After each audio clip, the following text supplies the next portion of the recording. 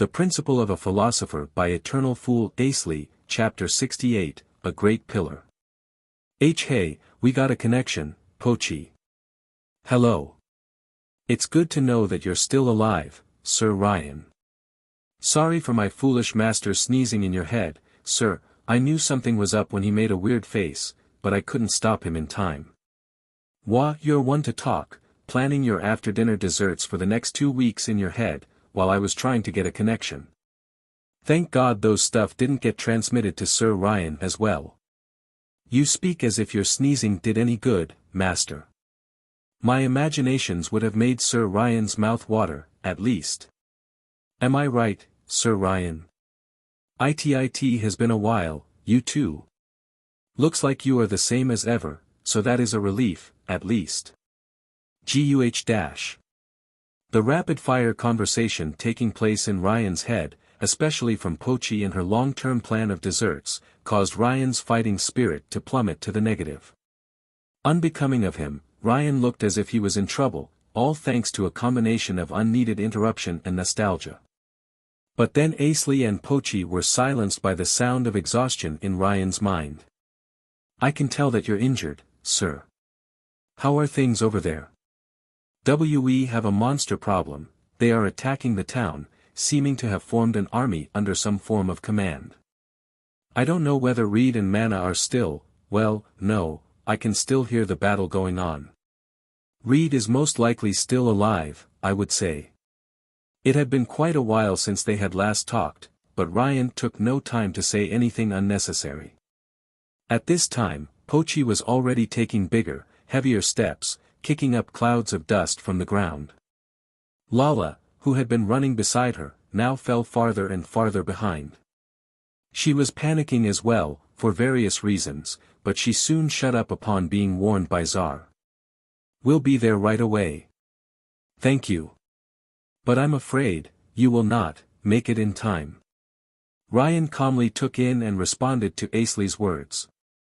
Seeing that Asley now took up his residence in Bylania, it would have taken a few weeks for him to reach Falltown. With death hanging around right in front of him now, he could not take those words well and rejoice in the fact that help would be coming. Moreover, perhaps due to him having used up his mental energy to maintain the telepathic call, the connection grew unstable, and before long, was cut off. All things considered, you have been a great supporting pillar to me, sir. Ryan looked up at the sky and felt the wind brush against his face, and as he reminisced of the time almost 3 years ago, when he had first met Asley, a single drop of water ran down his cheek. Damn it, the link's cut off. Pochi, how much longer? 70 seconds. 3 servings of tropical fruit Sunsmile Deluxe. 50. Pochi further raised her speed. Although she had already been running with all her strength, Pochi's performance had been hindered by the pressure on her body, originating from her concern for the people in predicament. With Asley's attempt at getting her to relax, Pochi was now dispelled of her worry, even if only on a surface level. Oh ho, he does give his familiar the proper treatment when it counts, after all. Or no, perhaps this was their unique form of relationship, derived from their friendship and closeness of mind. Zar, sticking his heads outward from the sides of Lala's face, spent his time analyzing Asley's speech cues. That's stupid fast. I don't think I can handle any more than this, Sir Instructor. Then leave them. Sir Asley is most likely heading to the north gate, straight ahead of us. That is currently the only spot with a low density of monsters. Make use of that gap and leap onto the wall of the north gate, then head in the opposite direction of Pochi. If she already had a plan in mind, then you will not have to worry yourself with what to do accordingly. Yes, sir. Asley, sitting on Pochi as she ran on ahead, started drawing a spell circle. He was preparing a big spell to open the path for Pochi. Rise, arise, sharp wind asteriscos and remote control. The blades of wind, with speed greater than Pochi's, streaked violently ahead in the form of green beams of light. Asley controlled each of their directions with the waving of his hands. Zar's jaws practically dropped upon witnessing the whole process. Wonderful.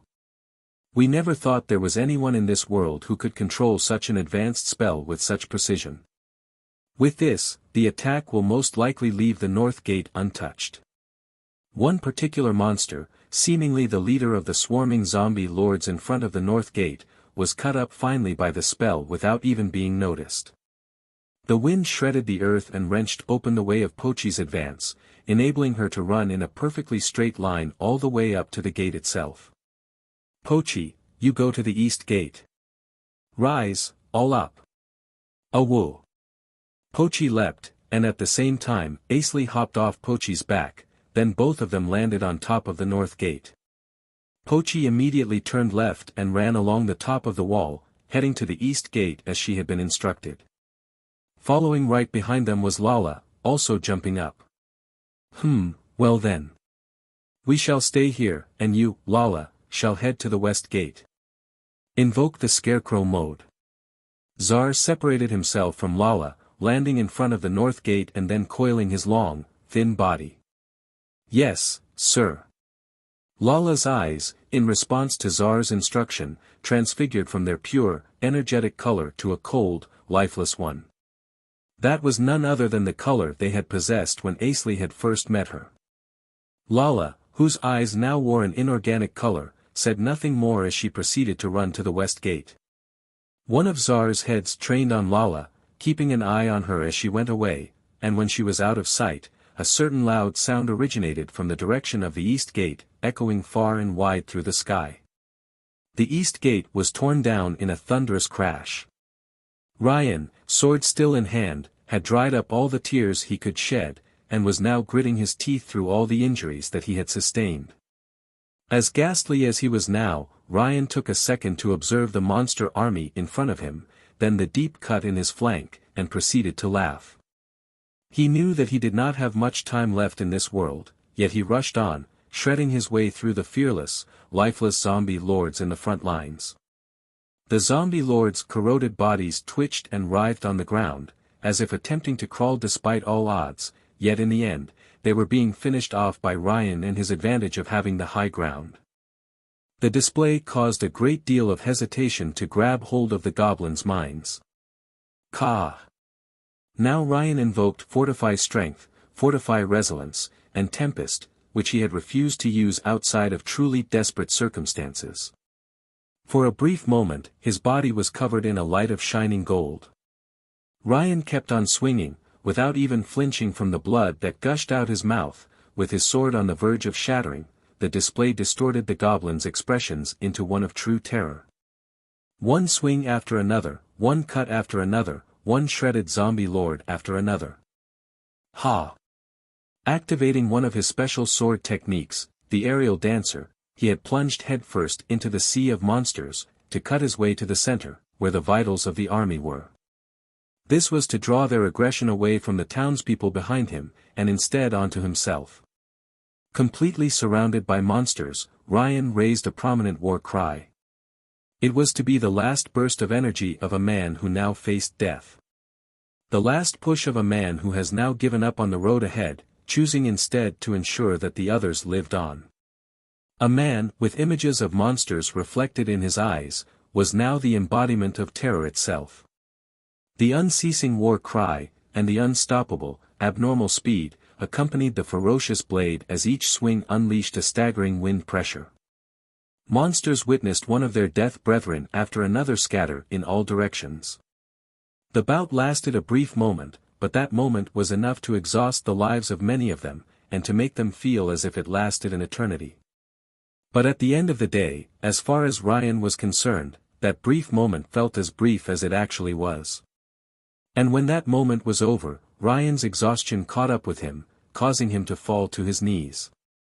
Although he exerted more of his strength, his legs no longer listened to his command. Ryan's expression clouded up, as he held his cramped legs. NGH. So this is as far as I go. With the war cry of the monsters' reinforcements, the terror he had previously induced in the monsters now turned into their bloodthirst. The goblins rushed for him, yelling as if definitively assured of their victory, of Ryan's death. And then. I'm sorry, everyone, Bois Dash. Ryan, met with an intense, sudden impact on his body, let out a strange exclamation from his lungs. What, was I flung up? No, I'm flying.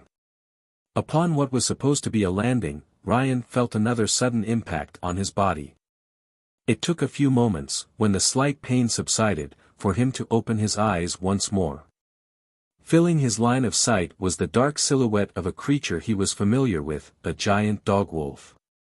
It did not seem to be his imagination that a faint, sweet fragrance exuded from around the creature's mouth. Ryan's body was being held gently in between its fangs. Its handling was the silk-like delicate, its hold not even further damaging his already tattered armor.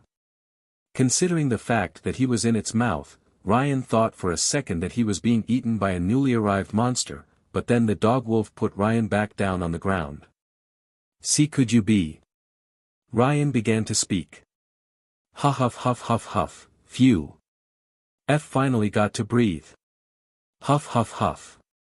Ka dash. Huff, huff huff. Phew, phew. Ah, long time so see, Sir Ryan. You have quite a mild taste of blood on you right now, sir. A little sourer than my master's, so I think this is just right for the wild, big bad wolves to enjoy. You are. Pochi. Ryan, with his body already at its limit a long time ago, finally lost consciousness. Pochi smiled and turned to look at her surroundings, then back at Ryan again. Conscious or no, his was definitely the face of a veteran warrior who had just held back an army by himself. Pochi licked once on Ryan's face, while also taking care to not move his body too much. He had lost quite a lot of blood, with Pochi sensing with her tongue that his body temperature was dropping rapidly. Oh, no. I need to get him to my master, otherwise his condition will get dangerous. The monsters, initially dumbfounded by Pochi's entrance, now realized that they were being ignored as they heard Pochi muttering things to herself. However, a majority of the zombie lords had already been disposed of by Ryan.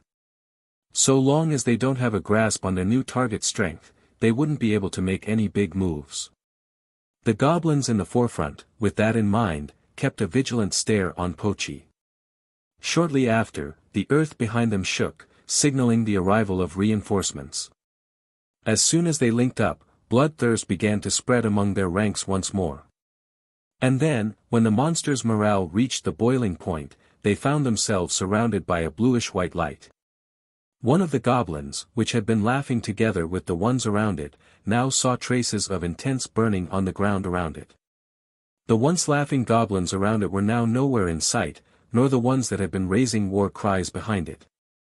The goblin now knew what was up, as apparent from the grin on its face being wiped off in an instant, replaced with a cramped face of pure terror. All that had been caused by some sort of emission from the enemy in front of it. Phew, that must have gotten rid of the most of them. White smoke exuded from Pochi's mouth and dispersed in the air. She had unleashed a zenith-level breath attack. One that she had devised in the days she had spent training alongside Asley, the Pearl Breath.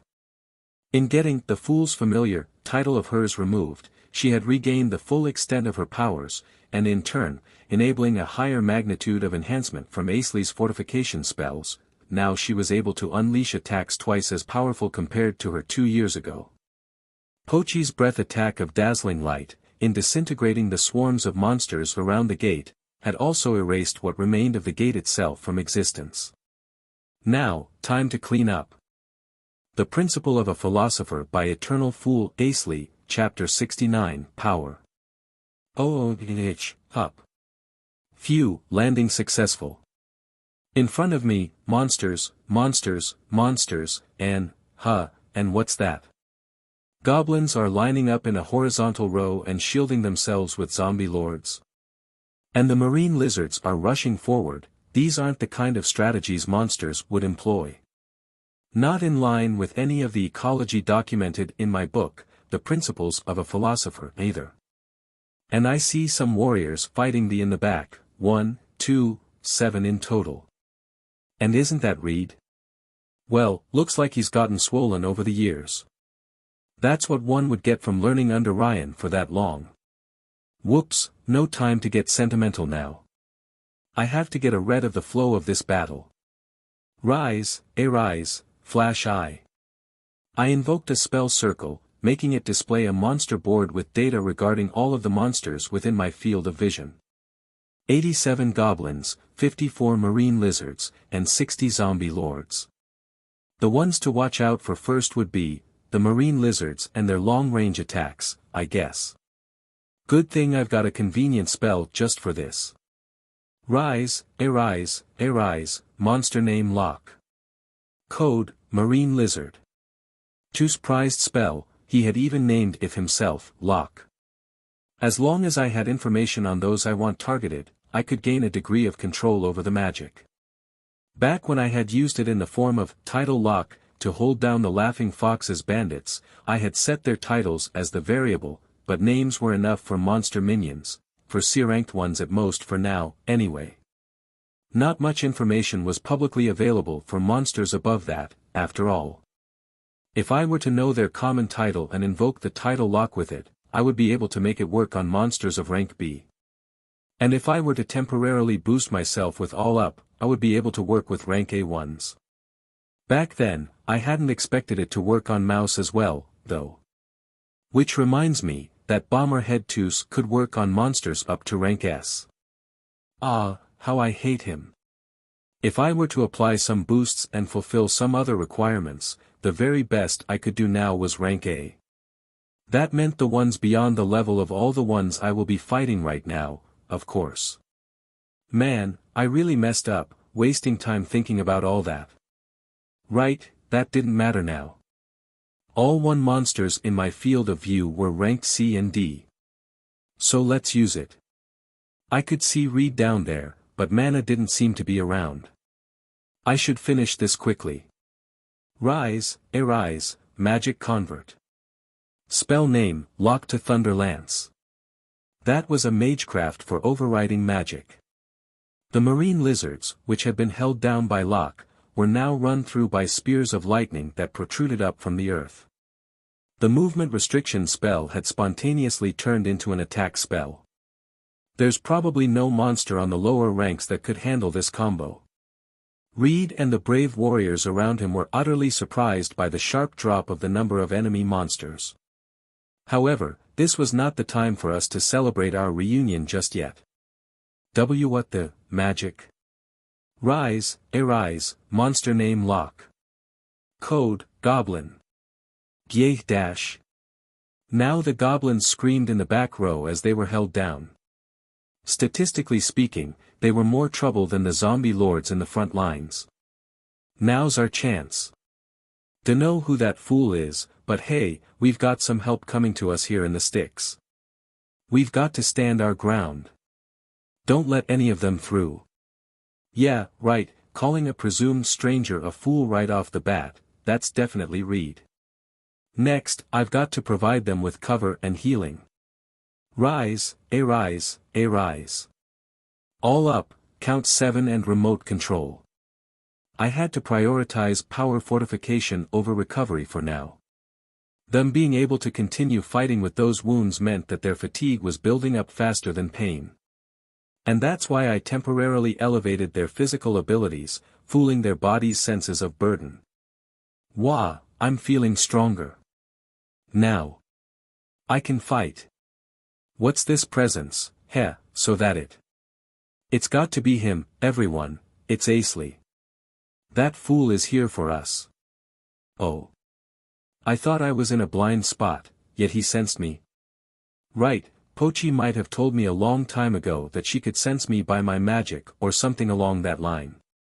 Is my arcane energy really that quirky or unique? Asley, you need to go east. Chief and Reina are at the east gate. Rise, arise, magic convert. Spell name, lock to Fire Lance. The goblins, rendered immobile, were promptly pierced by bursts of fire. Now only the zombie lords remained. Seeing that things over here were more or less fine now, I initiated a telepathic call with Pochi, seeking an update on the situation on her side. Pochi, how's it going over there? His blood was mildly tasty. What the hell has she been doing? Ah, please wait, oh, no. Sir Ryan's wounds are deeper than I thought. Please send a big one to where we are now, near the East Gate, 250 meters southeast from the place we separated. You got it. Having heard Pochi's report, I cranked up my recovery magic to its strongest. Rise, High Cure Adjust. And Rise, Ground Spell Delivery. Relying on my instincts and memory, I directed the healing spell toward the East Gate. Alright, I'm sure Pochi can take it over from this point on. And so I proceeded to plan the process of healing the warriors stuck in combat down below. Quite a lot of them were already down. I'll have to prioritize based on the severity of their injuries. As of now, Zar is in front of the North Gate, and Lala is at the West Gate. Those two would most likely be fine on their own, but I can't help but still worry to some degree. What to do, what to do? Goblin detected, harmful creature, count 60. Zombie Lord detected, harmful creature, count 45. Marine Lizard detected, harmful creature, count 71. They are the enemies of the fields. Zem, pest control mode activated. Initiating purge sequence. Lala situated herself in the watchtower on Falltown's West Gate. Forming circles with her thumb and index finger of both her hands, she looked through the hoops and counted the monsters down below. The West Gate had already been broken through, with the vicinity being filled with countless dead bodies of the townspeople who hadn't been able to escape in time. The goblins went at length to show the simple-mindedness of their kind in their evil celebration over the dead bodies. The marine lizards, on the other hand, rallied their allies with a unified war cry. The path to the central plaza had been blocked off by all the rubble, preventing the advance of the swarming zombie lords and other random monsters. Lala, as if descending the staircase of her own home, hopped off the wall without a shred of difficulty, the sound of her landing causing a group of monsters to take notice of her. The marine lizards bared their fangs, and the goblins poised for combat with their weapons brandished. Without any of those elaborate actions, the zombie lords started toward Lala, but right then, an intense flash of bluish-white light sparked from the side opposite to her, and after a brief moment, was followed by a thunderous roar. That caused the monster's attention to instead stray toward the east. Lala made sure not to let that instant go to waste. Ryasi, Earth Control and Earth Needle. In an instant, sharp spikes protruded from the earth. They shot up at the rows of zombie lords, piercing them and reaching all the way to the goblins behind them. GGH-. The goblins, taken by surprise, pushed and shoved among themselves in an attempt to avoid the spikes. As the zombie lords fell like flies, the goblins struggled in vain to deflect the earth needles with their weapons. In the end, most of them also dropped to the ground. The moment the spell's invocation ended would be their perfect chance to strike. Some of the goblins and marine lizards had waited for a said moment, but Lala's fingers never stopped. The protruding earth started to move. Using earth control, Lala was controlling the movements of the ground itself. That control also applied to the earth needle spell circle, which had been set on the ground. As the earth needle spell circle was absorbed into the earth, she overrode it with earth control, building up a rhythmic fortress of the earth protruding, moving, then protruding again, taking out the remaining goblins and marine lizards. The monsters, unable to get a grasp on the situation, lost their lives not knowing what was up, and even the ones that tried to get behind Lala were pushed back and clumped with the rest of the monsters by the moving fortress. The monsters that tried to get away were killed, and the ones that tried to get close to her also died, only in a different manner. By the time Lala's dark green eyes showed their radiance once more, the monsters' corpses that used to be around her were no longer there. Harmful creatures have been exterminated. Scarecrow mode disengaged. Alright. I have cleaned the fields. At Falltown's West Gate, Lala let out a fierce cry of victory. Meanwhile, on top of the North Gate, a gigantic double-sided serpent has suddenly appeared. The Principle of a Philosopher by Eternal Fool Asley, Chapter 70, Black Magecraft. At the North Gate, Zar revealed his gigantic double serpent form and caused a tremor as he moved, a sight that Lala saw from her position at the west gate, and that Asley was facing away from while he was minding his own business. Now then, it is about time we cleaned up the monsters in front of the gate. Whoa, he's huge. Zar, having heard the voice he had come to be familiar with over the past few days, turned one of his heads around. In response to Asley's flabbergasted reaction in absolutely loud whisper, Zar simply said in his usual tone, "It is quite effective as a threat against lower-ranked monsters," before turning back around. Now producing a faint smile, Asley also turned around and started casting recovery magic to heal the foul braves. The enemy may have been low-tier monsters, but that didn't change the fact that they had found themselves in an unusual situation. The monsters had been extremely efficient in both offense and defense. Zar unleashed fierce breath attacks from both his mouths, with the zombie lords being the first on the list to be burnt to nothingness by the streams of fire. It seemed that everything around the north gate was more or less taken care of, but then a disaster approached. Zar gazed at a certain silhouetted figure as it streaked through the battlefield, and to trace its path, goblin, marine lizard, and zombie lord reinforcements appeared in droves.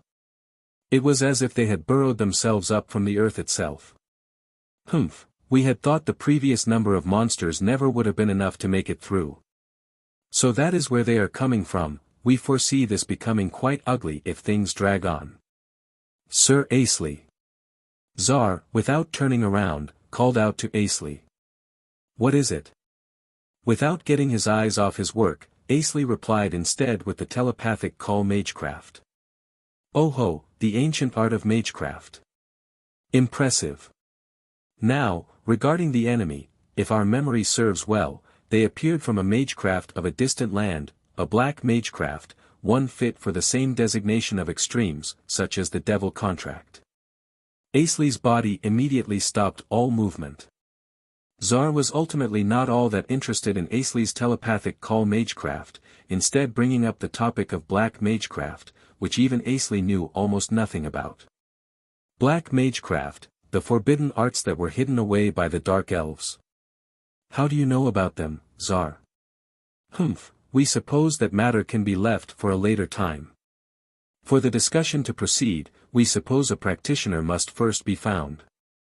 That particular reply felt awfully familiar to Asley.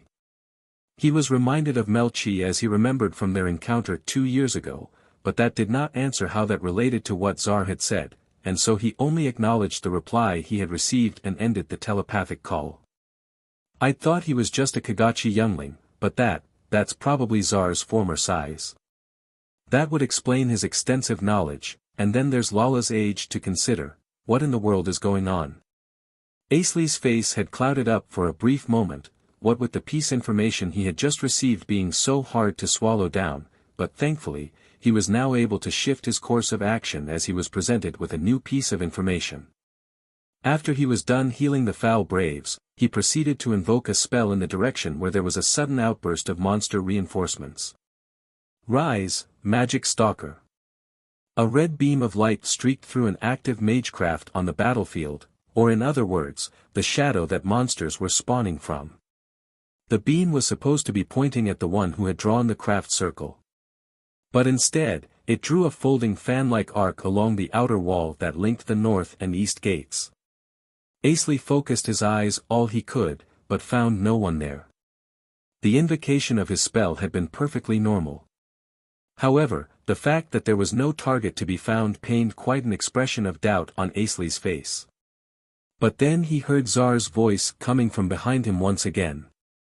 You there, we can see you. Surely you did not expect to deceive our eyes, did you? Zar's eyes flashed with a bright red light. What emerged at the end of his gaze, at the end of Magic Stalker's light, was a black, wriggly something. Asley's blinked and focused once again, this time seeing a humanoid male figure, seemingly a mutant, clad in black tatters. His eyes were especially suspicious, glowing a ferocious, monstrous, dazzling gold, and his mouth gaped far wider than what humanly possible. Lining his gums were what seemed closer to fangs than teeth. What with how impossibly sharp they looked. His ears seemed to have been mutilated, and his face was covered in severe burn scars. His presence had been uncovered only because Zar could detect targets with their body heat. That's shadow-blending magic, like the one Mel showed me. But more importantly, what in the world is that? Sir Asley, you leave this place to us and go do something about that, individual. Now that you know that he is a principal offender, anything less than his defeat is unacceptable. Yes. Asley started running toward the mutant. The opponent, facing Asley as they ran along the top of the wall, crouched down and started drawing a circle. Asley also drew a circle as he ran on, and then invoked the Magecraft at his left hand. Rise, shift stance. Hit point reduction. Ugh. The interference Magecraft was targeted at the black Magecraft at the mutant man's feet. It converted the craft circle to a spell circle, and then modified its properties. With that, Asley successfully stopped another outpour of monsters before things went south. From a result-oriented standpoint, this action also did a great deal to assist Lala, Zar, and Pochi to keep on doing what they needed to. The mutant, although a second slower than Asley, also successfully invoked his spell. Rock Blast. His voice was difficult to comprehend, his enunciation extremely unclear. The spell he had invoked was directed at the top of the outer wall. Asley started to run again, but then was met by the explosion at the position he was about to head toward. In the face of a spell that had just instantly blown off a few meters of the outer wall's top, Asley braked his rush, cold sweat streaming down his face.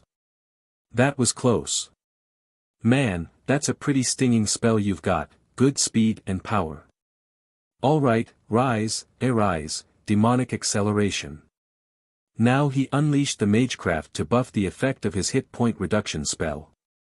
It was the same combo that Asley had used against an Ogre Queen some time ago, as Gaston had witnessed. Asley then proceeded to invoke his appraisal glasses. Since he has now lost the high ground and created some distance from the mutant man, this was done so that he would play his next card right. Name, Cleeth. Titles. LV. HP, 4719. MP, 3381. EXP. Special skills. Someone's who's overcome the invisible wall, huh? My appraisal glasses can't see through him, so that must be it. Not to mention how he's got so much raw power as a mage. Godash. The mutant man almost instantaneously lifted the magic effect off himself via an arcane energy release technique. Hoo boy, and he just got rid of my easy way out just like that. This guy's quite a tough customer. You. Interfere, why? From an objective standpoint, it would be strange not to interfere with your actions. Gru, you, reasonable.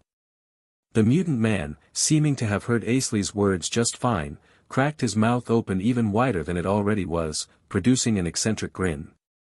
Asley was agape in awe of the man's repulsive smile, but of course, the width of his mouth could never hope to match the latter. Asley tried leaning his neck forward and cracking his mouth once again, but then he suddenly heard a thunderous howl coming from further east behind the mutant man.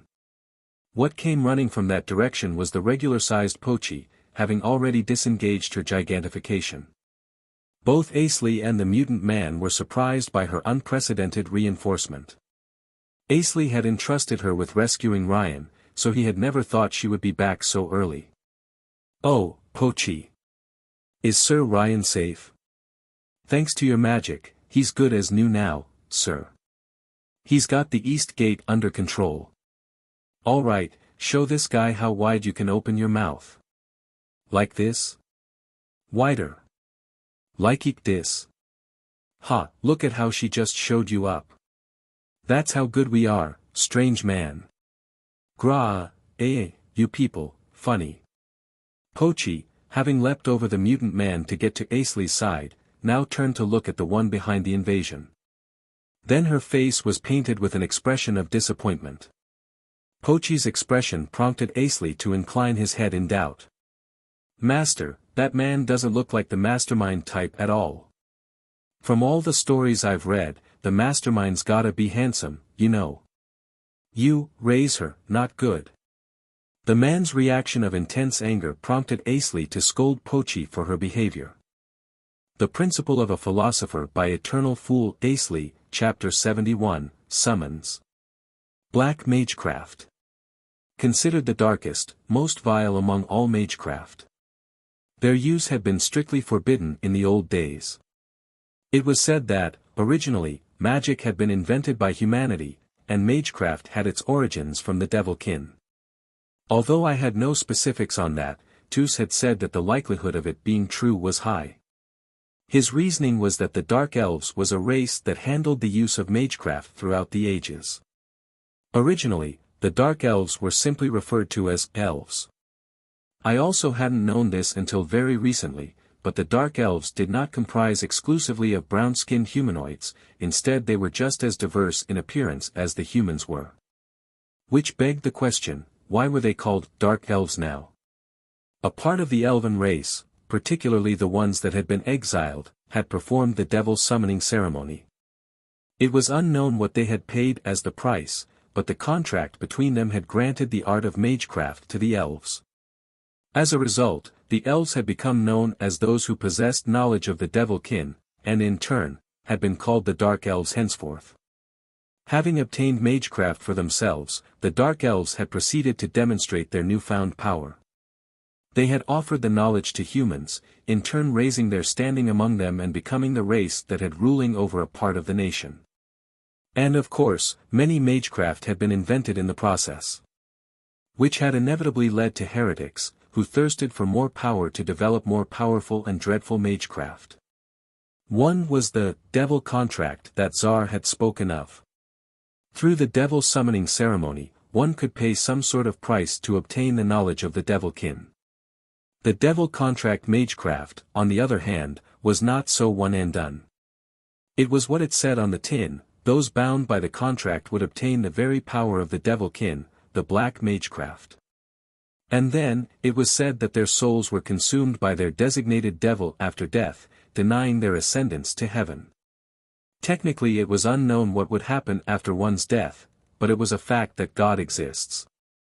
I wouldn't be a surprise for the devil-kin to exist as well. It was also said that black magecraft was capable of controlling monsters. Monsters were creatures that had failed to become one with the devil-kin. They could be considered the advance party of the invasion of God's land. Ah, I see, now that I knew for a fact that black magecraft could be used to summon monsters, it made sense that they would be controllable as well. Master, that man has been glaring at you this whole time. He's been laughing around with me for a while, too, what a shame. Gru, you. So relaxed, you sure? At this rate, the women, your reinforcements die, you realize? I had no idea what Cleeth was talking about. What women, and what reinforcement? Pochi, on the other hand, had her ears twitch, seeming to have realized something. Wait, Miss Reyna isn't here. But Reed told me that she's at the East Gate. But Sir Ryan sent her this way. Well, she's not here. Damn it, you silly old fool.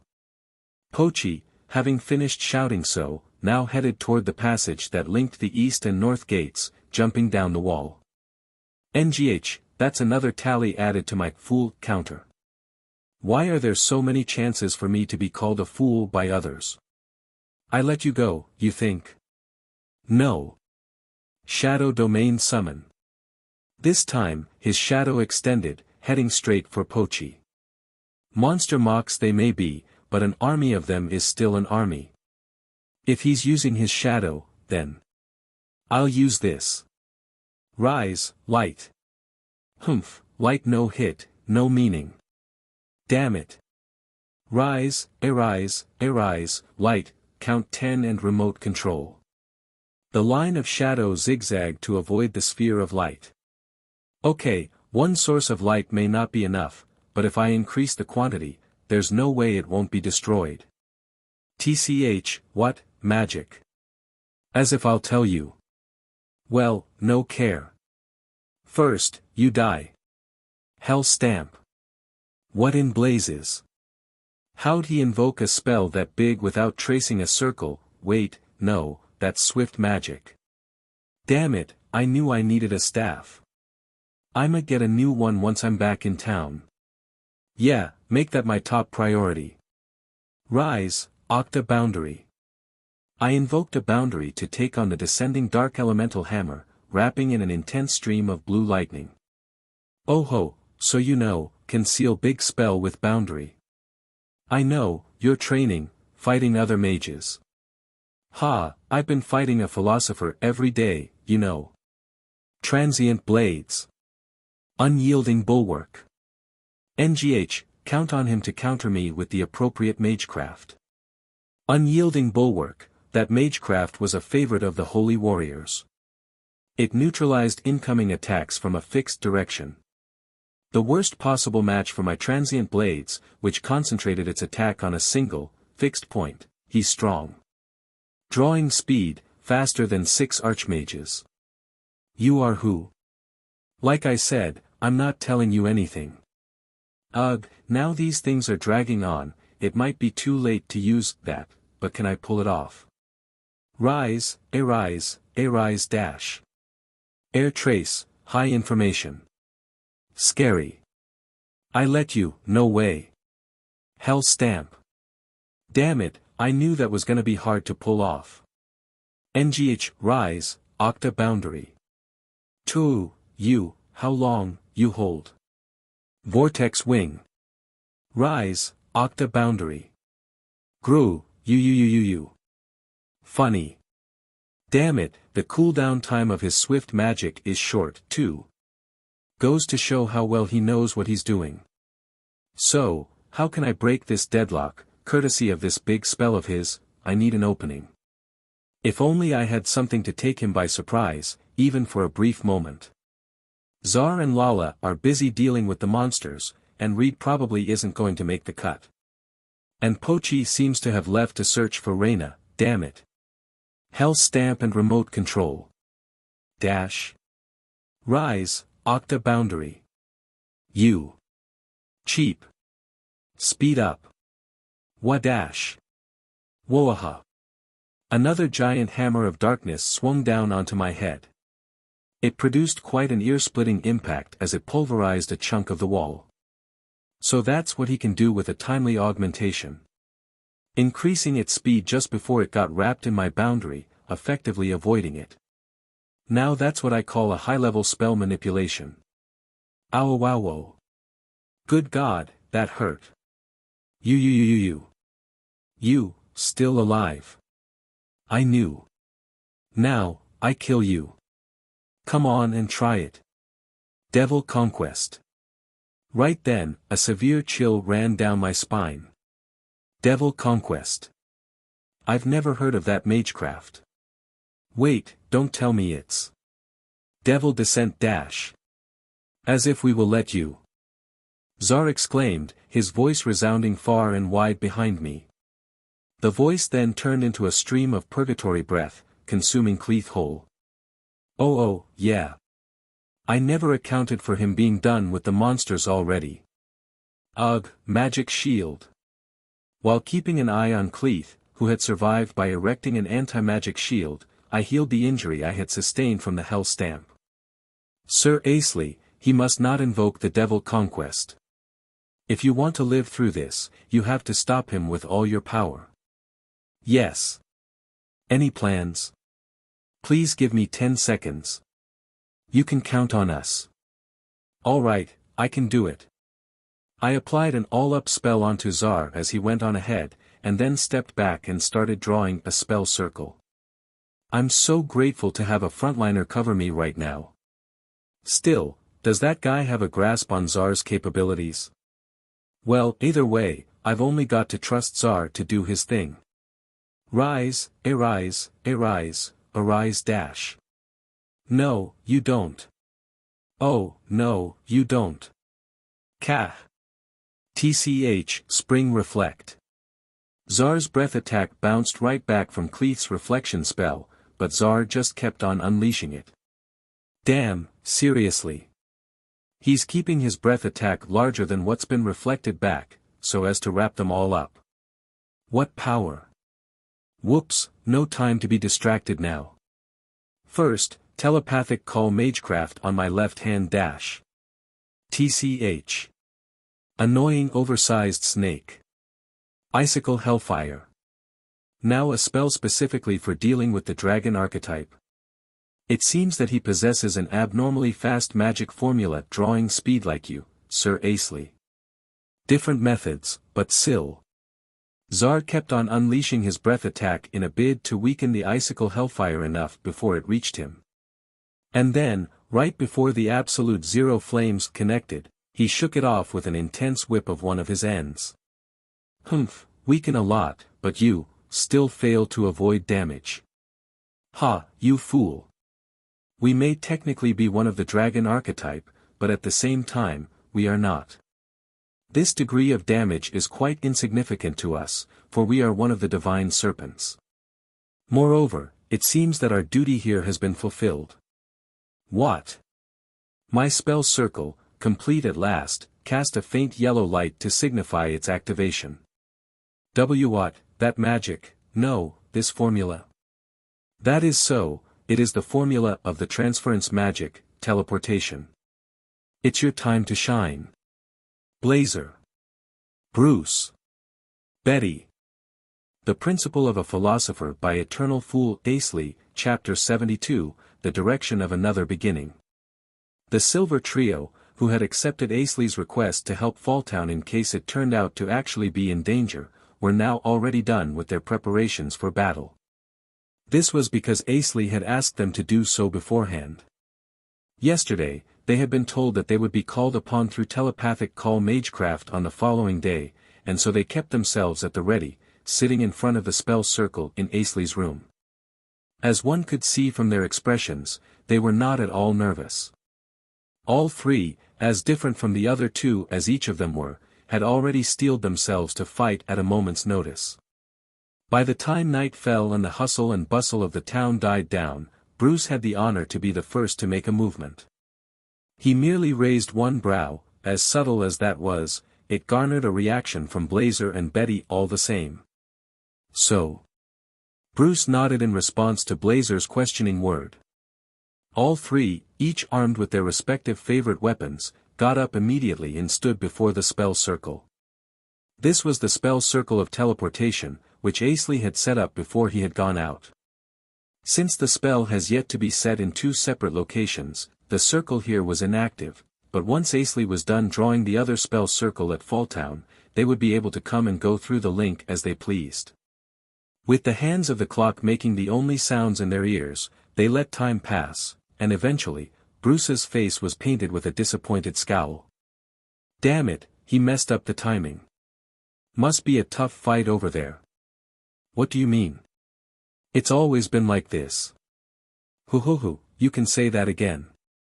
The two, witnessing Bruce having another taste of the glorious Asleyness after such a long time, subtly smiled with the edges of their lips. And then those amused smiles turned into wry ones when, at the next moment, the spell circle shed its light, signifying its activation. It's your time to shine. Blazer. Bruce. Betty. On the wall of Falltown's north fate, a spell circle shed an orange luminescence and a wind-shredding shrill upon its invocation. And then, the spell circle's light intensified as it absorbed in the particles. Cleith squinted in face of the brightness as three silhouettes appeared before his eyes. Shia. I see the enemy. Bruce, you go in with me. Betty, cover us. You got it. The silver trio just appeared from within the light, but they immediately knew what needed to be done and acted accordingly. Bruce charged at Cleith head-on, and Blazer stayed one step behind him, analyzing Cleith's abilities as he went. At almost the same time, Betty threw a dagger, which she had already drawn out back at Asley's room. The trio's smooth and swift flow of coordination prompted Asley to taper his mouth to a point and whistle out of admiration. Cleith, on the other hand, was having an absolutely terrible time, as apparent from the look on his face. For a single moment he had been distracted, his shoulder had taken a hit from one of Betty's daggers. Seeing how Bruce and Blazer seemed to have the fighting spirit of the 6 braves as they approached him, he now felt certain that he was in danger. Behind them all, Asley had already started drawing circles for spells to support the trio. Cleith, getting his table turned over so suddenly and definitively, had a single drop of sweat run down his face. I faced this much opposition, never expected. Zar had an indignant eye on him from further back. On the giant serpent's body was a new arrival to him, the girl called Lala. Asley. I hath cleaned up the west. Many thanks. All up, count 4 and remote control. Asley unleashed a body augmentation spell for the silver and the newly returned Lala, and then dashed up to Bruce's side. Surprised by the totally unexpected turn of events, Cleith instantly stepped further back. Asley brandished his right fist and charged at Cleith. Cleith brushed aside the arcane energy-induced punch, but then he realized how Asley employed an advanced form of martial art. Why you? Not a mage. I'm a warrior. Bruce immediately answered. Dash. Did not ask you. I'm a dog. What? Thrown off by Bruce's vigorous shout, and then by the voice another new arrival from behind him, Cleith now faced certain defeat. Cleith jumped back without realizing that the one waiting for him back there was none other than Pochi, and was subsequently bitten on his left arm. In the end, Pochi successfully tore the arm off. Zem, finish him. Dashed brutal Pochi move, dashed Pochitality. Guh dash. Gritting his teeth to bear with the pain of his lost arm, Cleith spun around and grabbed Pochi on her head with his right hand, then stepped on her back and jumped away. In one bound, he leapt all the way down the northwest section of the wall, his silhouette then blended into the shadow and disappeared. Bruce landed at the same location, but although he had been tracking Cleith's movements all the way through, he could not detect the strange man anywhere now. God damn it. Never thought he'd escape so easily. What, it's over already. Pretty anticlimactic, if you ask me. Now, it would have gotten dangerous if you guys weren't here. Really, thanks. And sorry for asking for your help at such a busy time. Asley did not forget to apologize for their inconvenience as well. Zar scowled in the direction Cleith had disappeared to with quite the grim look in his eyes, but since he no longer felt any danger, proceeded to slowly shrink himself back down. Good grief, what a troublesome opponent he was. Our shoulders shudder at the thought of him pulling that move off. But master. No matter how much I look, I can't see Zar's shoulders at all. Hey, you're talking crazy again. Wait, you're right. What do you mean, we have no shoulders? The dog and her master, having received an unexpected follow-up, turned to look at each other with the same expression of despair painted on both their faces. No. How come I can't find Zar's shoulders anywhere? Calm down, Pochi, they must have fallen off and buried under the rubble there. Go look for them. Leave it to me. Ha. Ha. Ha. Ha. Taking a sidelong glance at Pochi as she started to actually dig through the rubble, Zar heaved a sigh. Asley, seeming satisfied by whatever he had achieved, turned to the exasperated trio of warriors behind him and gave them a thumbs up. Although the battle had ended with the enemy's escape, the trio received a sign of victory. They had not participated for very long, still a win was a win. They all shook off the looks of doubt on their faces and gave the same sign back to Asley. Seeing that, Lala thought over what the sign could mean, but since she did not reach any answer, she stopped thinking and went by her instinct, proudly imitating the pose instead. Victory. Shoulder. Meanwhile, the grief of a certain familiar resounded far and wide from the top of the severely damaged section of Falltown's wall. The Silver, Lala, and Zar kept watch at the main entrance of town, and Pochi, on the other hand, still persisted in digging through the rubble. Falltown had taken quite a severe hit to its integrity, with its utterly exhausted townspeople and warriors now all gathered at the plaza of the central district. There, Asley finally saw the faces of Ryan, Reed, Mana, and Reyna, his dearly missed friends.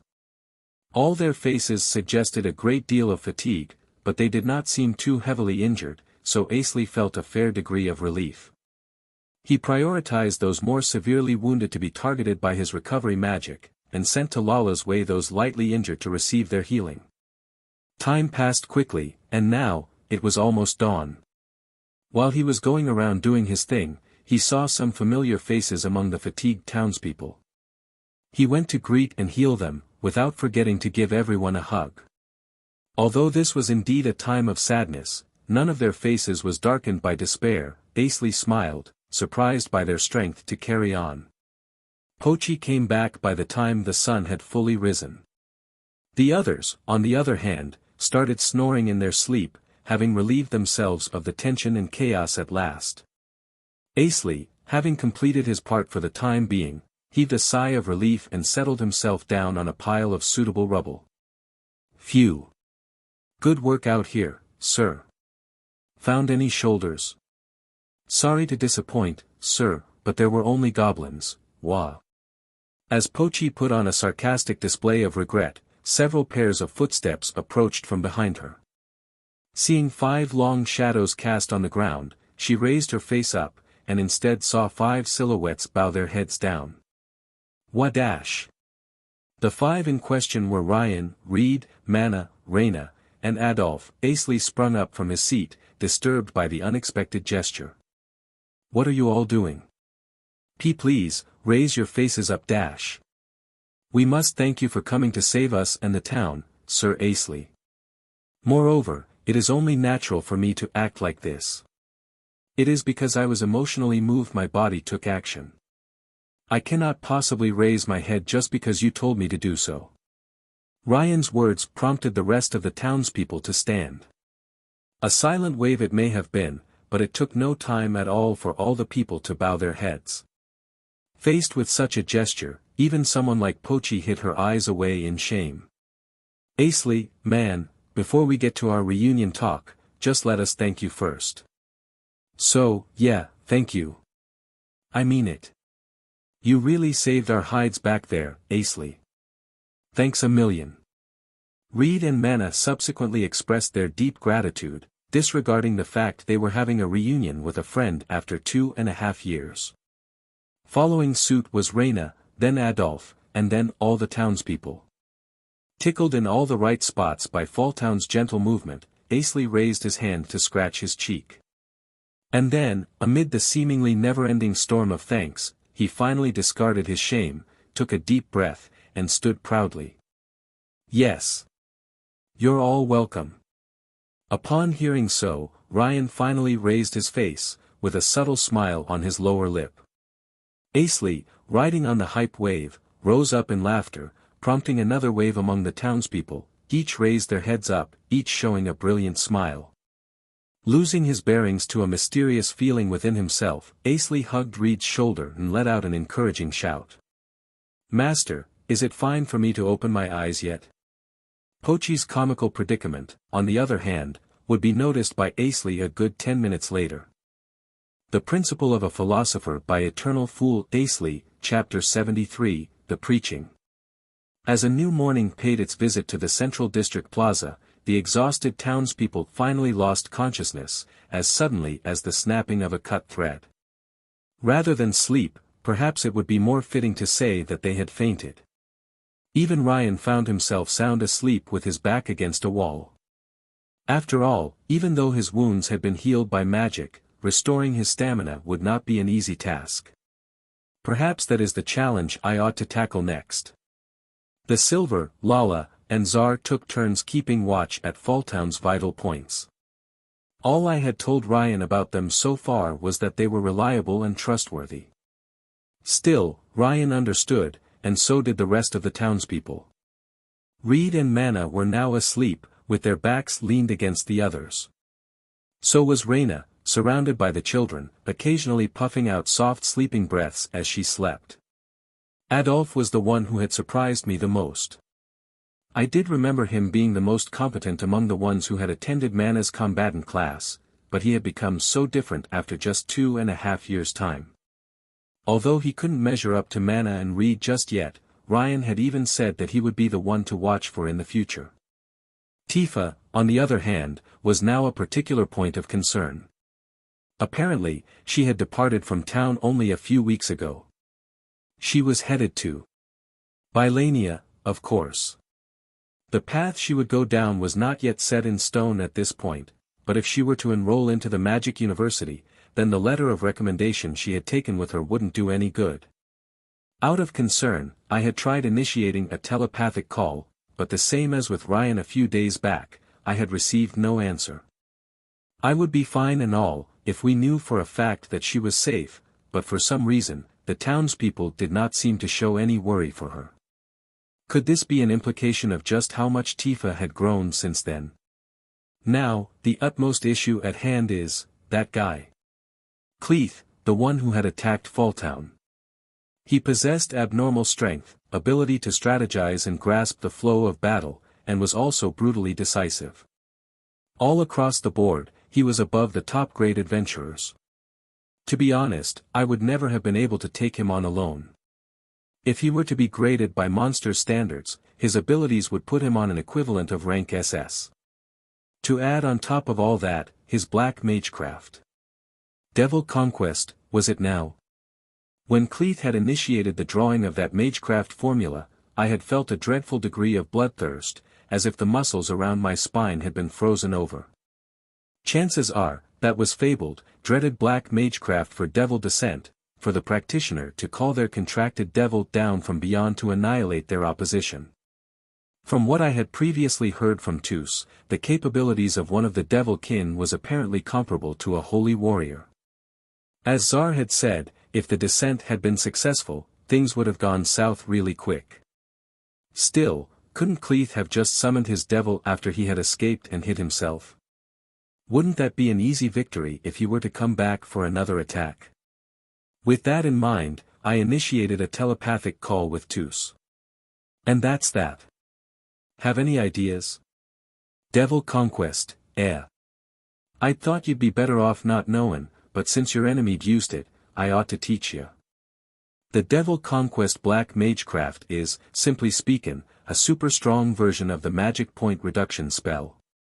So you mean, while a summoned devil is active, MP would be drained?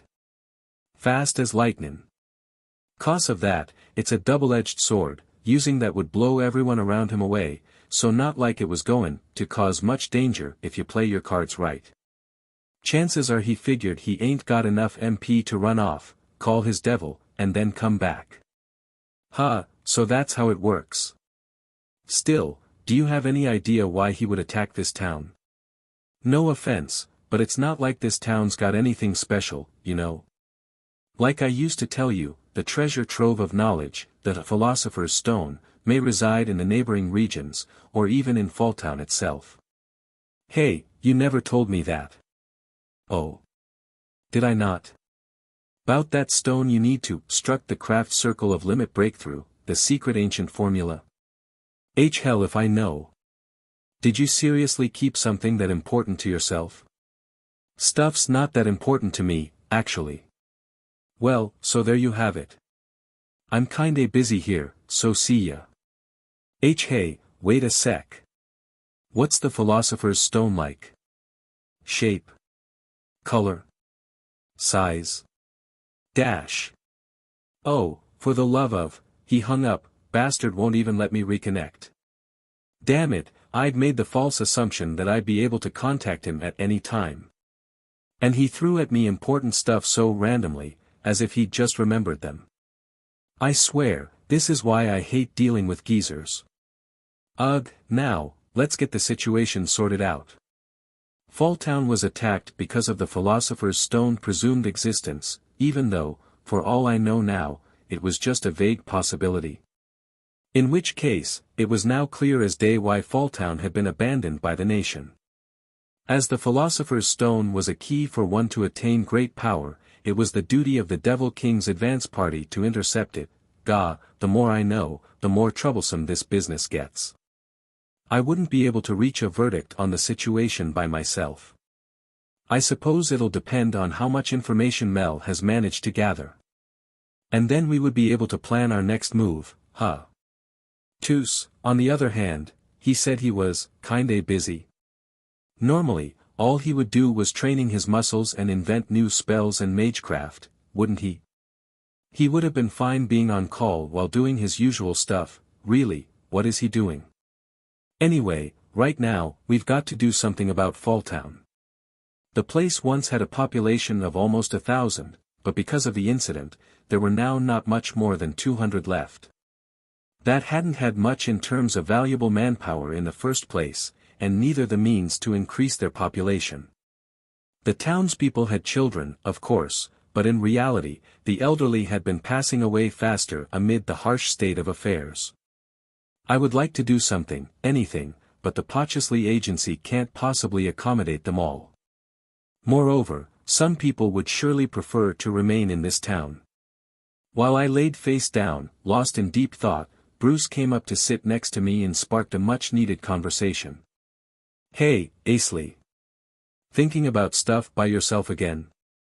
Yeah, considering how many people are in need now, we'd need to migrate away, but I can't come up with any good plan. Hahaha, you're trying to take care of absolutely everything, man. Of course, you can't. I mean, should I not? If I don't do anything, everyone would die here, right? That turned out harsher than I would have liked. Not quite an outburst, but that had been enough to wake everyone up and draw their attention.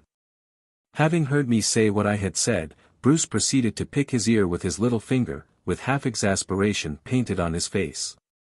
People live, people die, man. Everyone does, same goes for you. I understood that Bruce was speaking of something other than one's lifespan. Still, I couldn't quite get a read on his intention, and could only stand myself up.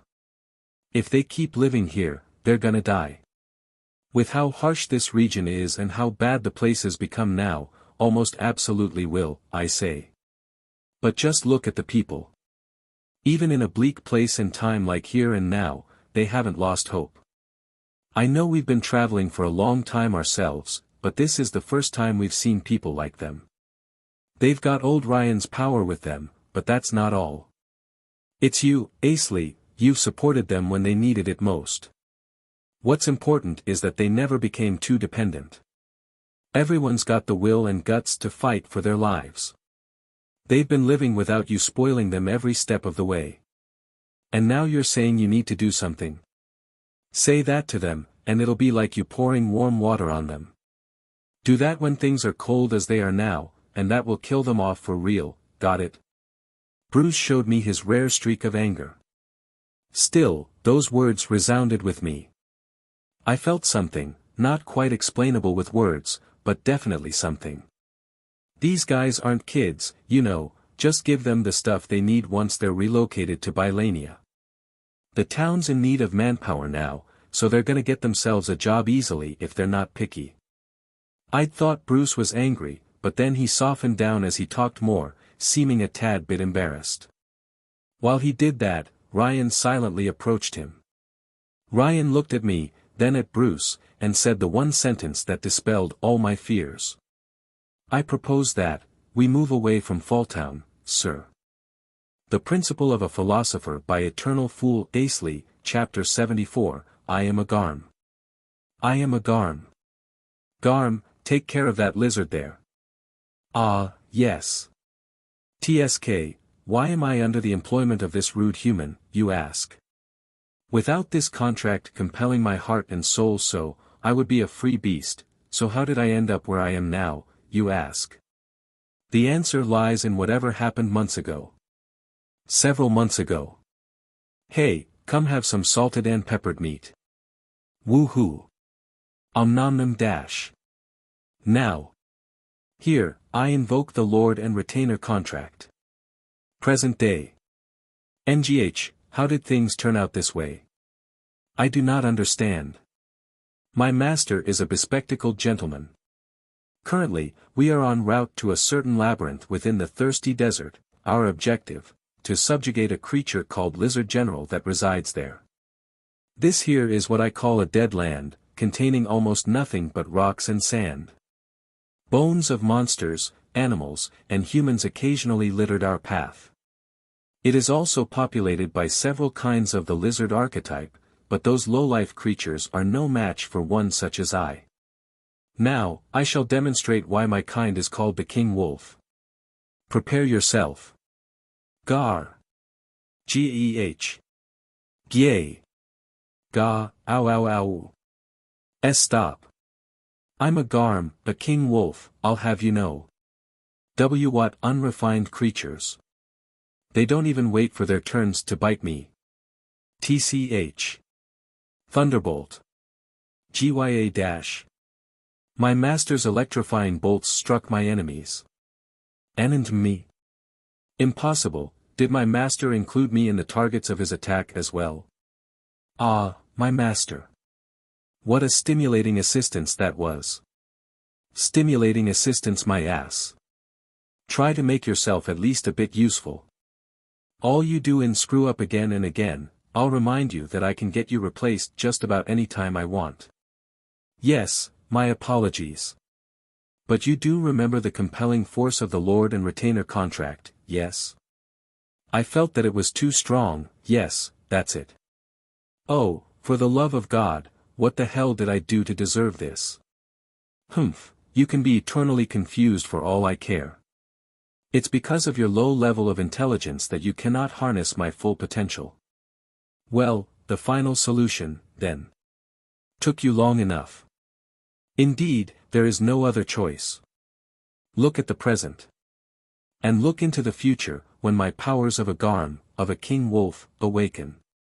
Then you will. My master, what is this sign for? Free of charge, what is this supposed to mean? It's for your neck. Go around with this and find yourself a new boss. Good luck with the next chapter of your life, if this isn't the last. Here, I void the Lord and Retainer contract, there, done.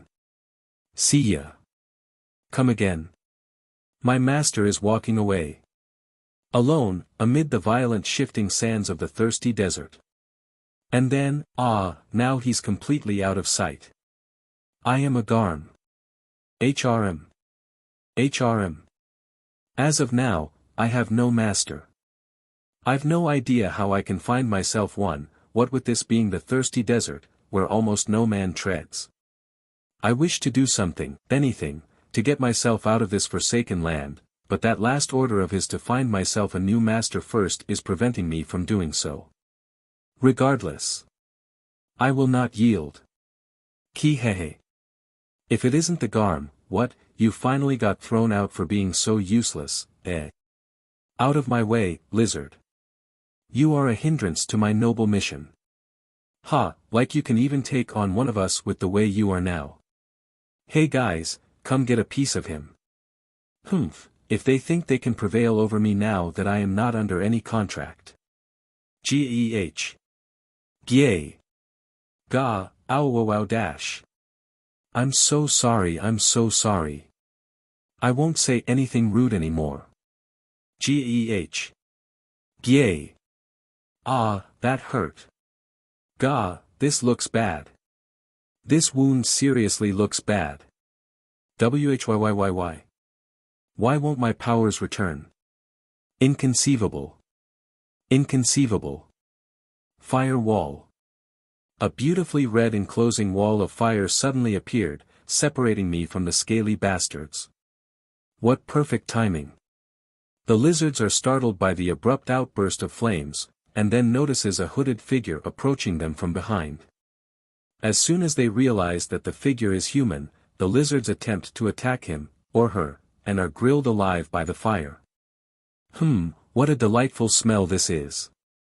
By the time everything was burned, the enclosing wall of fire disappeared, with its caster, a human in a grey hooded mantle, standing before my eyes.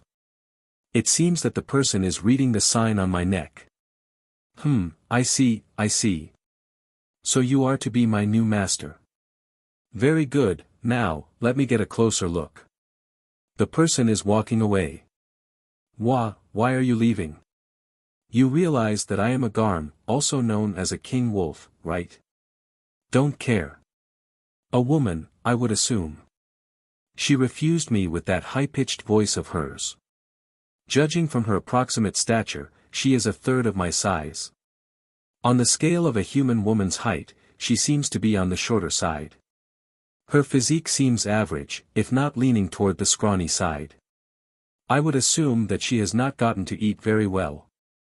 No, that is not what I ought to occupy my mind with now. Why does she not want me? Me, a Garm, a king wolf? Listen, if you make a contract with me, well, many good things will happen. Such as? Good question. I knew at first glance that you were a skilled individual. So, nothing. Why, you will have this tail of mine. It's nice and fluffy and exceptionally good as a pillow, yes. My former master even sang its praises, in his words, despite everything. So that's the only thing. Oh, of course not. So what else? Well, that's hand. Come on, hand. You can't do that. Woof. Heh. Damn this woman-child. To think she is making such a mockery of me by associating me with dogs. Beg. Heh. What, you can't do that? Beg? ARF. See, you can if you just try. You. Damn you little dash. What a disgrace. What a humiliating form she has manipulated me into. Hand. Woof. Seconds. Woof. Beg. Arf. Bye. That's not how it's supposed to go. With how things were developing, shouldn't the Lord and Retainer contract come next? I mean, you were just getting destroyed by the lizards, right? I'm not desperate enough to need someone that weak. This girl, just called me weak. You do know that I am a Garm, a king wolf, right? Already heard that. NGH. You want to be my familiar that much? And no way, of course not. Then bye. Wah, no. You see, I am unable to leave this place because of the last order issued by my former master. Could you please initiate a Lord and Retainer contract with me, at the very least until I leave this desert? That's probably your former master making sure that you don't immediately get back at him. Normally his commands would stop taking effect once the contract is voided, but, if what you're saying is true, then I guess there's no other way around it. That is so. What a horrible master he was. Alright then. And now, why is she sitting down? NGH, now that she is up close, I can clearly see the lingering childlike features on that face of hers. Oh, for the love of God, she actually is a child. Does she intend to have me be her fellow children's playmate? You want to leave here? Oh, of course. Will you listen to my every order? What encompasses? Everything. Will you? Will you not? I will. I'll listen to everything you say. All right, then. Here, get in position. Anne. Sit. Arf. Humph, behold my refined and elegant sitting form. This splendid fur, these burly legs, this fearsome glint in my eyes, you realize that I am a first-class beast all across the board, right? Ah, now she's gotten her staff out of her, bust. No matter, the contract is finally underway. She sure kept me waiting. Rise, arise, I proposeth this contracteth to thee. Doth thou gauge the loyalty of thy very life to me? Zem, child girl, wanders alone, knows magic, one more fan of Rammstein, Reese. Tifa. Ha. Do you? Ah, yes, I do. What dreadful glare her eyes make. That made me answer the question without even thinking it through. Gah, now I'm having second thoughts about my decision. But regardless, what is this compelling force I feel? O heareth us, God of our everlasting time, for here, that contracteth between he and I shalt beest sealed with a bond of steel. May this eternally unbreakable bond of ages past bindeth the blood oath of our present and persist to our future. Here, I invoke the Lord and retainer contract. I am a Garm. All right, why? From now on, you're Tarawo. From this moment onward, I am Tarawo. Now I feel that I have signed myself into an absurdly terrible contract, but whatever comes next, I have to hold on until I am out of this desert. Things are sure to work out. First of all, forget that promise I made before your contract, all right? Huh? Didn't you say you'll listen to my every order? I take back what I thought. My journey with this brutish, devilish new master just may not work out after all. My name's Tifa, by the way. Sure hope we get along, Tarawo. The Principle of a Philosopher by Eternal Fool Asley, Chapter 75, Truly. After Ryan had made his declaration, we went forward with the plan to move away from the town. The only thing we were sure of was that all of the townspeople were migrating to Bylania. Those who had difficulties with sustaining their livelihood were provided with their minimum needs, while the rest only expressed their thanks to us before leaving on their own ways into their new town. Ryan and the Foul Braves Brigade went on to register themselves into the Adventurers Guild, intending to assist the rest of the Fall townspeople. I had told the story to everyone at the guild beforehand, and they had expressed their desire to help, so things will probably be just fine. Most of the immigrants were adults, so it did not take much for the guild's people to assist in taking care of the children. The children's parents went on to search for employment in the meantime, and depending on whether they could build a stable livelihood, they may eventually fit right into this town. Truly, humans' perseverance with life illustrates how much of an interesting creature they are. There. You were writing in that book again. I think you ought to stop observing humans like they're some weird exhibit, Master. Hey, no looking. Oh come on, please let me read just a bit of that Principles of a Philosopher book. Not now. I've decided to offer this to your grave, so just wait. Master. I never thought you'd care for me that much. Yeah, all of this is for you to die without any worries. Ah. This is bad. I just remembered I can't die of old age. What a coincidence. The same goes for me. One of us. One of us. With me squatted down and throwing around some banter with Pochi, we burst into laughter and slapped each other's shoulders. Then, just as I caught sight of Lina and her wry smile in the distance, Pochi ran up to her side. I looked at Pochi's wagging tail as she proceeded to go on her way, and then noticed that Lina seemed strongly resolved to get something done as she stepped into my room. When I inclined my head as if to ask what she needed, Lina stopped and looked up at me. NGH, I swear, I'm utterly allergic to this one way she looks at me. What's up, Lina? You are calm, you are perfectly calm, Philosopher Asley. So you see, Sir Asley, I'd like to. Seeing Lina hesitate to speak her point, I asked her despite shaking a tad bit myself, what is it? I mean, if and when you have some free time, would you like to, have another match with me? That came out of nowhere. What Lina wanted was a rematch she had been waiting for the past 2 years. But why would Lina, of all people, ask for such a thing? No matter what angle I look at it from, I could not come up with anything. Still, it was what she wished for, and I would like to humor her as much as I could.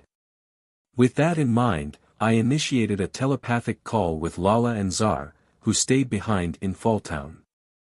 Hello? Lala? Zar? Can you hear me? Crystal clear, Sir Asley. This is damn surprising, Asley. You've got a super great spell with you. Thanks, Lala. It looks like I might be a little late to return, so could you see if you can find a probable location for us in the meantime? Yes, of course. This land is quite abundant with the blessings of nature, we must say. Are you sure that we can have it? All the townspeople already gave their approval, so there's no problem at all. Well then, I'll call again sometime later. In requesting Lala and Zar to cultivate the land of Falltown, I have also asked them to search the region. Considering that Zar could use Magecraft, we could get in touch relatively easily. If need be, they could use the teleportation spell as a means of escape too.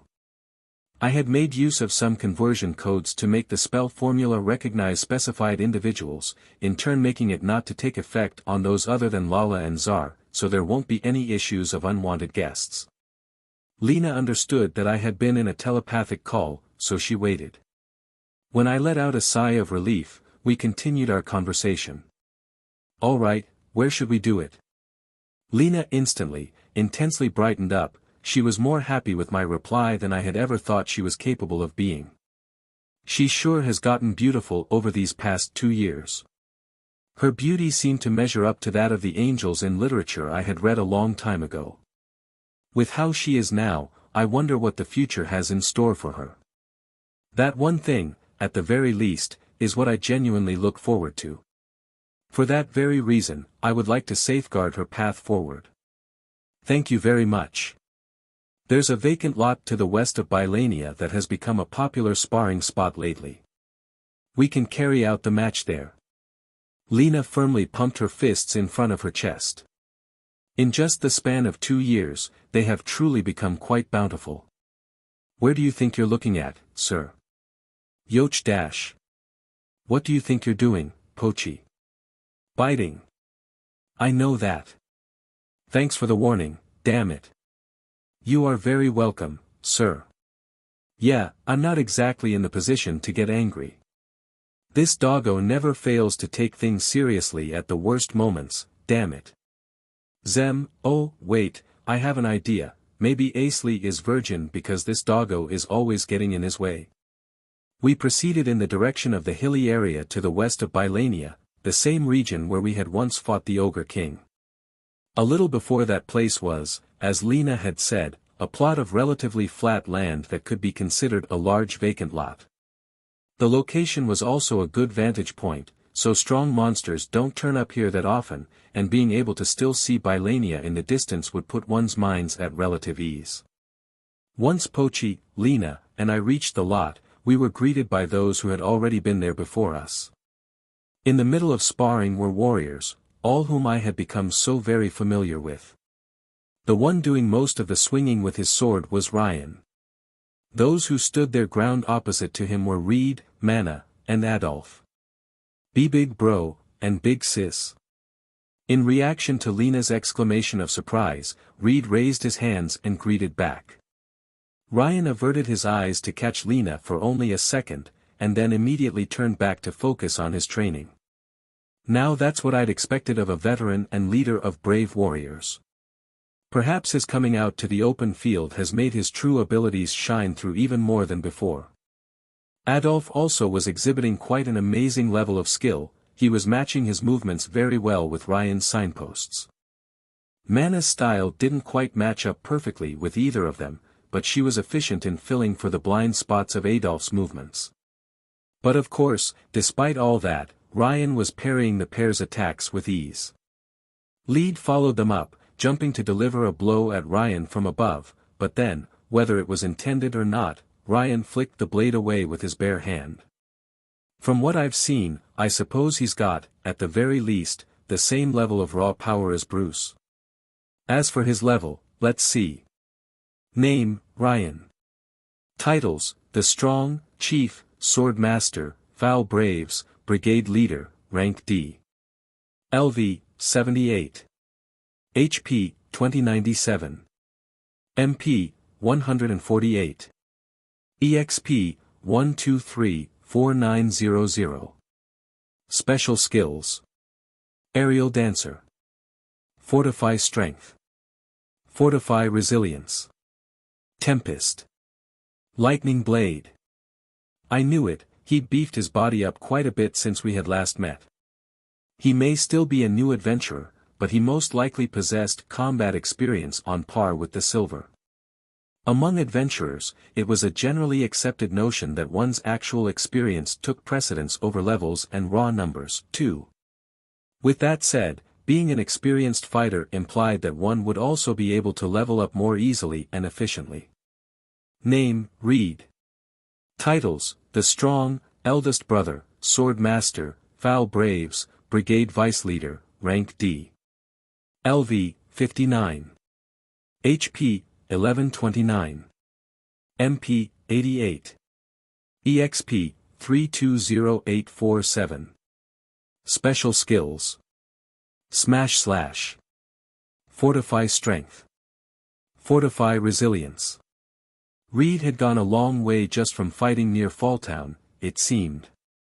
If he were to rack up some experience at Bylania, I'm sure he would become a major carrying force among the adventurers.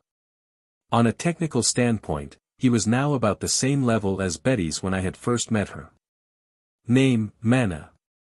Titles, Elder Sister, Swordsman, Foul Braves, Rank D. LV, 50. HP, 982. MP, 124. EXP, 219402. Special Skills. Fortify Strength. Tempest. Fortify Resilience. Light Body. Mana had improved herself quite a bit too. I mean, it's not that I had much of an involvement in that front, but I suppose it was one of my bad habits to often look at things in this manner. To be frank, Mana here probably was the one who was impacted the most when she had first reunited with her little sister Lina. Her little sister was technically a former warrior, and she had ended up making comparisons in regards to their abilities. It would suffice to say that she had taken quite a blow to her ego. Still, it had turned out to be a good thing, since she was not the type to feel down, instead shifting the experience into a newfound motivation. Name, Adolf. Titles, Swordsman, Foul Braves, Rank D. LV, 36. HP, 620. MP, 78. EXP, 88210. Special Skills. Fortify Strength. Fortify Resilience. Light Body. And Adolf, although he's technically still in his growing years, he sure has grown up well over the years. He must have taken in a good chunk of influence from Ryan's leadership, what with his diligent focus on the town's rebuilding. By the time I deactivated the appraisal glasses, I saw that Ryan traded a few blows, and then he thrust his sword down into the ground. Lightning Blade. Gua Dash. Kia. An underground transmission. By now, I'd known of many attacks that transmit their effects through the ground for dealing damage underfoot, but a sword technique covering this much area was unheard of. If I were to guess from its name, the technique made use of arcane energy and geomagnetism to fuel its power. While I was busy pondering over all that, Ryan wrapped up the battle and turned our way. And then, it seemed that he finally realized that Lina and I were here to use the space for something ourselves. Now this is something to look forward to. Whatever are you referring to, sir? Ryan chuckled in reaction to my wry smile. Everything, of course. Master. Ah, there's my Pochi, planning to crack a joke at the most inappropriate of times. I am Asley, a man of high class, a man who will become philosopher. I won't fall for her petty plot this time. Now, witness my high art of ignoring things, or so I thought I would pull it off, if not for Pochi taking a totally unexpected course of action. She blew into my ear. PFF. Damn it. That really tickles, damn it. The Principle of a Philosopher by Eternal Fool Asley, Chapter 76, Ballad's Revolution, Revisited. Ah, so itchy. I'd never expected her repertoire of trolling skills to increase this much. Damn it. Now she's gone and taken away all the seriousness of this scene. Who the hell even taught her to be such a pranker? Who? Oh, that's me. Sir Asley, excuse me. While that was going on, Lina approached me, as if peering into my face, and called for my attention. And it looks like Pochi was already done with her preparations for battle. Damn you, first you interrupt my flow, and now. Feel free to call out Baladd right from the start this time. This new and improved Pochi here will show her a thing or two. Pochi seemed quite proud of the gesture she had displayed, but it seemed that Lina had already intended to do that either way. That reminds me, this would be my first time seeing Baladd after 2 years. She's gotten super huge by now, I'm sure. Ryan will likely be fine, but Reed, Mana, and Adolf, they wouldn't just faint from this kind of surprise, right? Rise, arise, house. Her tracing speed has increased quite a lot too. It seemed that, just as I had taught her, she had not neglected the tempering of her out-of-combat skills. Her spell circle exuded light. What appeared from it was the very same four-winged dragon that had caused Hornell much suffering in his preliminary round of the friendly match 2 years ago, the Baladd dragon. Oh. Her size doesn't seem to have changed much. Is this normal? Phew, I don't think I'm ever going to get comfort table in there, Lina. Her voice has become fairly deep and husky now, but it looks like she hasn't entirely fixed her strange pronunciations yet. She has grown up ever since her public debut at the friendly match, sure, but just by about 20%, I suppose. It wouldn't be strange for others of her kind to be fully developed physically by her age, after all. Splendid. A Baladd dragon, the four-winged dragon, in the flesh. Baladd. Dragon. Ryan openly expressed his admiration as he gazed upon Baladd's entry. On the other hand, Reed and the others were agape with shock, as one would have expected. With one exception, Adolf was smiling in innocent awe like a little kid. Well, that's a dragon we're talking about. It's one thing that would hype up a kid's heart. I suppose this reaction of his was not quite unexpected. Baladd, this is my brother, and this is my sister. He's Sir Ryan, and that's Adolf. I am Baladd, Lina's familiar. Nice to meet you, everyone. Looks like her pronunciation issue now only kicks in when she's trying to speak quickly. Had this one aspect been left untouched because Lina liked it? Or no matter what she had tried, was it simply incurable? What a mystery. Baladd bowed her head down to greet Ryan, to which he then greeted back.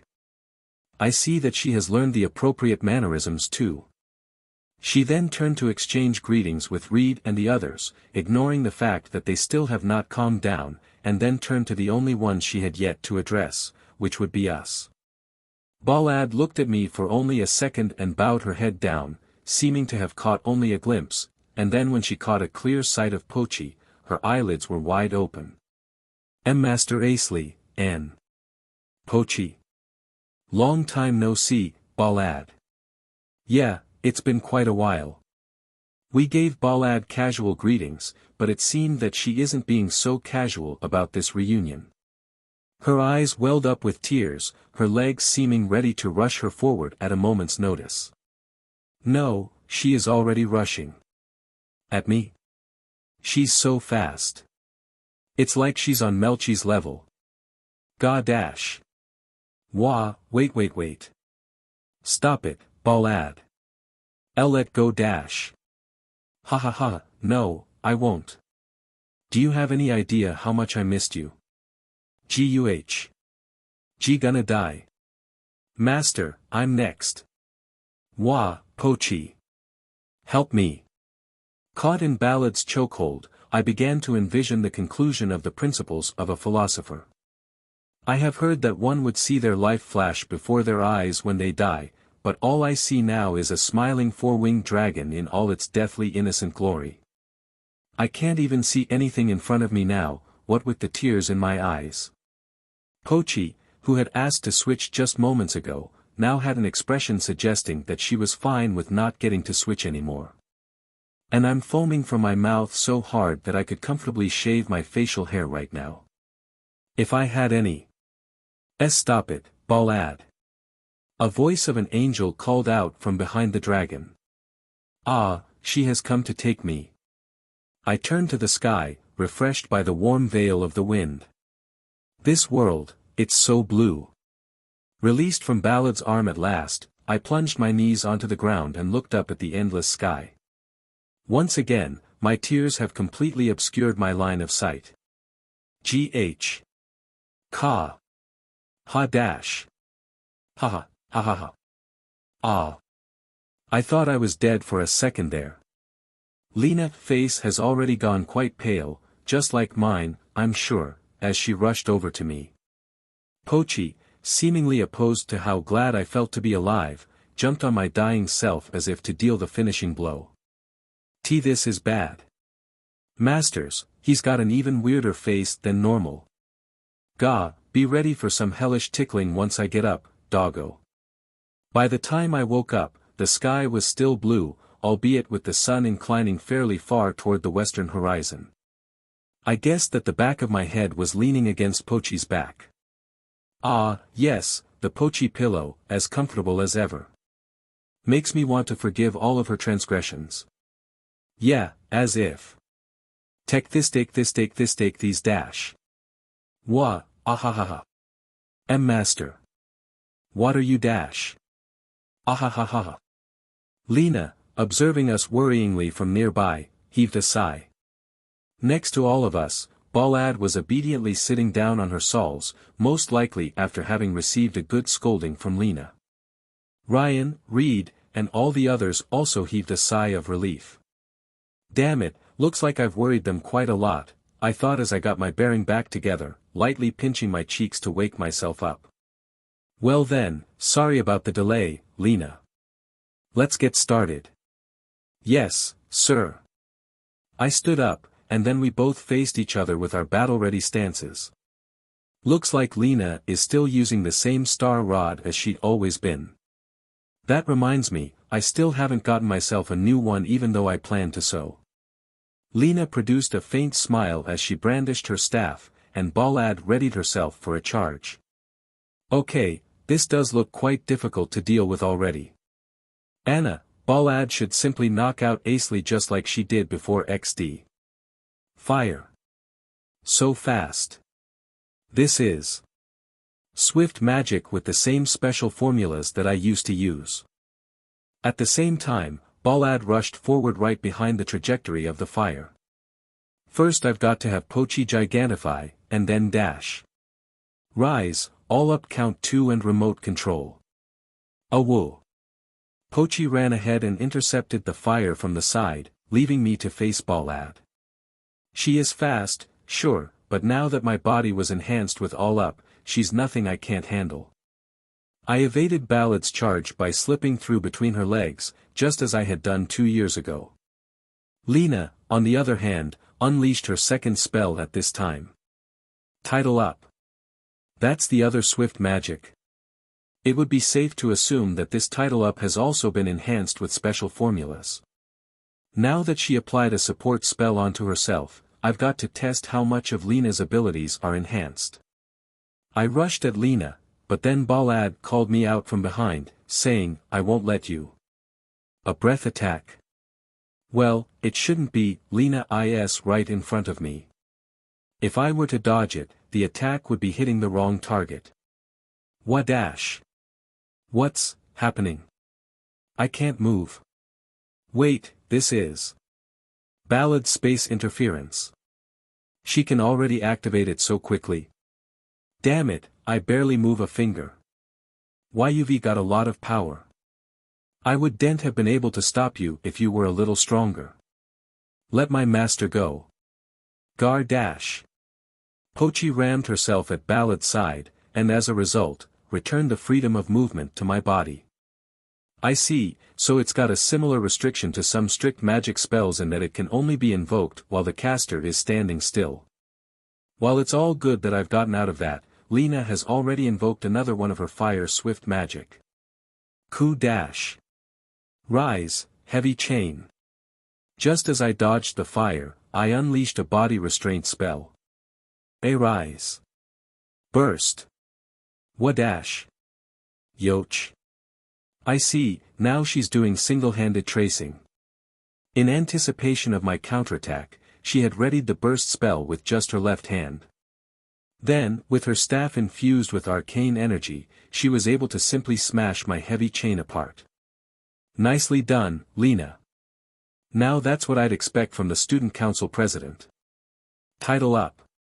Although she did smile in response to my praise, she wasted no time to apply her support spell onto Baladd. Oh boy, what a talented pupil she is. Looks like Baladd and Pochi are still in a deadlock behind me.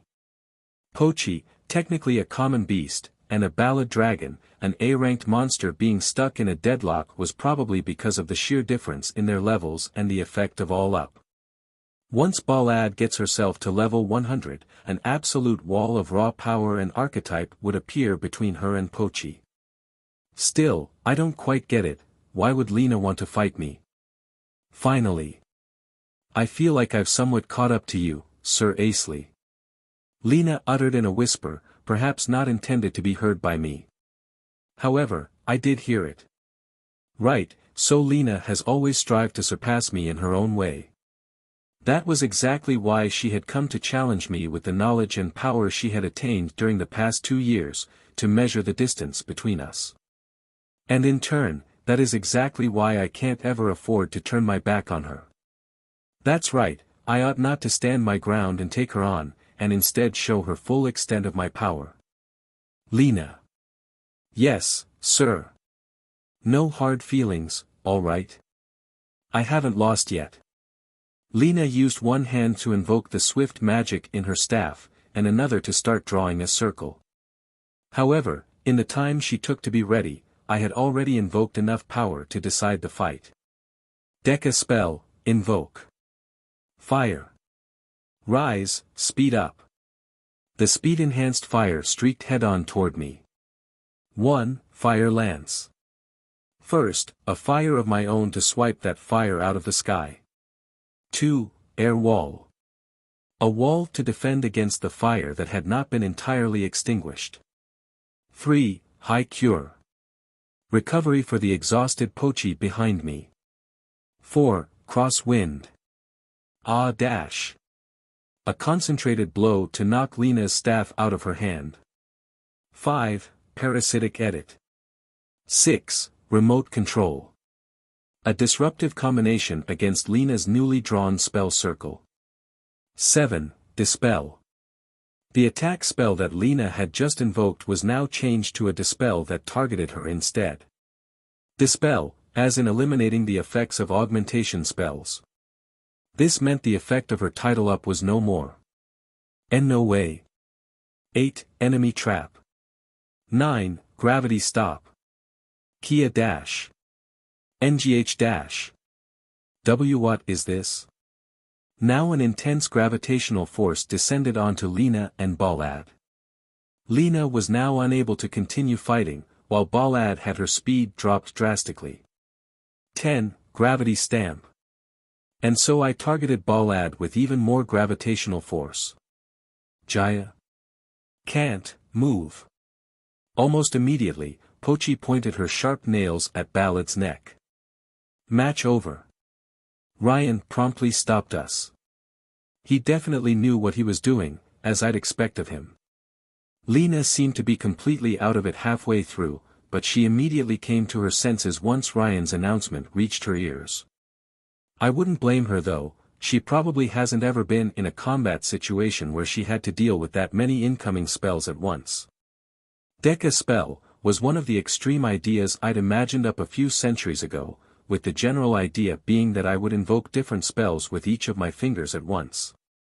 Thanks to me having gotten to learn the split invocation recently, I now had the means to test my idea, and so this super special spell was now mine to use, and mine only. The Principle of a Philosopher by Eternal Fool Asley, Chapter 77, A Sealed Territory.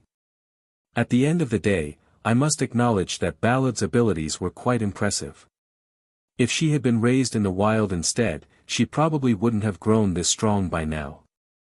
If she'd been called out at the right time back when the laughing foxes attacked, the fight would have, no, they would have been massacred outright. Considering her raw power, she was technically that much of a threatening factor to her enemies. Even my Deca spell wouldn't have worked all that well if I were to try it against Cleith. The reason is that the spell had been designed for finishing things off. It wasn't even compatible with Magecraft, what with its formulas being far more complicated than magic, and even if it was compatible, it would only be for the lower tier ones. As I am now, a mixture of intermediate to advanced spells are the most I can take. Any higher than that, well, it pains me to admit it, but Tus can probably pull it off. He's not one of the most motivated people ever, but when it comes to most things he is motivated for, he would achieve it without fail. What a dreadful muscle man indeed. Sir Asley, was that? Wait, no, that must be the split invocation you showed earlier, Anne.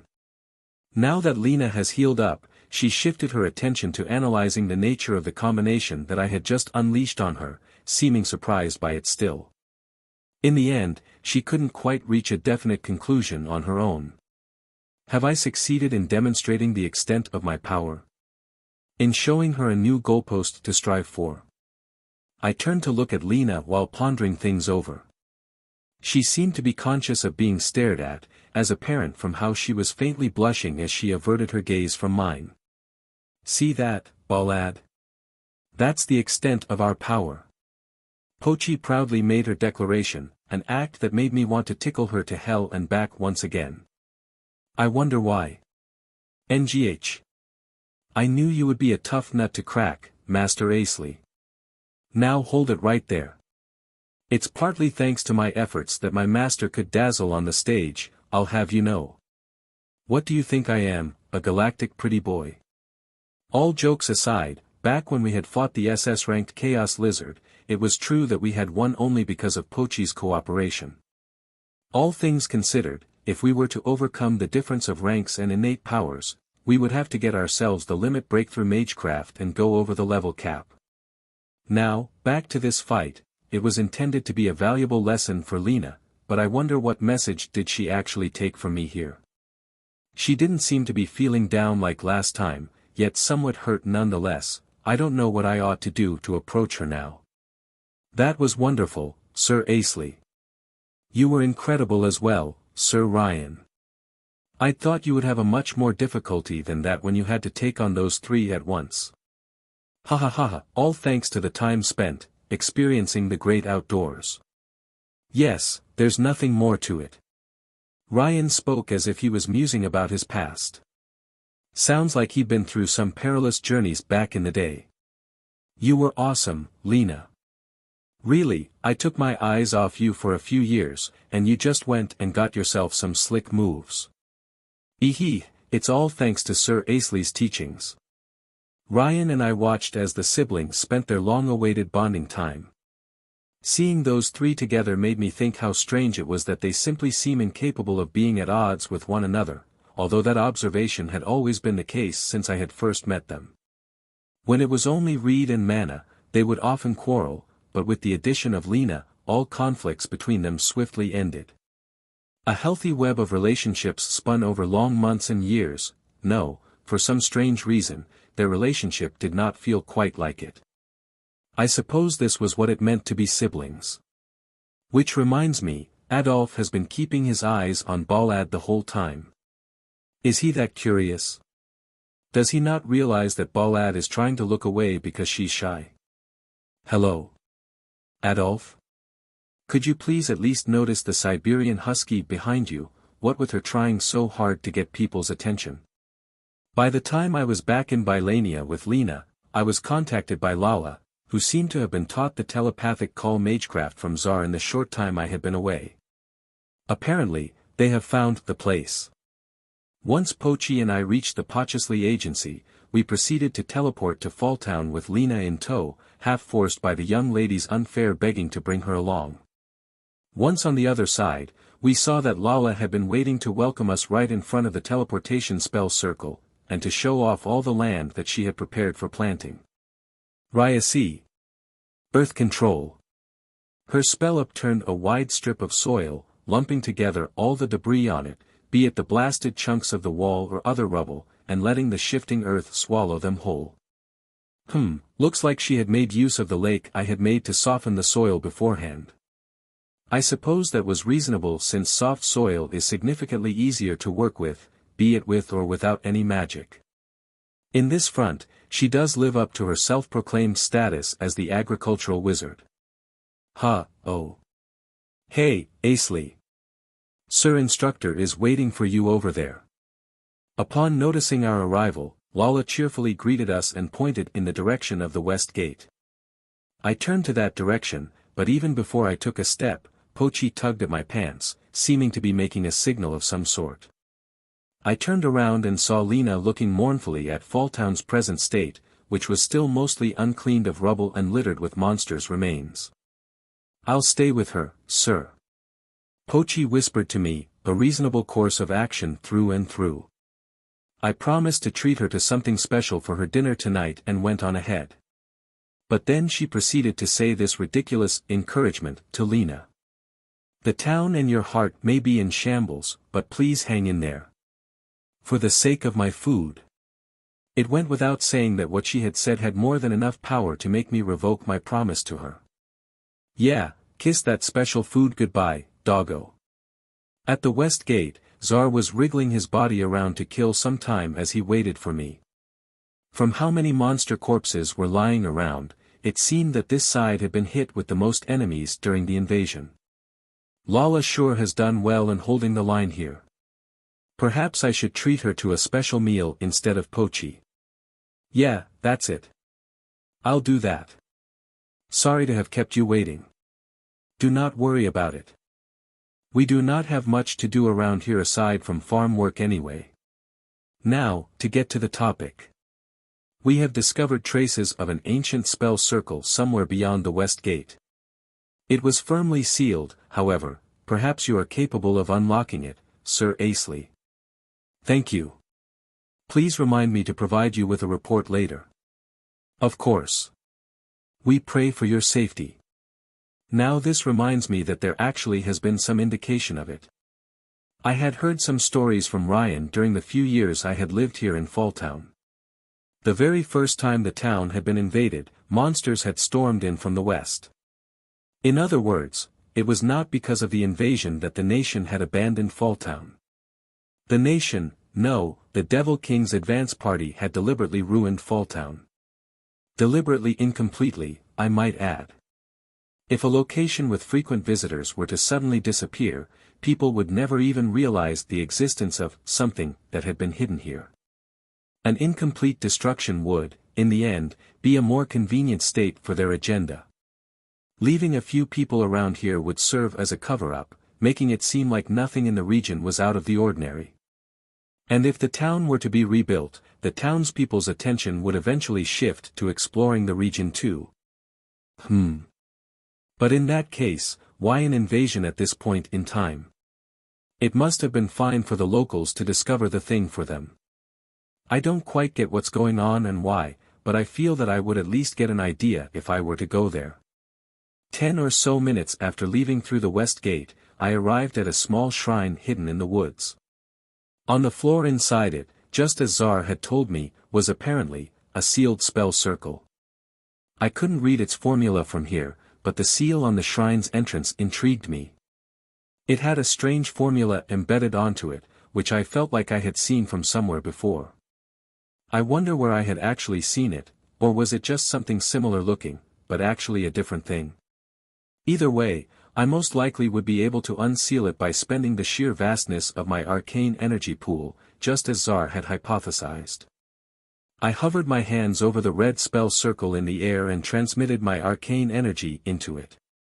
My outstretched arms were promptly wrapped in blue flames that the spell circle discharged. This was, however, a necessary invocation sequence for unlocking arcane seals.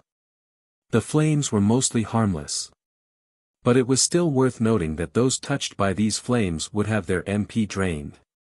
It would not be an exaggeration to say that I possessed an MP pool as vast as what one would expect from the holy warriors. If that was still not enough for me to unseal this lock, I would have to resort to calling Tus here. In which case, it was always possible that he would refuse to come here anyway, attributing to his tendency to utterly ignore things that don't interest him, even if I were to set up a teleportation circle here just for him. Fortunately, while I contemplated the option, the flames faded, ringing with a bizarre noise as they extinguished themselves. At the same time, the seal's spell circle also faded away like sand flowing out of a broken hourglass. Whoa! Curious of how much of my MP the seal had used up, I invoked the appraisal glasses on myself, and was promptly met with an utterly baffling string of text. Remaining MP. 4,000. The seal had been unlocked with the spending of approximately 30,000 MP. Scary, that shows just how ridiculously strong the holy warriors are supposed to be. If this had been designed to be unlocked by the holy warriors, I would assume that any single one of them could do it, the mage, the hero, or even the warrior. But a warrior with at least 30,000 MP? Now that is something that subverts common sense.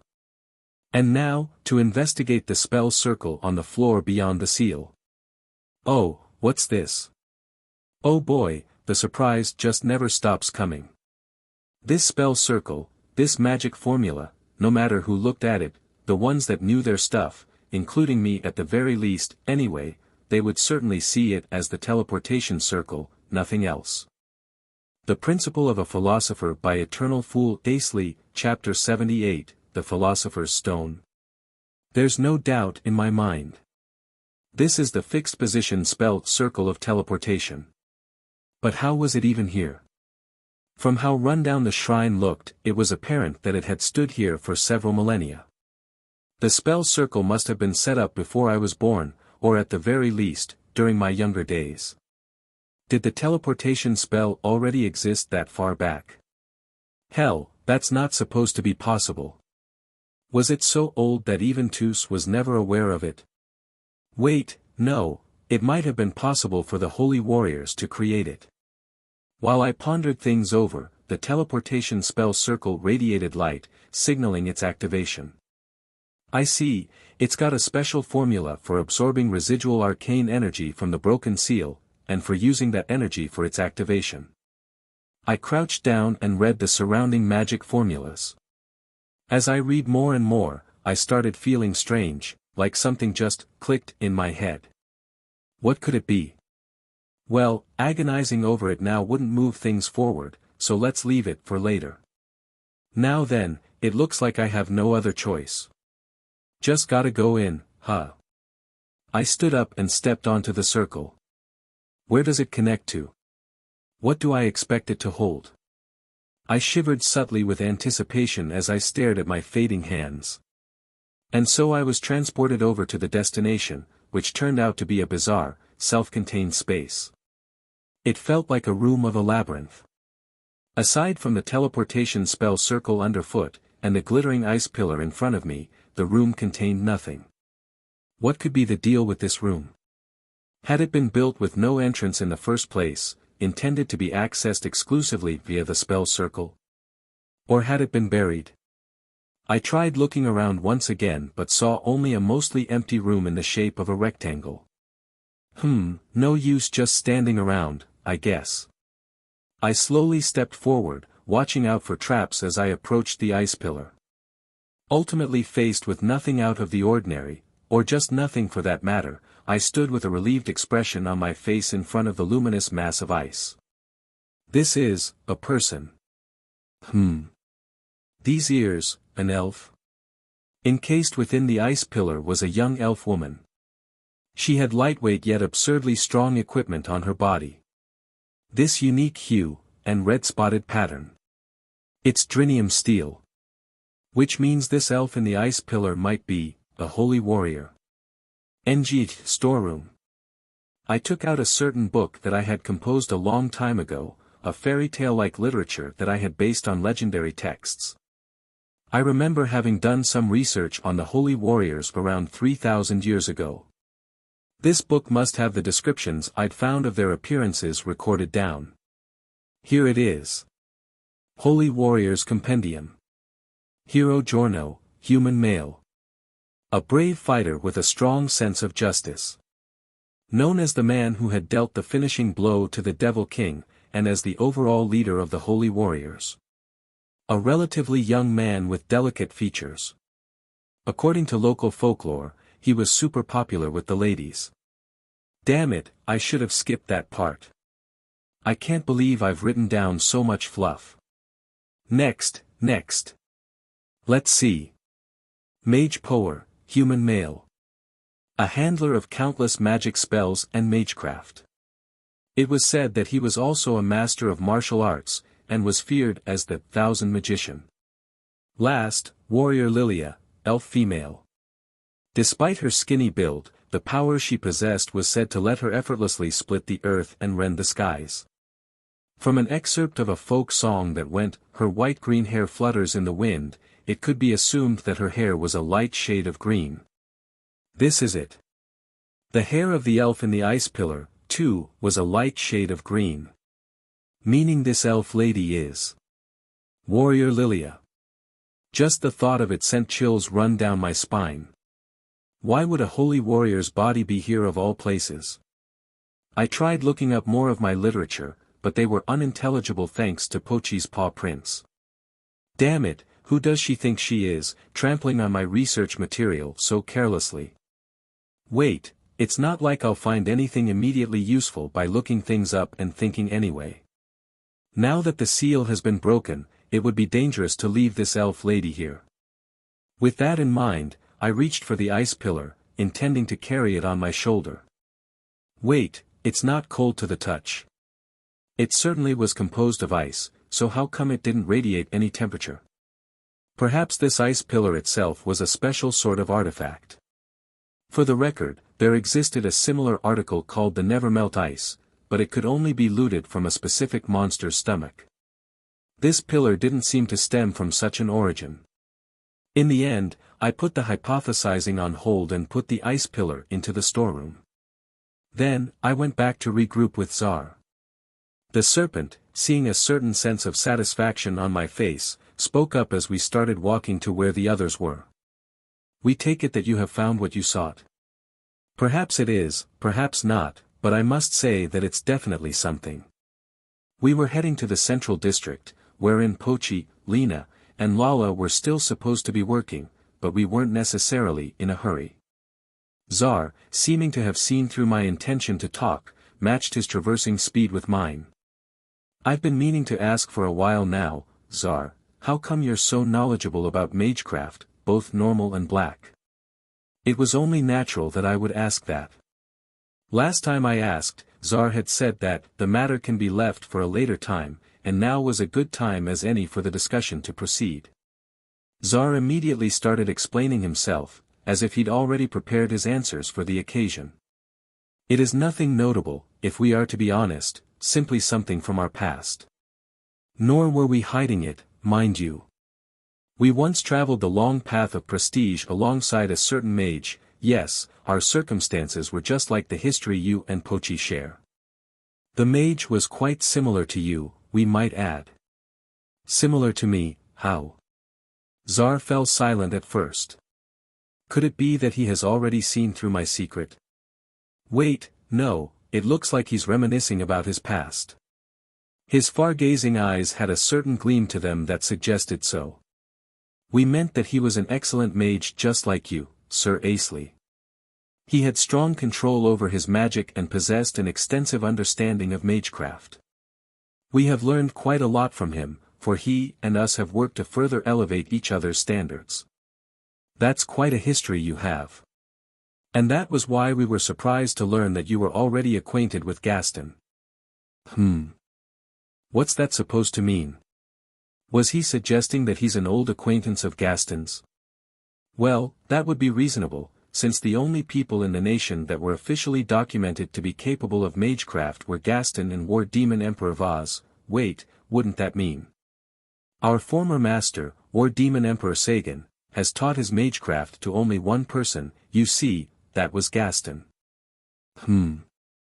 Is something the matter, Sir Asley? It is not like you to trip over your own toes. More like tripped on nothing, to be honest, what with the path we were on now being flat ground with absolutely no debris. Perhaps I ought to record this occasion in the Principles of a Philosopher. That was nothing, I assure you. Wait. You were the previous War Demon Emperor's familiar.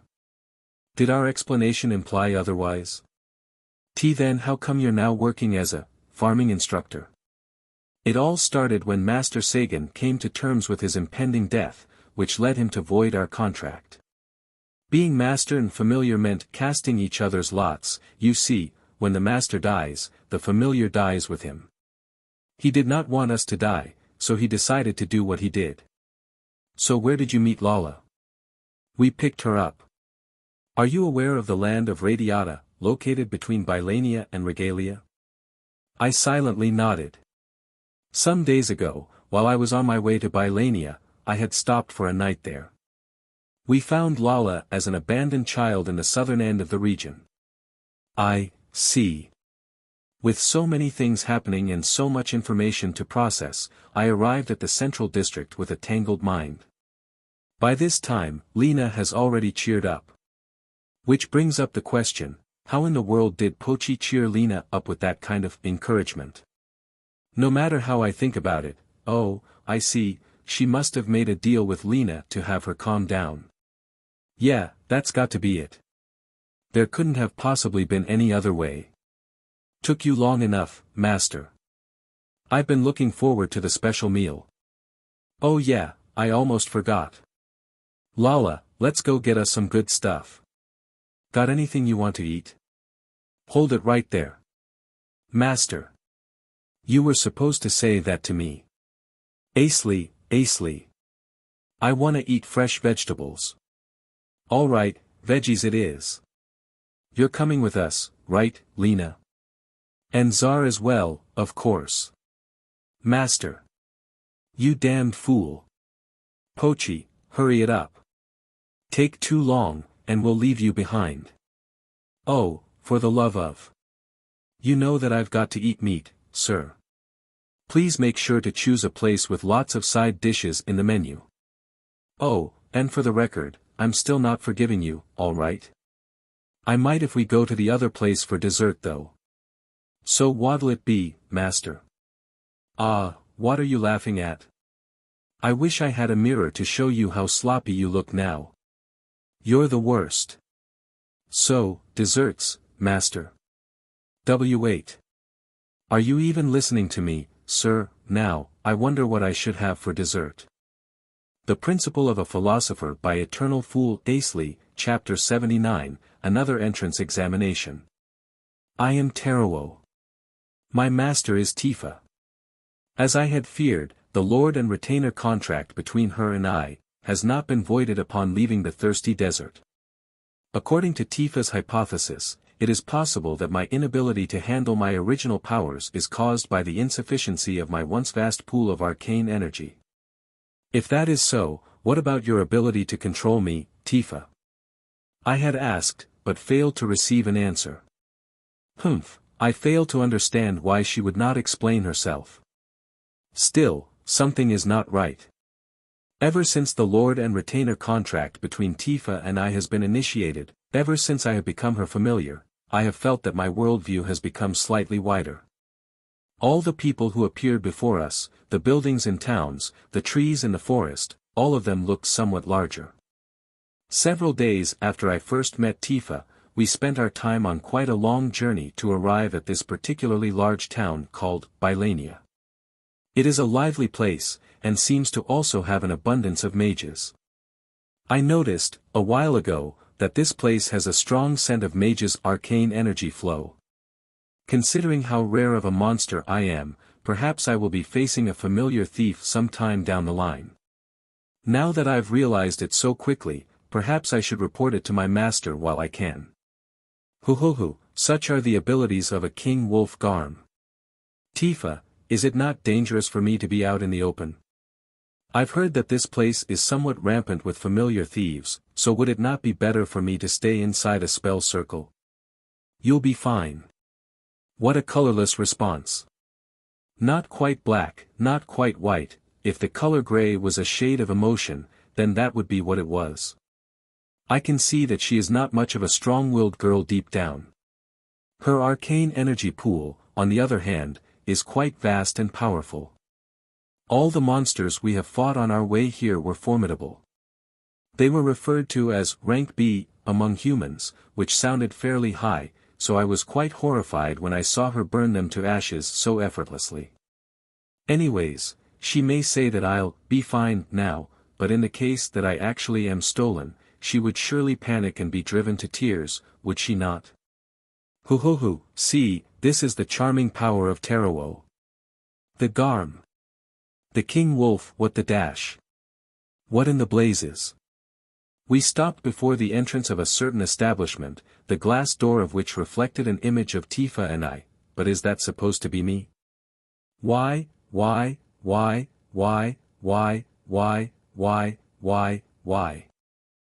is the familiar on Tifa's side now a small breed Chihuahua dog? This is inconceivable. Where did my elegant king wolf form go? Tifa. What happened to my appearance? Zip it. Yes ma'am. Gah, what dreadful eyes this girl has. Those absolute zero cold stares are as if she was intending to crush everything to death. That made me let out an involuntary agreement. Again. I will never live this down. I will never live this down, you hear me? Anyways, what is this place? Now that I paid attention to my surroundings again, I realized that we are already in the center of town. What in the world are these utterly massive blocks of buildings we are heading toward? I am sensing a dense air of peculiar arcane energy from one side, and the collective scent of high-spirited human fighters from the other. So strange. Will it be fine for me to enter these buildings as well? For most buildings in other towns, I would be forced to instead show my elegant sitting form for the world to see, or in other words, to wait outside. That does not seem to apply to this location, or rather, most of this whole town. I don't understand. But still, all things considered, this town isn't half bad. Oh ho, so we are going to enter the north-facing tower with dense arcane energy? I suppose it is only normal for Tifa to head there. After another brief walk, we came across a human woman with an exceptionally high level of arcane energy. Tifa slightly straightened up her short stature, stepped away from me, and observed that woman from where she could barely see her face.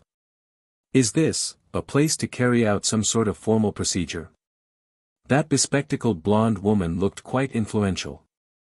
I sense no malice from her, but you still ought to be careful, Tifa. From Iverial Town, here to take the entrance examination. Tifa passed an envelope to the woman on the other side of the counter's glass window. Ka Ching. I swear I just saw a sign of relief on Tifa's face for a second there, was it just my imagination? The examination is taking place in a classroom beyond this hallway. Normally there would be one of the Archmage representatives of the university to oversee the process, but this time, I will be the one to instruct and observe your practical forms instead. It's not a written test. The process was designed to give the candidates little time to think things over. The institution seeks candidates who excel in immediate responses and solutions. Got it. I've heard that human society has unwritten rules of courtesy pertaining to seniority by length of service, so is it appropriate for Tifa to be so blunt with the lady? The woman herself does not seem to particularly mind, but... Now that I think about it, why would I even concern myself with such matters? I am a Garm, a king wolf, and together with my master, we shall conquer even the deepest depths of the underworld if need be. Now then, I will be guiding you to the classroom. Oh my, who's this cute lil doggo? The blonde woman, exiting the office, noticed me as I stood and waited a short way apart from my master. He's my familiar. The guard at the entrance has given me permission to bring him along. Hoo, this exchange reminds me of something from my relatively recent past. Oh, and there is no issue with him being here of course. After spending a brief moment to reminisce about her past, the woman pushed her glasses up and led the way, her glittering hair swaying beautifully with every step. It seems that we are heading to the so-called classroom place immediately. On the way, we met a blue-haired young man. At first glance, I mistook him for my former master that abandoned me, but it turns out that he is a different person. The boy bowed to the blonde lady. Good afternoon, Professor Trace. Oh, are we having another examination? The young man glanced briefly at Tifa. According to him, the blonde woman's name is Trace. I see, I see. Humph, you greenhorn. An examination, you said? The extent of my power dwarfs even those of elite humans. Whatever the test is for, I shall ace it even with my eyes closed. Yes, Hornell, as you can see. I think she has the potential to become quite an excellent student. This blue-haired man is called Hornell, noted. Heh, remembering some names is but a simple task for an intelligent creature such as I. Trace, after exchanging some simple greetings with Hornell, started to walk ahead once again. Hornell looked at me as if he was seeing an unusual sight, and then went on his way, his boots ringing quite a nice click with his every step. Upon reaching the place called classroom, I saw that a long chair had been set in front of its entrance.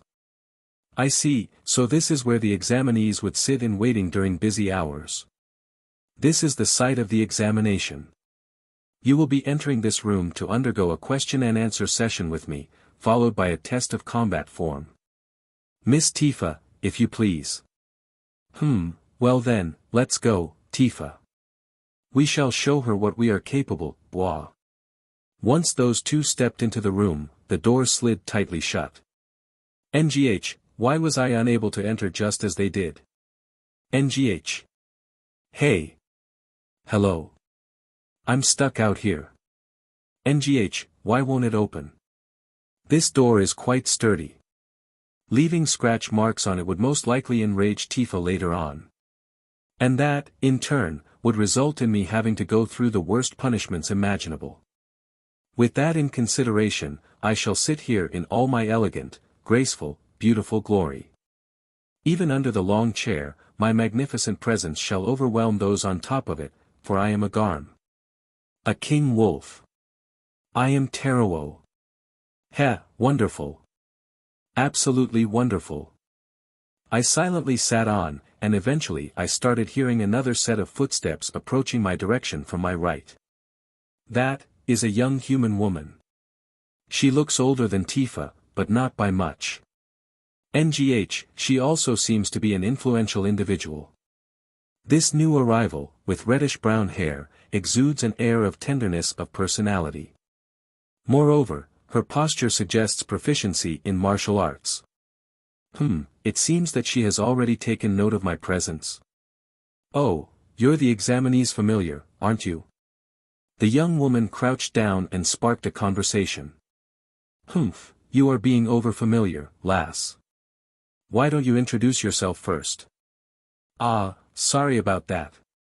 I'm Lina. And you? I am Taro.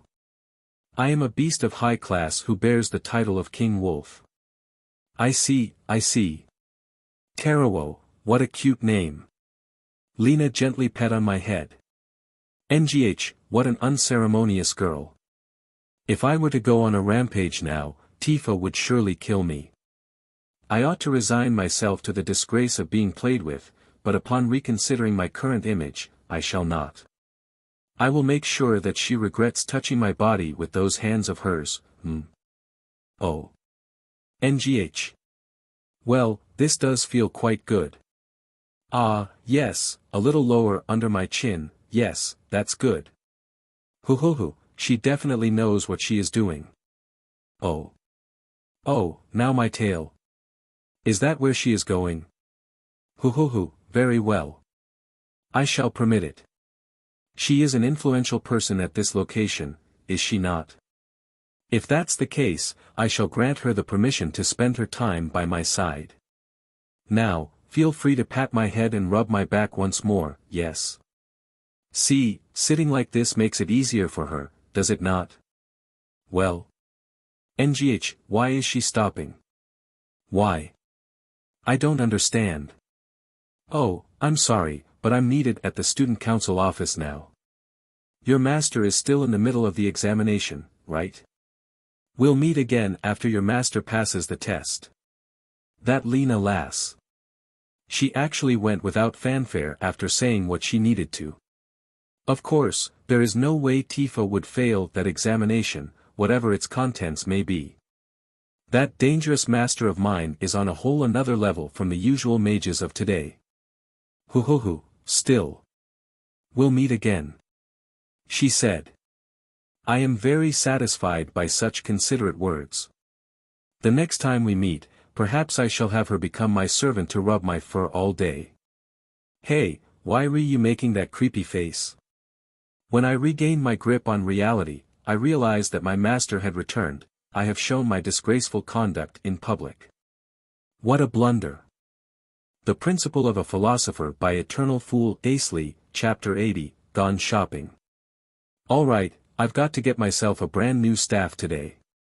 Thanks to Pochi, my wallet underwent quite a severe weight loss a few days ago. Seriously, I couldn't believe a familiar like her could make her master cry that hard.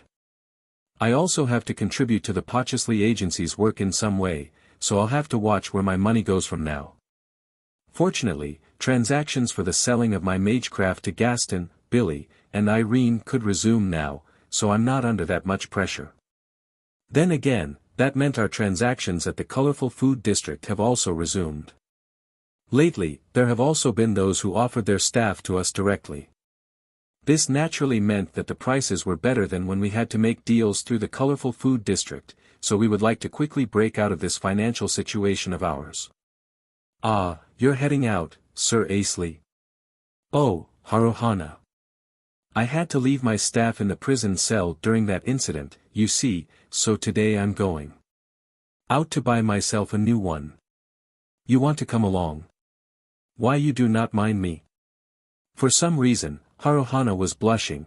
It looks like she wanted to go shopping in the first place. Well, this noisy doggo is coming as well. Why not come along if you don't mind her? Master. Who do you think you're calling a noisy doggo? Well, my teasing was more effective than I'd anticipated. Please make sure to call me by my name. That's the problem you have.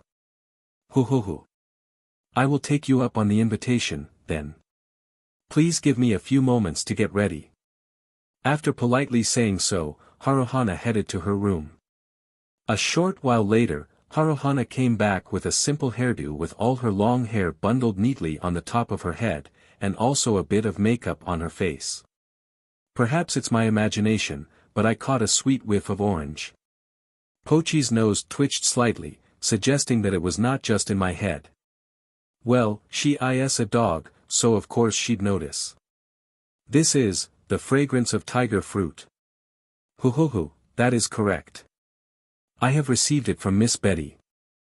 I never would have expected this, of all things, coming from Betty. Was it because she usually would be normally, but then start showing interest and discussing such things when she was around the girls? Pochi walked behind Haruhana, perhaps due to taking a liking to that perfume of hers, which inevitably left the space open for Haruhana to walk beside me instead. Now that I think about it, this must be the first time I have ever headed out with Haruhana. Maybe that's why Haruhana looks a bit nervous right now.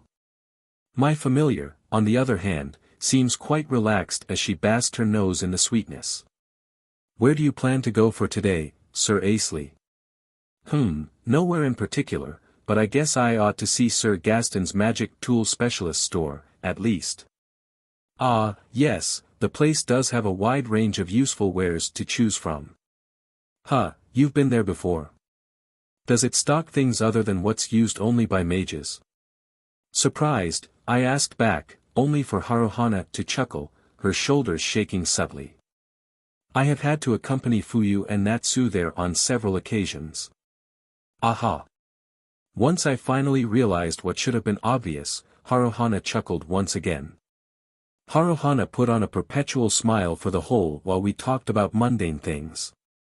Perhaps this stemmed from her former profession, but I would never dare to point that out. She likely had been taught that, to satisfy one's companions, one would naturally have to suppress their negative thoughts and bring to light their positive emotions. While I pondered it over, Pochi turned to scowl at me with rightfully judgmental eyes. Thinking about some stupid things again, master. And so she said that, just as she often would, but this time I didn't pay any particular attention. Haruhana also smiled through this old routine of exchanges between us. So strange, it's like her smile holds the power to heal. Her positive emotions are bringing things to a positive direction, so there's no need to complain, is there? Besides, I do like seeing this gentle smile of hers. That's it. That's good, sir. Ugh, I swear this doggo has been reading my mind. Right when we entered Gaston's magic tool specialist store, a nostalgic voice echoed along with the ringing of the doorbell. Welcome, the deep, raspy voice greeted us. Just like to my last time here, in the innermost part of the store was the old man with scruffy black hair, full beard, and thick eyebrows, sitting in a chair and reading a book. The old man pushed his glasses up his nose and turned to look at us. Oh, a young man. You're the one who bought the star rods if I remember correctly.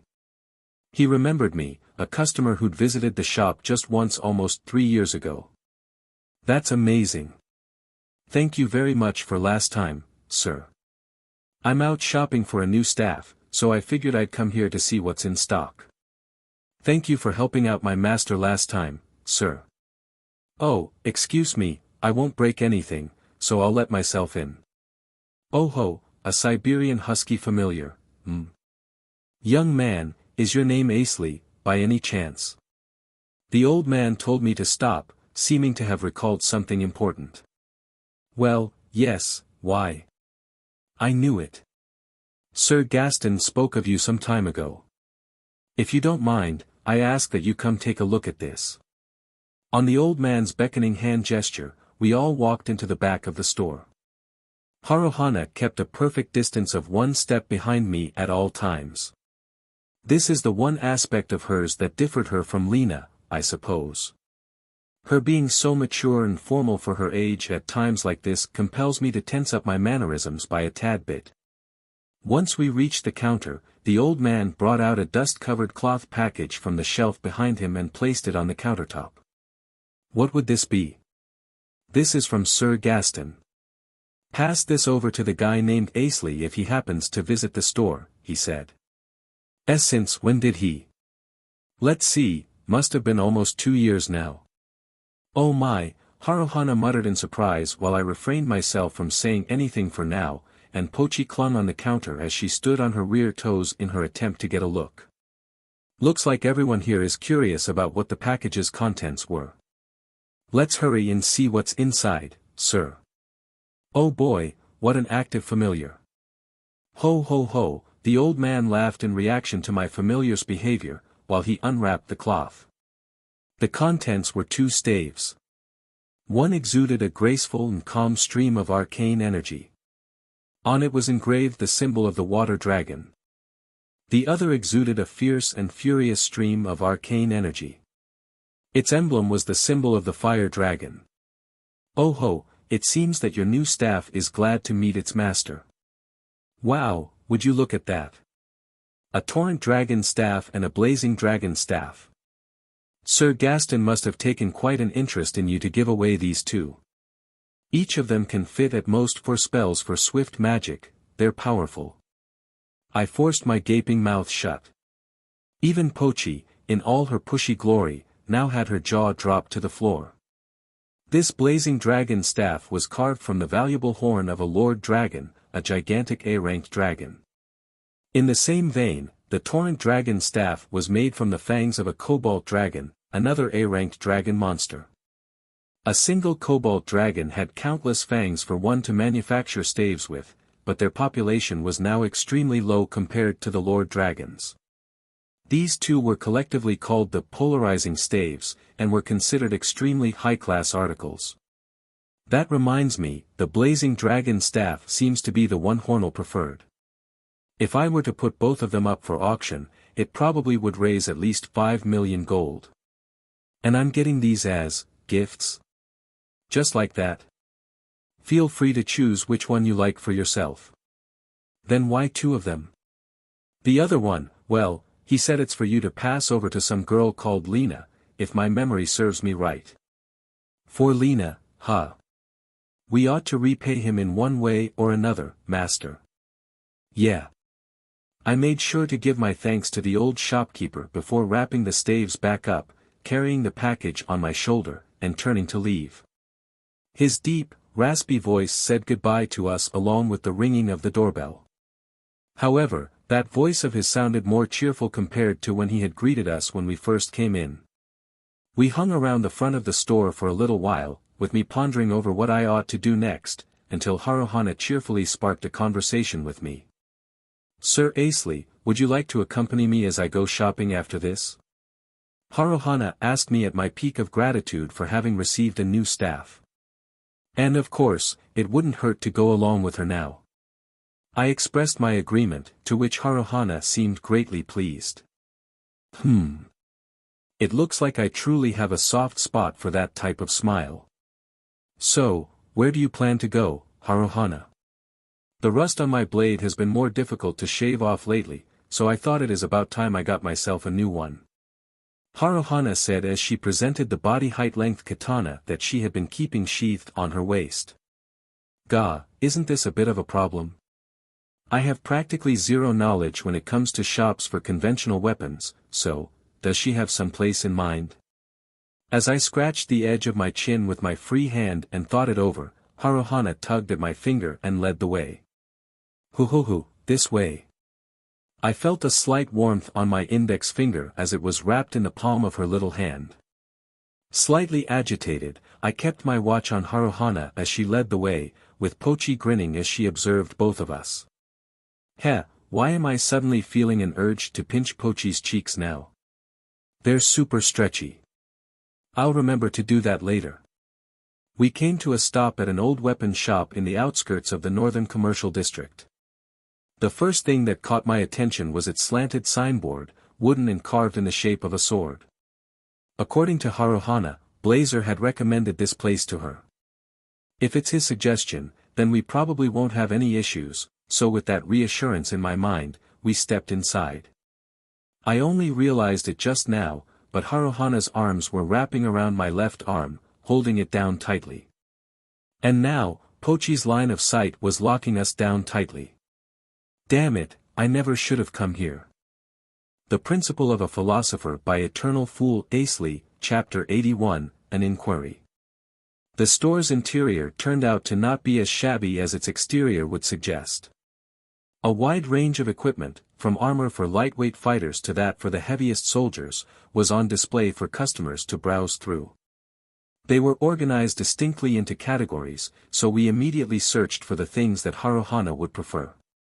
The wide and deep interior of the store was filled with weapons such as daggers, long swords, great swords, estoc, and even magic blade artifacts, collectively displayed in a grand gallery. After seeing all that, it's no wonder that the silver has taken a liking to this place. So, Haruhana, are you sure you're fine with wielding a katana? Yes, I am. I would never prefer anything else. The katanas are over here. Pochi, standing in front of the katana display, called out to us. Still, I'm not a weapon connoisseur or anything, so what good would my being here even do? I wouldn't dare to make a suggestion because it has a high possibility of being a bad choice down the line. Looks like the best bet we have now is to ask the shopkeeper. No, on second thought, it seemed that Haruhana knew what she was doing well enough. Having finally let go of my arm, she intently observed every katana on the shelf. She held up some, tried unsheathing others, and analyzed the ripples on all their blades. She looked somewhat like a suspicious assassin, yet somewhat like a beautiful artisan. The ones hanging on the wall seem to be better. Wait, since Haruhana is rank D now, she should be able to handle those price tags. She also looked in the miscellaneous section and found some good quality weapons, but I noticed that she had her eyes on one particular katana, hung high up on the right-hand wall, for a while now. I see, so that's the one she really was here for. Its asking price was a whopping 58,000 gold. That's enough for 2 years' worth of living expenses without a minute of work. Its inscription read. Pronounced, Kozakura. Its length seemed to be a perfect fit for Haruhana's stature. Now, should I or should I not fork out the gold for her? I mean, I wouldn't want to face Betty's wrath for spoiling her too much.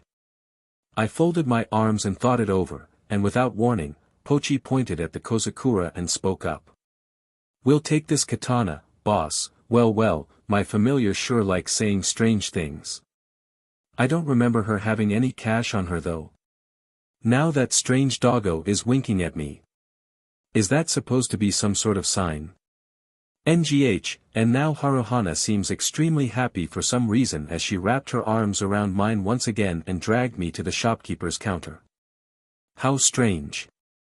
It seems that the contents of my wallet have decreased by 58,000 gold since I had exited the store. Why? Why am I kneeling down on the floor and receiving a lecture from Betty while my familiar is eating her delicious-looking dinner right in front of me? It's bizarre. Of all the 5,000 years I have lived, I had never experienced an unexplainable phenomenon such as this. Luckily for me, Betty's straightforward mindset meant she doesn't hold grudges in most cases, but then again, this case of straight-up buying an expensive katana for Haruhana might very well stick with her. I don't particularly mind Bruce laughing his head off to her side, but my familiar, now leisurely scratching her neck with one of her back paws. Unforgivable. As for Lina, she did not come home today. She was apparently busy with work. It seems that she has been staying overnight at the university more often lately. Her being the student council president, it was probably a given that she would be busy during the influx period of new freshman candidates. Warren, the previous president, hadn't given the impression of that being the case at all, but I suppose he was a special case. That reminds me, I wonder where Warren is now and what he is up to. I had heard from Irene that, despite having been invited to join so many teams, into the employment of several aristocrats as their house mage, and even the major agencies of the nation, he had declined them all, and come his graduation, he had simply departed from Bylania without leaving so much as a trace nor clue. Considering his skills, he would undoubtedly thrive at anything he decided to do. Since he said that he was striving for the upper tiers of the nation, I thought he would try for a more direct approach, but, well, I'm sure Warren has his ideas and methods well thought out. And with that out of the way, Pochi Doggo, thou shalt offer thyself as the first victim of my new staff, the Torrent Dragon staff. What do you mean, victim? I thought that things were off when we were leaving town without visiting the guild, so you were after my fur after all. We had left Bylania through the west gate and headed to this rarely visited wasteland, where Pochi and I then stood facing each other. While monsters appeared here, they were relatively weak, so this location was ideal for me when I wanted some privacy for my training and experiments.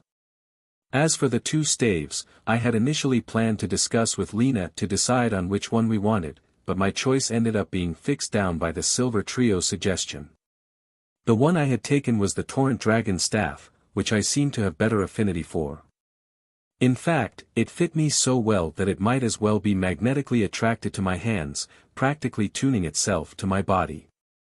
And now, it was nice and all that Pochi played along with my joke, but now she was inclining her head in doubt and asked. So, what are you trying to pull, sir? Well, you remember when that Cleeth guy whipped out a big spell with swift magic? I figured I'd try implementing it now that I've got more slots, and thought you might be fast enough to dash. Air claw. Blades of wind came flying from Pochi's nails. Wah, what the hell are you doing? I should be the one asking you that. You always come up with asinine reasons to shoot at me. Are you really God's chosen one? He never even chose me, damn it. First I'd need to offer a sacrifice, then I'd have a shot at being chosen. By sacrifice, you meant me, right? TSK, I swear she's been reading my mind. Ha, it's written all over your face. What a helpless master you are, sir. I know, right? Only someone like you would stay by such a useless guy's side for centuries. Yes, you can say that again. Excellent mages are a dime a dozen, yet I chose to stay with you. Bask in my godly light of kindness. Looks like she's very proud of herself having said all that. Good, my strategy to distract her with a trivial victory was a success. Well, you know how it goes. I'll lay out what I have in mind, and if you have any issues with it, just point them out as we go. But of course. Anything for my helpless master, sir. First is a division of a big spell's formula. For example, splitting the Sharp Wind Asterisco's spell into 2 parts and storing them in the staff. But if you do that for 2 large spells, wouldn't you be down to just those despite having 4 slots? How many big spells did Cleith use again? Now that she pointed it out, I recalled that the big ones Cleith had used were Rock Blast, Hell Stamp, and Icicle Hellfire, though Rock Blast and Icicle Hellfire had been invoked by drawing circles. Hell Stamp was technically the only spell that he had unleashed with swift magic. Used in tandem with the Hell Stamp was Remote Control, which also had to be invoked via swift magic, and in turn, took up an additional slot. If he were to work with my first idea, he would need a staff with at least 3 swift magic slots. However, the staff he had wielded, was most likely an Earth Rod, which supported only 2 slots. Right, now that I think about it, the division method doesn't seem likely to work. Then what are your other ideas? Operate several spell circles using remote control, and then stack the spell parts into the emblem at the same time. Doesn't that sound way too difficult to be practical? You'd be casting 1 instance of remote control for each spell part involved, which means if the spell had 3 parts, you'd still need to maintain 3 castings at once. That's not feasible even for you, sir. Well, it may be doable if multiple casters were involved. I can cast some simple spells myself, so would you like to give it a try? Yeah, let's see if it works. Nope, didn't work. Didn't work, indeed, sir. It turned out that the process still involved putting the parts in at once. After all, the stacking at the same time was only our perception, and not necessarily the case for how the staff carried out the process. Even the most instant timing for us would have a sliver of delay that the staff would register as a new step. Considering this information, my hypothesized method was practically impossible. If I were to be blunt, I had been quite charmed by the prospect of easy invocations of large-scale magic spells. I would like to accomplish it with whatever means I could, so as to alleviate as much future pain in my career path as possible. Because of this reason, hitting such a wall was quite a discouragement. I had tried to list out the people whom I could rely on with this subject, but, well, Toos was the first to come to mind. Damn it, it's like that guy just pops up everywhere now that I know what he's capable of. Yet he's made himself inaccessible, refusing to pick up telepathic calls. I had wanted to ask Melchi as well, but as it turned out, she had recently gone communication-free as well. Oh, for the love of God. What's up with the mentor and student duo being so unreliable? After I was done considering those two, the third name popped up in my mind. Of course, the man who had given me the Torrent Dragon staff, Gaston the Great Mage of Flame. I still needed to thank him for the staves too, so I immediately contacted him. Hello. This is Asley. It's been a while, Sir Gaston. NGH. Young man. We did meet just the other day, so it hasn't been that long, don't you think? Well, whatever. What do you want? I've received the Torrent Dragon staff and Blazing Dragon staff from the store. Thank you very much, sir. Humph, finally got those off my shelf, I see. I suppose I can't blame you since that incident happened. Which one of them do you plan to use? I seem to have a higher affinity for the Torrent Dragon staff, sir. And with that, I'll be handing the Blazing Dragon staff over to Lina. I see, I see. He. Then I look forward to next year's 4th month. What about the 4th month, sir? What, haven't you heard? Lina will be working for me after she graduates from the Magic University. I've already discussed the particulars a while ago, when I went to a meeting at the Pochi agency. Oh. So that's it. Well, I mean, this was Lina's choice to make. It's not my business to say anything regarding the matter. So what about you, young man? Gaston asked, but I gave a non-committal answer and shifted the conversation to the topic I wanted to discuss. Although Gaston was audibly peeved at having his question dodged, he still responded to my inquiry. So that is actually a thing. At least from what I've witnessed, yes. To be honest, I consider such a short casting process for large magic spells as quite a threat. So, Sir Gaston. I thought you would know something about it. My initial reaction should be enough for an answer, don't you think? Yes, but I thought you might have something to add, you see. Humph, you've gotten good at flattery, haven't you? Anyways, I reckon being able to use Magecraft is the key here. You can use it as well, so I would say that this thing is for you to figure out for yourself. And with that, my discussion with Gaston ended for the time being. I was sure that Cleeth was capable of using Magecraft as well. He couldn't possibly be able to use Black Magecraft without knowing how to use the normal variety. Word has it that swift magic had been invented quite recently too, on the scale of centuries, anyway, so him having Black Magecraft in his arsenal might be an important factor. No way could he just whip out his big spells with a relatively new technique just like that. Still, Magecraft, huh? Now, to consider the presumed fact that large-scale magic spells could not be invoked via swift magic. Why is that the case? With some thought, it was so simple, their magic formulas were so large that, even on the off chance that they could fit in a slot, they could not be invoked through the method. With that in mind, would it work out if the focus was put on decreasing the size of the formulas instead? Wait, no, even if the magic formulas could be optimized, their size could not be reduced. Then what about putting in Magecraft? No, that would further increase its size. Wah! Master, it's gotten pretty late now, don't you think? The more dangerous monsters start appearing around this time too, so let's go home already. There's no one to watch us here, so you can use the teleportation spell.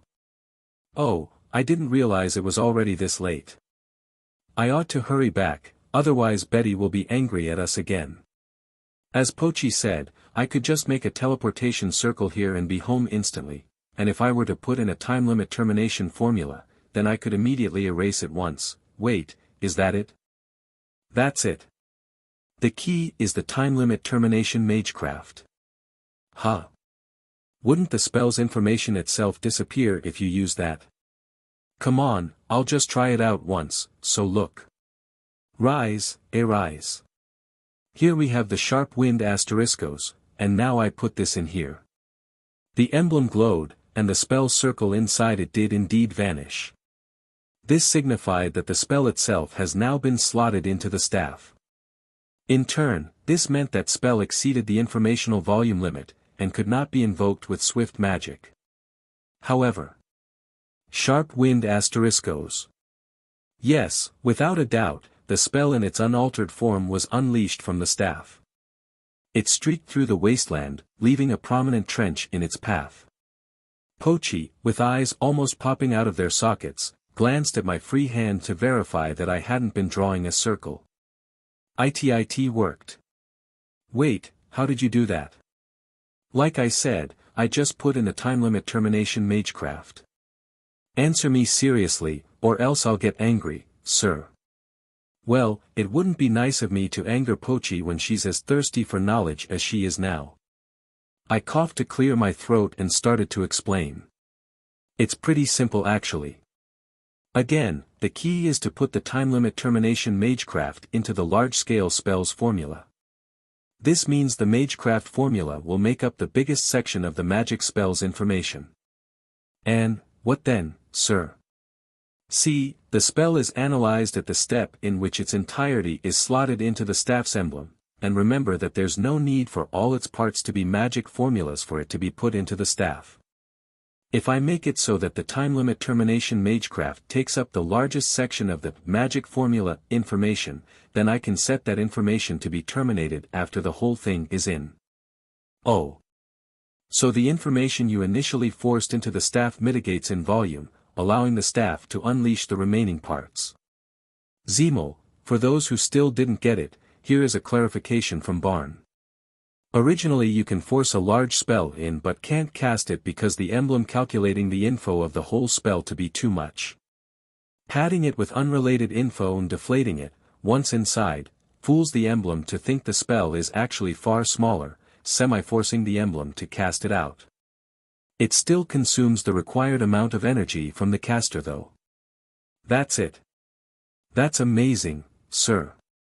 Ha ha ha ha, keep the praises coming. I knew you could do it, master. I knew I was right to choose you. Yeah, this doggo might be a bit too much into her god roleplay. The Principle of a Philosopher by Eternal Fool Asley, Chapter 82, Lina's Purpose. Afterwards, Pochi and I did a lengthy selection for the 4 spells to put into the Torrent Dragon Staff.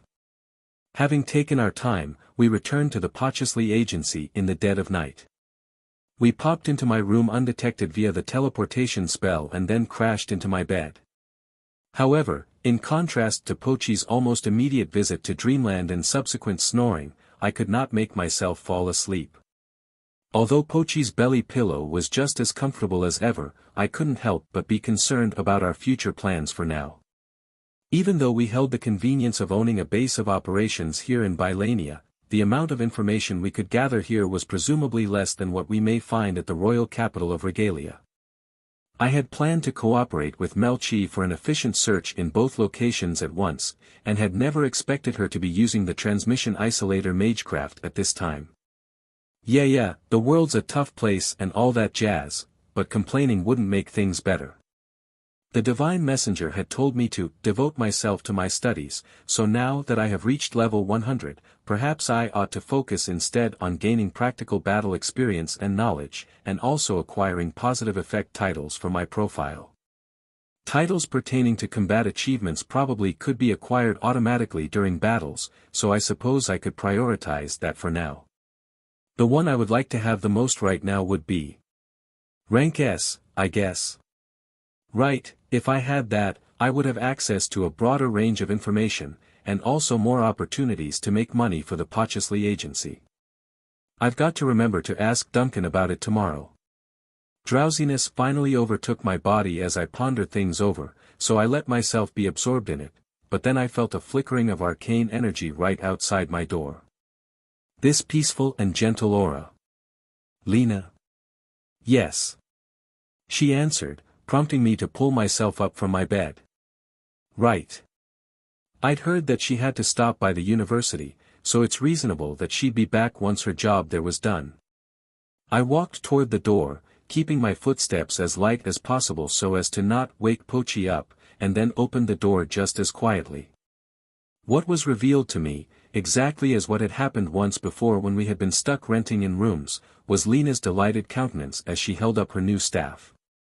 I closed the door behind me, and Lina took a step back to make way. Technically I was the one who took a step toward her, but for some reason, I had felt that the former description was more fitting. I would like to thank you for the staff. She bowed her head down, a gesture that took me by surprise. Oh no, you should be thanking Sir Gaston, not me. Oh of course, but, well. If it wasn't for you, this wouldn't have happened, you see. That's not true. You've been keeping at it with the best of your abilities, haven't you? Lina's face reddened up in reaction to my counter-statement. NGH, it's dark as all hell tonight, yet her smile is as radiant as ever. How does she do that? While my thoughts ran wild, Lina's face turned resolute as she looked at me once again. From my experience, that was the sign of the discussion taking a turn for the serious. I looked back at Lina right in her eyes, so as to communicate non-verbally that we ought to continue the conversation in the first-floor dining room. Lina nodded, then started to walk behind me as we got ourselves downstairs. Once we sat down opposite to each other, Lina put her hands on her chest and took a deep breath. Sir Asley, I'll be joining the Magic Guardians at the Royal Capital. If I hadn't heard anything from Gaston beforehand, would have been greatly surprised. It seemed that Lina had carefully chosen the timing of this discussion herself. Considering her character, she probably preferred not to discuss this subject through a telepathic call. Assuming that she'd waited for when it's just the two of us to discuss this subject, she wasn't necessarily intending to keep it to herself. For some reason, that assumption of mine felt quite reassuring, and my body reacted accordingly, as apparent from my line of sight and breathing. I see. I believe that you can do it, Lina. Not to mention Fuyu's working there as well. Well, I think my abilities are still quite far from measuring up to yours, you see, so I figured I would improve myself by working with the magic guardians. And when the Devil King comes, I'd like to lend you my power then. That rendered me speechless. Not by Lina's declaration of her new objective, but by the sincerity of her sentiment.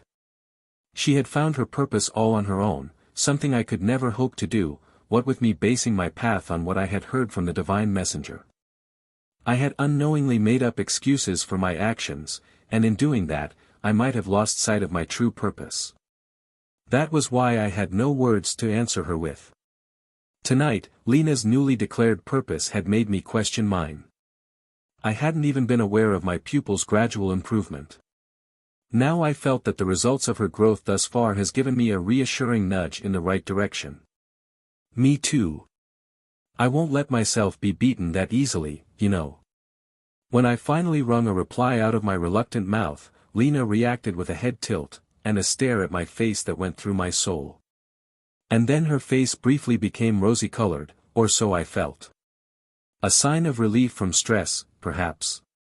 Suddenly, the clouds moved away, giving way for the moonlight to cast over Lina. That was when I fully realized the change of her mood.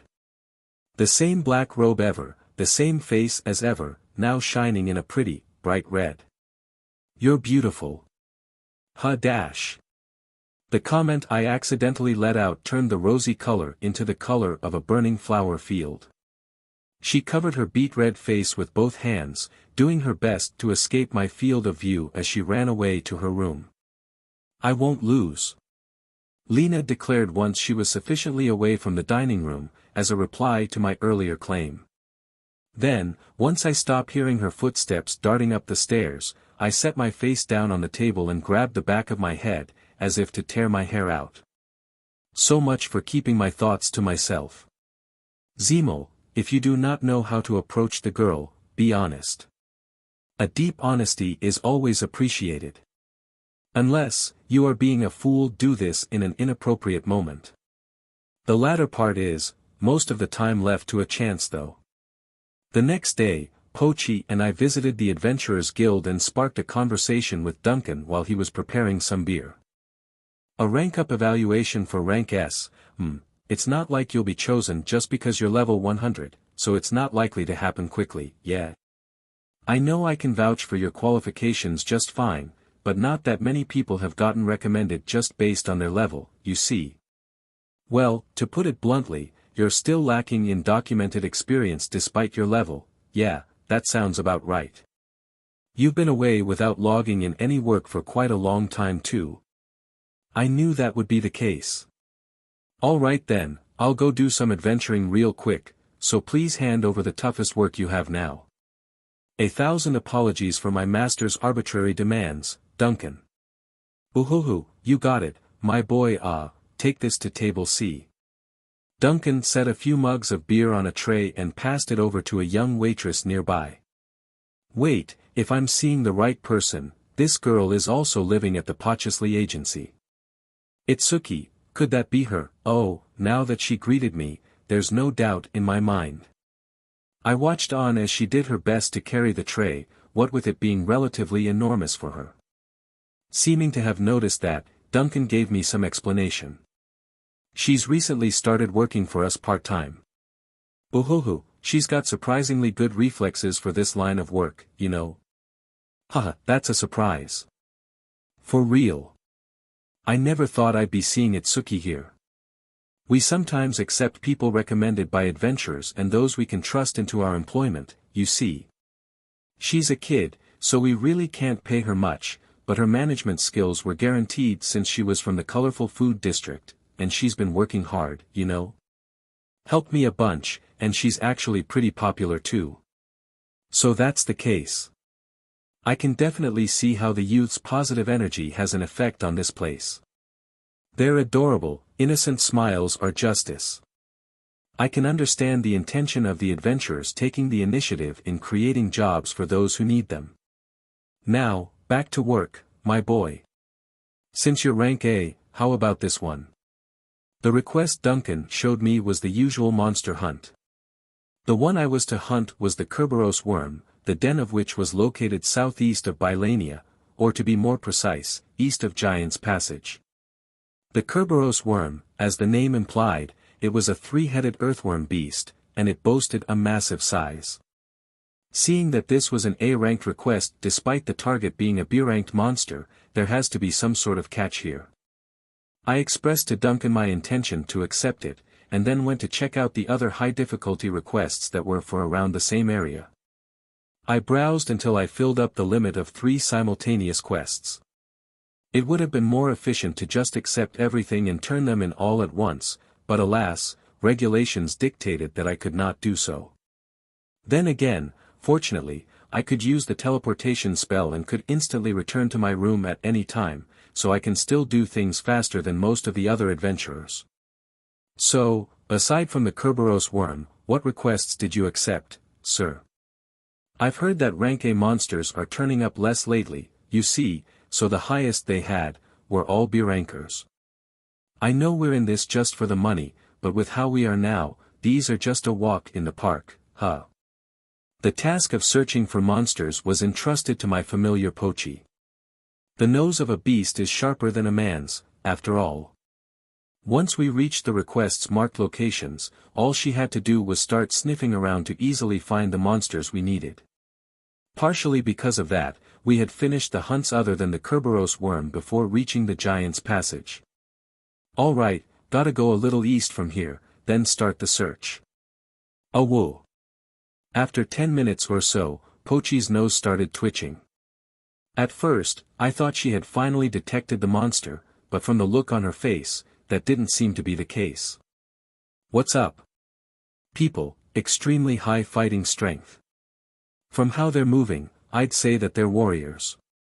Alright, let's be careful as we approach them. Wouldn't want them to slip by if they're bandits. Rise, all up, count 2 and remote control. After applying body augmentation effects with magic, I relied on Pochi's nose and ears to move forward. And then, when Pochi's nose twitched again, she instantly gigantified, informing me of the potential danger before even speaking a single word.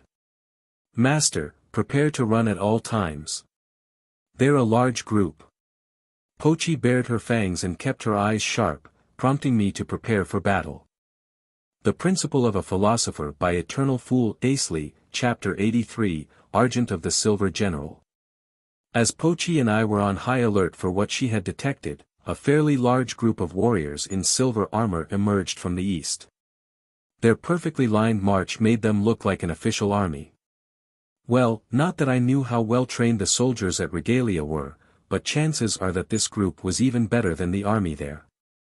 From what I could see now, the majority seemed to be on the relatively low level of B-ranked adventurers, but a good chunk possessed A-ranked abilities or higher. One among them, the old man astride a white horse in the very back row, was definitely stronger than the members of the Duodcad conference I knew. The group's numbers were, about 50, I guess. They halted their march immediately upon detecting us, their synchronous timing so impeccable as if they had arranged it beforehand. Identify yourself. The warrior lady in the lead opened with a demand for information. Pochi and I briefly glanced at each other, making sure that we were on the same page that, judging from her statement, the other party was not immediately hostile. I'm an adventurer from Bylania. We're here to hunt a Kerberos worm, which has been reported to dwell in this area.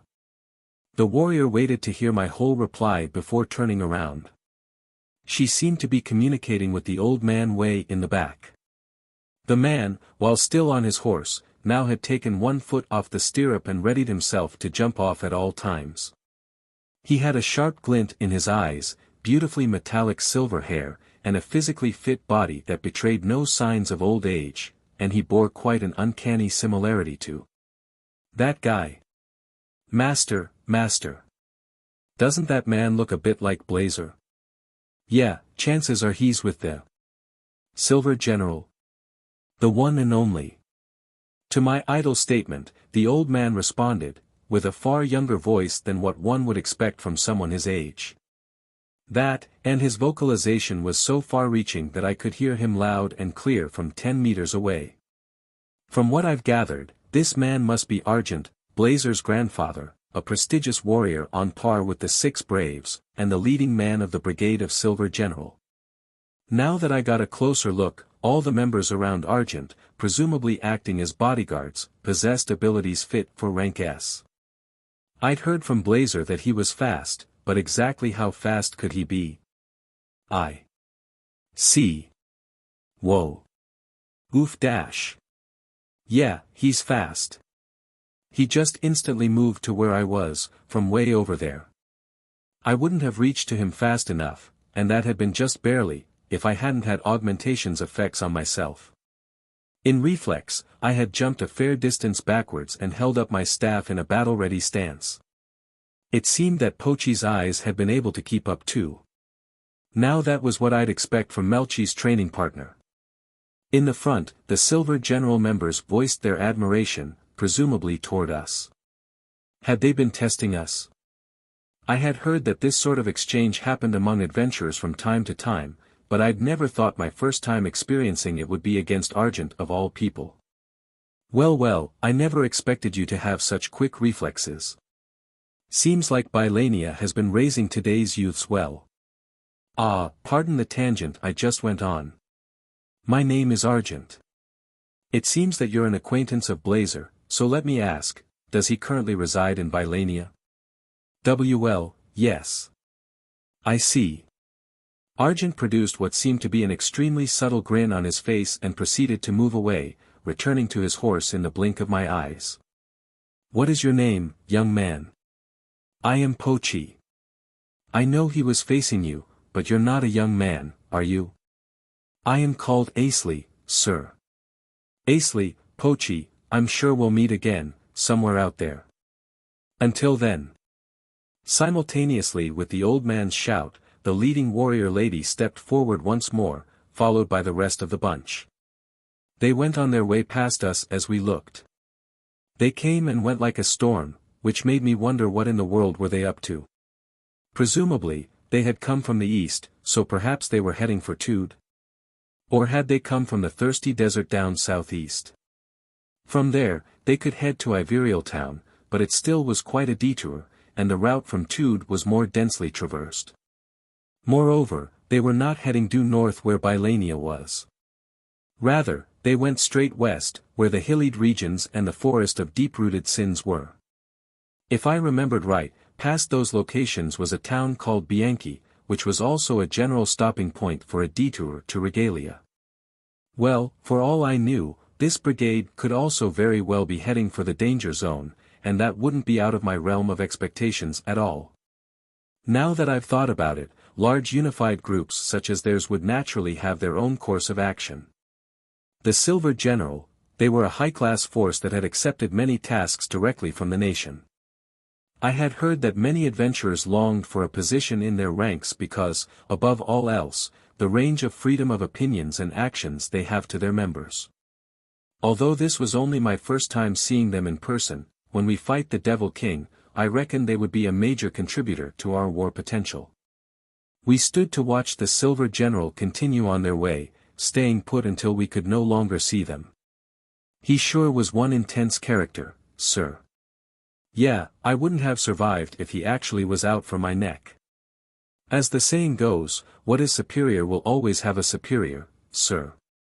If I don't cross the wall erected by God himself, I'll never reach the level of the Devil King, is that it? Thanks to our encounter with Argent and the Silver General, the sight of the Kerberos worm paled in comparison. We hunted it down without incident, and then used the teleportation spell to immediately return to my room. It was still around noon, so I headed back to the Adventurers Guild to turn in my reports and accept more jobs. I ended up taking 3 B-ranked quests, and then went back to my room once again. Having trained under Tus, B-ranked requests were a piece of cake for us.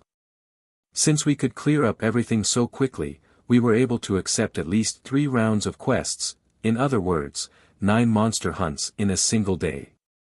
We kept up that pace every day since then, and while A-ranked quests turned up occasionally, we were practically clearing jobs way below our level for most of the time. Adventurers Guild, 21st day of the 3rd month, 94th year of the War Demon calendar. Hey there, tough boy, I've got a gift you ya. Duncan passed me an envelope. Pochi and I turned to look at each other, guessing in our heads what its contents could be, our face quivering from the anticipation. It's finally time. Master. Oh, yeah.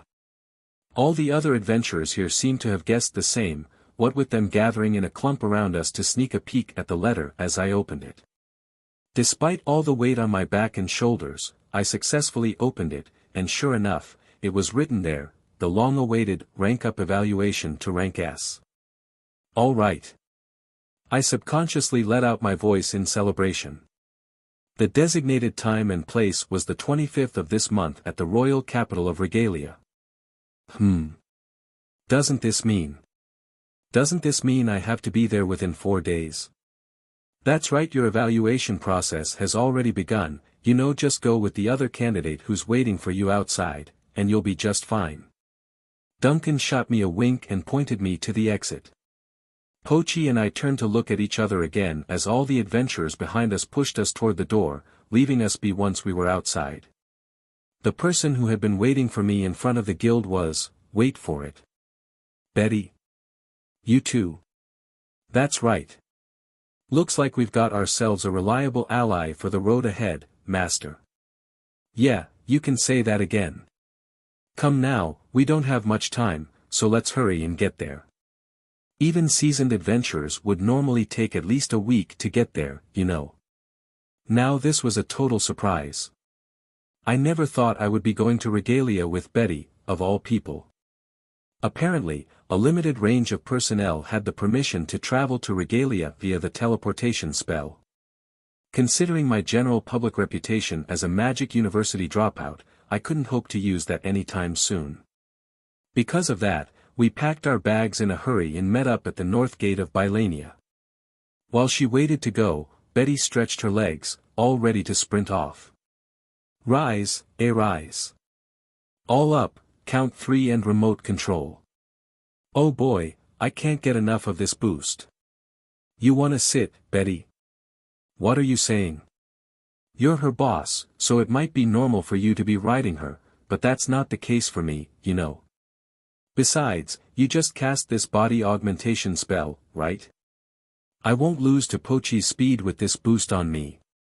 Betty shot me a wink, with a totally different implication from Duncan's, stretched one last time and looked into the distance toward the north. I hopped on Pochi's back once she gigantified.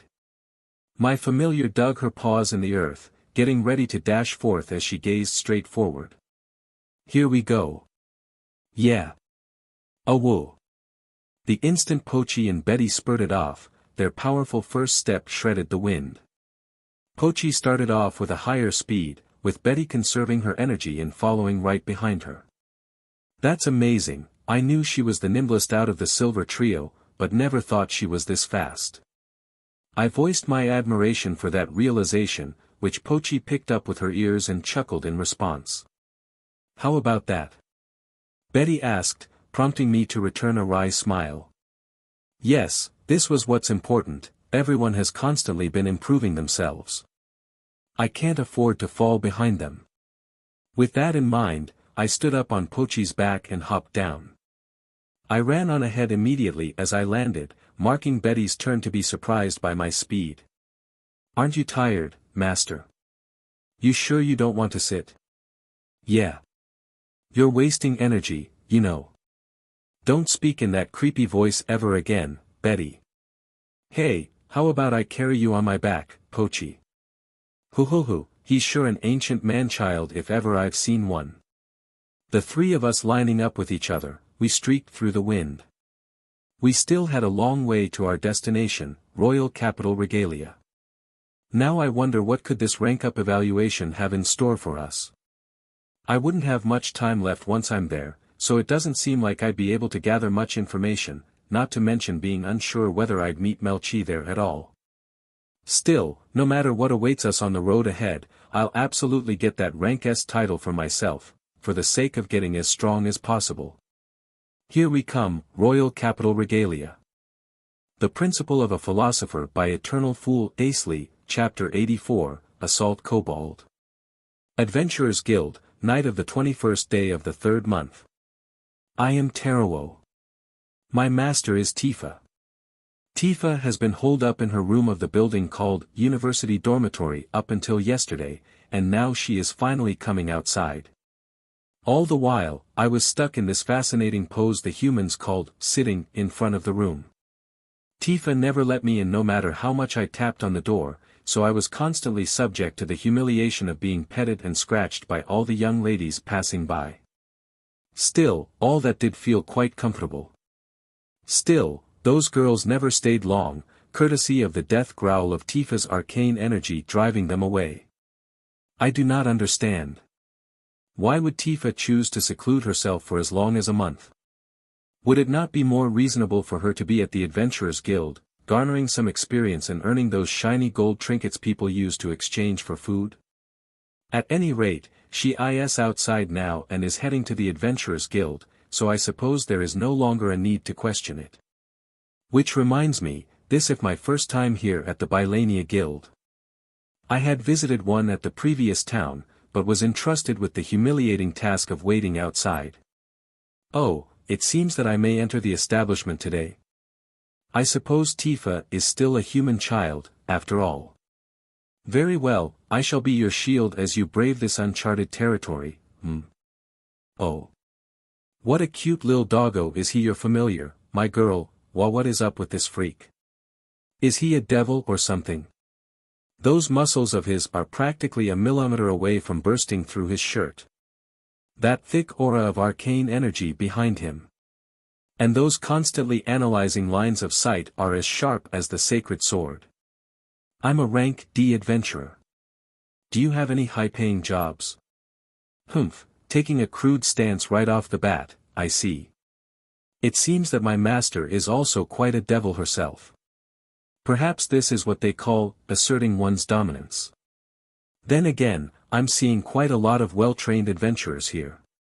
Part of it is due to the city's large size and its dense population, of course. At any rate, I feel that this particular place has a somewhat different feel from the other towns I have been to. How about this? Assault Kobold, C-ranked monster. It's still a full hunt but the target is injured, so the difficulty rank's been bumped down to D. From what I'm seeing, I'd say you'll do just fine. I see. Then I'll take that dash. Excuse me, I would like to accept this Assault Kobold hunt dash. Tifa and I turned around and was met with the sight of a rarely seen black-haired girl. Judging from her stance and wardrobe, she must be a warrior. For a human, she sure has a pleasant fragrance about her. Oh, Haruhana. Sorry, but I just handed it to this girl, you see. Is that so? I will be searching for a different quest, then. That is so. You'd best step aside, young lady. My master has accepted this request before anyone else, and that is final. It would not do us good for you to interfere with our activities. No, wait, how about you go with us? Come again. I also want to see how strong the other adventurers here are, you see. So how about we form a party and split the reward? Heh. Look what you did, Tifa. Now this young lady is confused as well. The devil man glanced briefly at us just now, too. Are you sure it's normal for a human to act how you just did? Well, Haruhana, if you're fine with that, then I sure can make it happen. This girl here's Tifa, by the way. Hope you all get along. And so we have bolstered our ranks for this quest, Haruhana, was she now? From what I've seen of her so far, especially her strut, I would say she's not bad at all. Yes, I'm Tifa. And this is, well, anyway, nice to meet you. She just eliminated my chance at introducing myself. Excuse me. Damn it, Tifa. How could you? I'll never live this down. I'll never live this down, you hear me? I am Haruhana. Nice to meet you, too. Nah, what an elegant human woman she is. Oh, I swear, I will have her display such mannerisms toward me one of these days. Hey, Terawo. Stop it. Here comes her glare, sharp like a spear of ice. Whether by coincidence or by fate, my slap on her leg for foregoing my introduction ended up leaving a scratch. Gah, now she's bleeding out of it. I supposed I must do that, zenith disgrace be damned. Slurp, slurp, gay. That bloody hurt. She just poked my forehead so heavily, as if to express how hurt she was herself. That was a bit too much, Tifa. I wouldn't have done that if your licking was actually good for healing. Your tongue is dirty, so keep it away from me. Well, excuse me, princess. What, did you believe my tongue is toxic or something? Heh, at any rate, I have gained myself a valuable piece of information. I shall use it to pester Tifa the very next chance I have.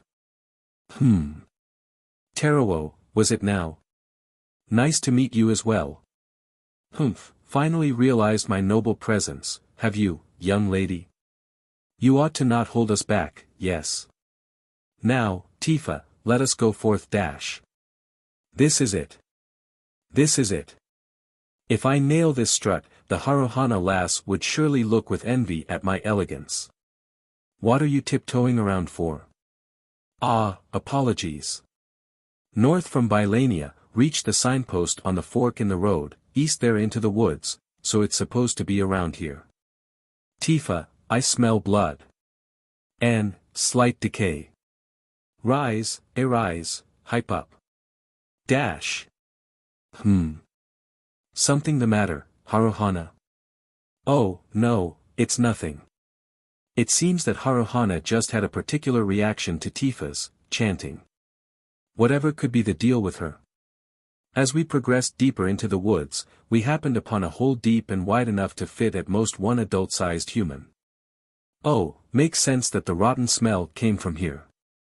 These are monsters' corpses, quite a few of them. Goblins and little ogres. Take a closer look, you two, the state of these bodies seem quite eccentric. Seriously, what is up with the ominous state these monsters' corpses? These particular monsters had their hearts located in the same spot where a human's heart would be, and the bodies all had that spot gouged out. This definitely was not the work of a beast. They might have been put through some unnatural movement. Oh ho, you've noticed as well, Tifa. The assault kobold doesn't seem to be here. That moment, a small, dark silhouette appeared behind Haruhana. It was a kobold, dagger in hand, swiftly closing in for a stab. However, Haruhana reacted in time, unsheathing the katana on her waist and blocking the attack. The vicinity rang with the shrill of steel against steel. Reddish-brown skin of peculiar texture and blazing red eyes, just as the quest sheet reported, that is the assault kobold. But something isn't right. What is up with that black vapor it's emitting from its body? Met with such bizarre circumstances, Tifa immediately began drawing a spell circle. Dash. Is an assault kobold supposed to be this strong? Haruhana is being pushed back. No, that's impossible. How is it that this C-ranked monster possesses the strength to overpower one such as her? Arise, power down and remote control. The assault kobold is promptly wrapped in a red veil of light.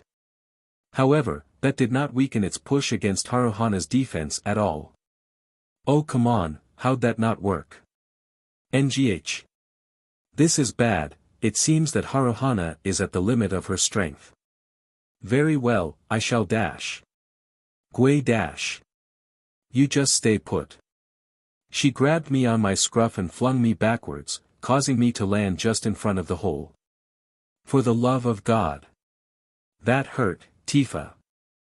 I turned to Tifa, intending to shoot a glare at her, but what I ended up seeing caused a chill to run down my spine. My master, Tifa, is bleeding from her arm. She's staggering slightly from the pain, and to her side is another assault kobold. This one is missing its left arm. Oh, I see. This one is the one that was reported as injured. I would have been in for a world of hurt if Tifa didn't toss me out of there. However, she is the master. In doing that, she completely missed the point of our relationship. Curses! Is there nothing I can do? As the injured assault kobold limped toward her, Tifa drew out a knife from one of her check pockets. Don't be crazy, girl. A mage can't possibly win against an assault kobold at close-quarters combat. Haruhana's knees are starting to give out under the other assault kobold's persistent push. She can't afford to retreat either. What should we do now? Arise. Quadra boundary. Tifa unleashed a spell in an instant, or was it? I don't recognize a circle of that design. The unfamiliar circle shot out 4 stake-shaped masses of light toward Haruhana's opponent, forming a square perimeter around it and restricting its movement. GAH. Free from the assault kobold, Haruhana jumped backwards and landed in front of Tifa, then turning to confront the wounded assault kobold instead. Ha, thank you very much. Rise, arise, middle cure. You're welcome, what the dash. Beyond Tifa's line of sight was the assault kobold that should have been confined, but now it is slowly moving forward, resisting the quadra boundary's electrifying light. Oh, come on. In the end, the boundary shattered in a yellow burst of sound. The assault kobold stepped forward as if wading its way through the residual light. NGH, if only my original powers would return. The Principle of a Philosopher by Eternal Fool Asley, Chapter 85, A Disaster. As the assault kobolds drew near, Tifa and Haruhana took one step back, then another, and then another. Tifa tried to start drawing a spell circle, but the disruption from the wounded assault kobold forbid her from going through with it. If she were to move recklessly, it would surely not end well for Haruhana as well.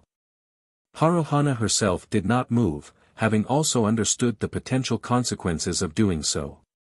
Suddenly, behind them both, Terawo howled. He made it as loud as he possibly could, so as to draw the enemy's attention. This was the timing one could not afford to let pass. Haruhana dashed toward the wounded assault kobold, prioritizing its elimination. Tifa stayed behind and began to draw a circle for thunder, the fastest striking spell in her arsenal. By the time the one-armed kobold had its attention back to its main opponent, Haruhana was already in the air, performing a somersault before landing behind it. Tifa unleashed her thunder, sending it coursing through the earth toward the injured assault kobold.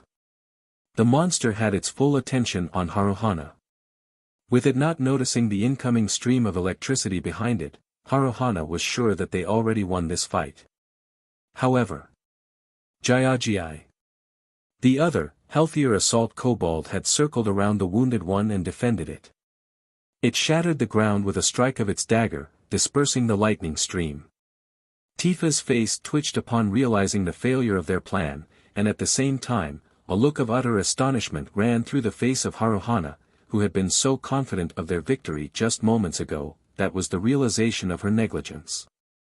Haruhana had been aiming to deal the decisive strike when the wounded kobold was stunned by the thunder. That was the very reason she had ultimately mistimed her attack, which in this case was equivalent to mistiming her defense. For Haruhana, that had been a miscalculation, while her opponent, on the other hand, had things go exactly how it had planned. The monster successfully deflected her blow. Haruhana, without any hope for evasion whatsoever, could now only close her eyes and await her death. However, for some unknown reason, the dagger had disappeared from the assault kobold's remaining arm. Or rather, what had disappeared was its whole arm. Haruhana was bewildered by such an abnormal turn of events, but then almost instantly realized what she ought to prioritize.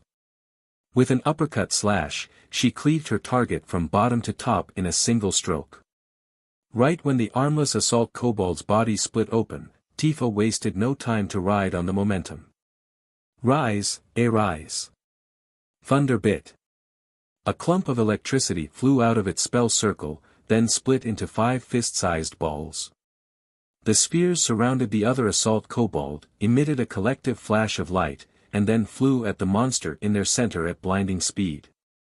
Jijijijijai dash.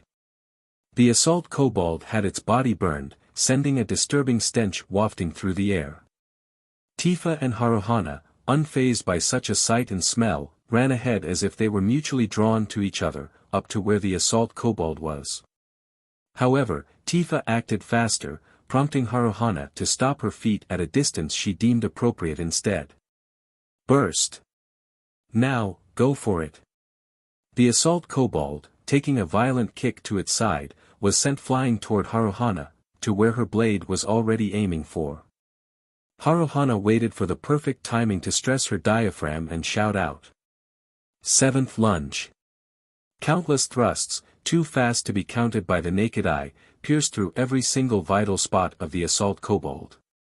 The battle was over, or so Haruhana thought, but she shook her head upon thinking of her overconfidence from earlier. She leapt away from her position to where Tifa was. They stood back to back, observing their surroundings for any lingering bloodthirst. Teruo approached Tifa. Upon seeing the monster's corpse up close, particularly how it had been stabbed full of holes like a beehive, he cringed back from the sight. Tifa, having understood the intent behind Haruhana's course of action, proceeded to draw a spell circle, this one specifically for a timely analysis on the situation. Rise, rise, rise. Bit and flash eye. As 5 black spheres emerged from the spell circle, Tifa added the flash eye spell on top of them. The orbs promptly took in the spell as if sucking it in. Rise, rise. Remote control. Then she invoked 4 instances of remote control, sending each of them flying in different directions around her. What Tifa had created on the fly was an automatic enemy searching system, with the bit scanning the vicinity and transmitting the information straight through to her brain. Due to the sheer quantity of information to process in such a short period, Tifa felt a slight ache run through her head. Tifa had an anguished look on her face as she held her head with her free hand. Haruhana glanced at Tifa out of concern, but upon the latter's insistence that she was fine, the former returned her gaze to her observation. Even now, Teruo was still shaking. Phew, looks like everything's all right now. You think so? Yeah, I'll give that 60 points. In the brief moment they slackened their vigilance, the two was met with a deep voice in their ears. The 3 could not help but turn to where they assumed the voice had come from. However, they soon realized that the voice itself was a diversion. Although the voice had definitely originated in the direction they were looking, the owner of the said voice was nowhere to be found. No, not there. Over here. The 3 turned around once again. The one who now stood in front of Tifa and Haruhana was Bruce, one of the Silver. Sir Bruce. Tifa judged from the surprised yet lax tone of Haruhana's exclamation that this new arrival was not an enemy. Still, she showed no signs of relief. She was taken aback by Bruce's physical capabilities, and in turn, was reminded of her own foolishness. The combination of such feelings agitated her greatly. Hey there, lil miss. Save the brooding for when you get back to town. There must be something else you ought to do now. Tifa came to her senses upon receiving that reminder. She, along with Haruhana and Teruo, kept her guard up, even though Bruce was already right in front of them. Good. I mean, too little too late for that, but still. Bruce said and nodded once, then turned away from the 3. Blazer and Natsu were standing by where he looked at. Sir Blazer. Natsu. Why are you all here? We're following Natsu around, that's all. And sorry, We didn't mean to butt in, but it looked dangerous back there dash. Bruce threw that rock real hard, you know. It was super awesome. With that, Tifa, Haruhana, and Tarawo finally realized what had happened. It was by Bruce's interference that the injured assault kobold had lost its remaining arm at the end. Blazer, dude. I thought you promised not to tell anyone. I sure did. But the one who spilt it was Natsu, you know. Gah, damn it. I should have told Natsu to zip it as well. Ahahaha. You three were super cool though. In reaction to Natsu's innocent laughter, Haruhana and Tifa turned to look at each other, while Tarawo groaned up his nose. The former two ended up cracking a smile, and so did Bruce and Blazer in succession. But the latter two were only smiling on the surface, for their eyes suggested a completely different tone. Both of them realized what the other was implying, and so they went to observe the healthier assault kobold's remains. Never thought a C-ranked assault kobold would be that strong, must have been close to an A-ranker's power there. Weird stuff just keeps happening lately, man. What's going on? How about I have Lina contact Asley about it later? Might be related to that weird Magecraft thing he explained to us a while back. Sure thing. I'll leave the rest of the stuff to you, then. Bruce nodded in response to Blazer's eye contact, and then moved on to pick Natsu up. Natsu seemed to be used to doing this, as apparent from her holding on to his neck with one arm then waving everyone else goodbye with the other. Bye-bye. See you later. The girl's cheerful voice echoed, in the distance, thanks to the sheer walking speed of Blazer's group. As Tifa and Tarawo were agape in shock at how fast everyone else was, Bruce called out to them once more. You're done with the quest already, right? Come on, let's get back to town. High-ranked monsters appear at night around here, so it's best that we all hurry. Haruhana nodded in response to that advice, sheathed her katana, then turned to Tifa and saw that she was casting her eyes down in shame. She proceeded to give her a pat on her shoulders, whispering, "Don't worry about it. All of us still have a long way to go." Tifa kept her eyes down to look at Tarawo, who has now rejoined her side and was looking up at her. She struggled to keep her lips sealed as she finally raised her face. Yeah, I know. In an attempt to hide her embarrassment, she pulled her hood up before starting after Bruce and the others. Haruhana, having observed the act from behind, turned to Tarawo, who was now dumbstruck by Tifa's positive change of attitude. Haruhana whispered to him, "Such a good master, isn't she?" "She's not." However, all the Chihuahua familiar had for his reply were two words suggesting the contrary. Well, Haruhana muttered in mild surprise, before chuckling at the sight of the dog's wagging tail. The Principle of a Philosopher by Eternal Fool Asley, Chapter 86, Irene the Invincible Sprout. Noon of an unmarked day during the 4th month, 94th year of the War Demon calendar. Amid the incessant sunlight, the skin-piercing wind, and the ceaseless, violent sweeps of sand, was one girl, body bent as she kept herself standing with her hands rested on her knees. She raised one hand to wipe the stream of sweat down her chin, without taking her eyes off the man who stood in front of her. The man was naturally gigantic, with his bulging muscles further adding to his perceived size. It was as if he was an indestructible mountain. The girl was short of breath, and even though the ground at her feet was now dry, traces of splattered blood lingered all around her. Under normal circumstances, she would be standing proudly with her arms folded, but that was so not the case on this occasion.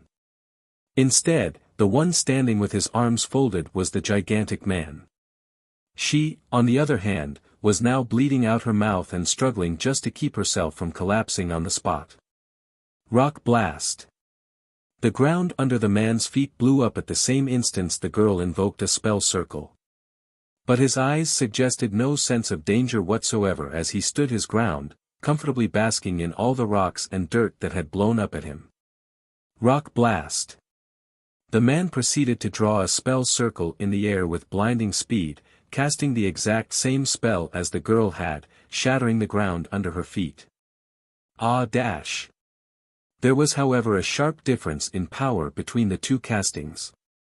Left with no means of evasion, the girl took a direct hit of the powerful spell, and was knocked high up in the air, then crashed onto the boulder behind her. By the time she was back on the ground, her body was already in no state to continue fighting. Seeing that the girl was completely immobile, the man heaved a deep sigh and scratched his head. He slowly walked up to the girl, then speedily invoked 2 spells to heal her. He proceeded to pick the unconscious girl up by the collar of her shirt, and then threw her through the entrance of a nearby cave. If one were to take a closer look, they would realize that it was man-made. A simple table and some furniture had been set up inside, albeit ones that did not match the man's size whatsoever. The girl, crashing onto the table, coughed out a pained breath before immediately losing consciousness once again. TSK, course it's Asley again. The man clicked his tongue in annoyance and grumbled before looking up at the sky. It seemed that he was now in a conversation with the aforementioned Asley via a telepathic call. After a while, he clicked his tongue once again and then went inside the cave to call the girl, who was still lying motionless on the table. "Hey, you gonna stay a mook forever if you don't get up." She promptly twitched midway into the sentence, her eyes opening wide upon the trigger that was the word mook. Though her stamina was at rock bottom, her face suggested a strong willpower as she unsteadily rose up. Her feet possessed some lingering strength to allow her limp onwards. Technically, she was mustering the last of her strength, but one would rather think that she was compensating for physical force with emotional strength. "Gah! You seriously need to learn how to treat a lady, old man." "Shut up, old hag. For the Invincible sprout, you sure been losing lots, eh? I swear, the 6 Archmages standards gone down the drain these days. So much for the highly regarded Philosopher, now I understand exactly what Asley meant when he talked about you. That bastard, should have known he's the kind to talk behind my back. Gonna remember that for next time I see him." Irene and Tus, at odds, clashed with each other verbally. Irene, having taken time off from the Magic University, had come to this wasteland in the Far East in pursuit of knowledge and power. In the last third of the first month of the year, Tus had been taken by surprise by Irene's unprecedented arrival and welcomed her with the face of an earth-shattering degree of opposition. With Irene coming in spells blazing and approaching her training with such a self-important attitude, Tus had tried to deter her with the muscle training theater of love, but unlike Asley, she remained unfazed and continued to gain all the knowledge and power she could. Just the other day, they had moved on to training with live matches. Irene had been bringing out her entire arsenal into the fight, but the results so far were not so pretty. Damn you dash. Sharp wind asteriscos. A barrage of shredding wind blades. Parasitic control. Gah. Full spark rain. A curtain of incessant lightning strikes. Parasitic control. Dash. Holy world. A sacred smite that struck from all directions. Parasitic control. Ayaha. Double dragon. A blue shockwave in the intimidating form of a 2-headed dragon. Each produced the same result. Irene's tenacity has been pushing Tus to act out all of his unpleasant behaviors, with this occasion being him taking control of every spell that she has thrown at him, destroying their spell circles to eliminate their effects. The difference was that of an adult and a baby. Today's match was the first to bring such a dynamic to the forefront. Irene had long known that fact and had been taking great pains to shorten that gap as quickly as possible, challenging Tus every time she could. She considered every moment she could not do that, including the time for sleep, wasted. Although she was right to take a long time off, her days for leave were still numbered. She could use the teleportation spell to immediately return to her room, but it would take time for her to return here once again. That was because if she were to set up a spell circle around here, that troll of a philosopher would destroy it once she went through to the other side. That was all the more reason why time was valuable, to the point of not being enough, she might add. The resulting impatience, in turn, resulted in a short temper, and that, in turn, a loss of concentration. Anna, when you don't have enough time to prepare for an exam XD. She would keep her emotions from going astray by fighting Tus, but then that nut job would find ways to mess with her head. Even with such a vicious cycle going on, Irene never stopped giving it her all.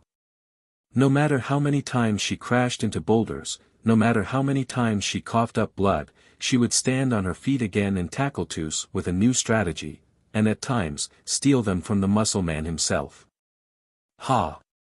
Venom fire. Parasitic control. Now.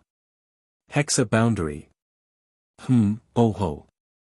Irene isolated Tus' control spell with her Magecraft, enabling her spell to reach his body for the first time this round.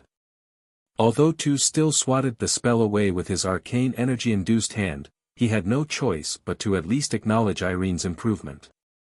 She has indeed improved, slowly but surely, both in the nuances of her magic formulas, and the further strengthening of her indomitable spirit.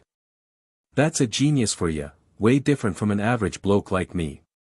Overtaking my efforts 5 steps at a time. The sprout, in her nickname, it means she growing, always is. She's got about a half-month left, now I'm finally starting to have fun. Tus showed Irene the result of what had been going through thus far, and although reluctantly, struck her down once more. Although limited by time and human possibility, Irene had managed to consistently elevate her power despite her age. Irene has been thoroughly abusing the arcane energy in her body in practically training full-time, although this time she still fell asleep from exhaustion, it was with an expression of accomplishment on her face. Humph. Tus licked the single drop of blood off his thumb. Although his gigantic form still towered over Irene's, Tus used the giving magic spell on her, as if to show acknowledgement toward her efforts. That provided her with the arcane energy she had been in low supply of, assisting in her recovery. Bah, good thing Asley isn't here, or he's sure as hell gonna laugh at me. Anyway, this Irene sure has a knack for fightin', most people wouldn't think up the strategies she used. That last combo was something too. Looks like people these days classify themselves as either warriors or mages, so she's gotta have the most mage-like fighting style ever. This had nothing to do with the difference in their abilities. Tus had his own way of fighting, just as Irene had hers. In coming to terms with that, Tus managed to improve himself through this undertaking as well. Today, Tus scored a new record of 100,000 consecutive squats. Anna, and here I was happy when I only did 20 squats. Zem, please stop comparing our translator team to Tus, nothing good will ever happen out of it. The next morning, Irene abruptly announced the end of her training, for the time being, and returned to Baladd. Once she was back at her family manor via the teleportation spell circle in her room, she informed Trace of her return via a telepathic call. And then, as if released from all burdens, both physically and mentally, she crashed onto her bed and slept like a log. Sullivan, just in case you want to know, I can do 60 squats. XD legs. The Principle of a Philosopher by Eternal Fool Asley, Chapter 87, The Royal Capital, Regalia. 8 o'clock in the afternoon, 22nd day of the 3rd month, 94th year of the War Demon calendar. At this time, we have arrived at Radiata, halfway between Bylania and Royal Capital Regalia. The majority of the town was made up of old buildings, giving a strong feeling of a historic site. That reminds me, Czar had said that he had picked up Lala from around here. Once we got ourselves a roof to sleep under, Pochi was almost immediately sound asleep, turning herself into the Pochi pillow. At the same time, Betty opened the partition curtain between the 2 beds to check on us. Yes, unfortunately for us 3, there had been only a single room left in the whole town. Although we had camped out with Betty countless times before, it just didn't feel right sharing a room like this. So much that I'd entertained the thought of teaching Pochi the storeroom magic formula and sleeping in there instead. Asley my boy. Can't sleep 'cause I'm distractin', yeah, eh. Hell no. We gotta be up early tomorrow, so just tuck in already. Oh, wait, I've got a lot of stuff I want to talk about, but let me just get this one thing out of the way first dash. Hoo, I also have got something I need to say. So, what do you have in mind? Before saying anything else, I got up and sat cross-legged. Betty then folded the ceiling-bound curtain and sat on the edge of my bed. Have you heard anything about this from Bruce and Blazer? The process of the rank-up evaluation, I mean. That, sure I did. I was planning to talk about it sometime soon as well. So you've got something else you want to discuss now? Betty nodded and proceeded to explain. Each candidate will be put under the supervision of an examiner. Your testing method is decided by your examiner on the spot, so I don't really know the particulars, but, rather than evaluating your strengths, it's more like evaluating your weakest aspects. If it passes the benchmark value, you pass, and if it's lower, you fail, quite a standard deal. The examinee's weakest aspects. Aha, so that's why they gave us so little time to travel. Right, that's most likely to wear us down. This wouldn't even put a dent on our energy, of course, so there'll probably be more tests for us once we're in Regalia. I see, that does sound like an effective way to weed out underpowered candidates. The info might come in handy down the line, so thanks for telling me about it.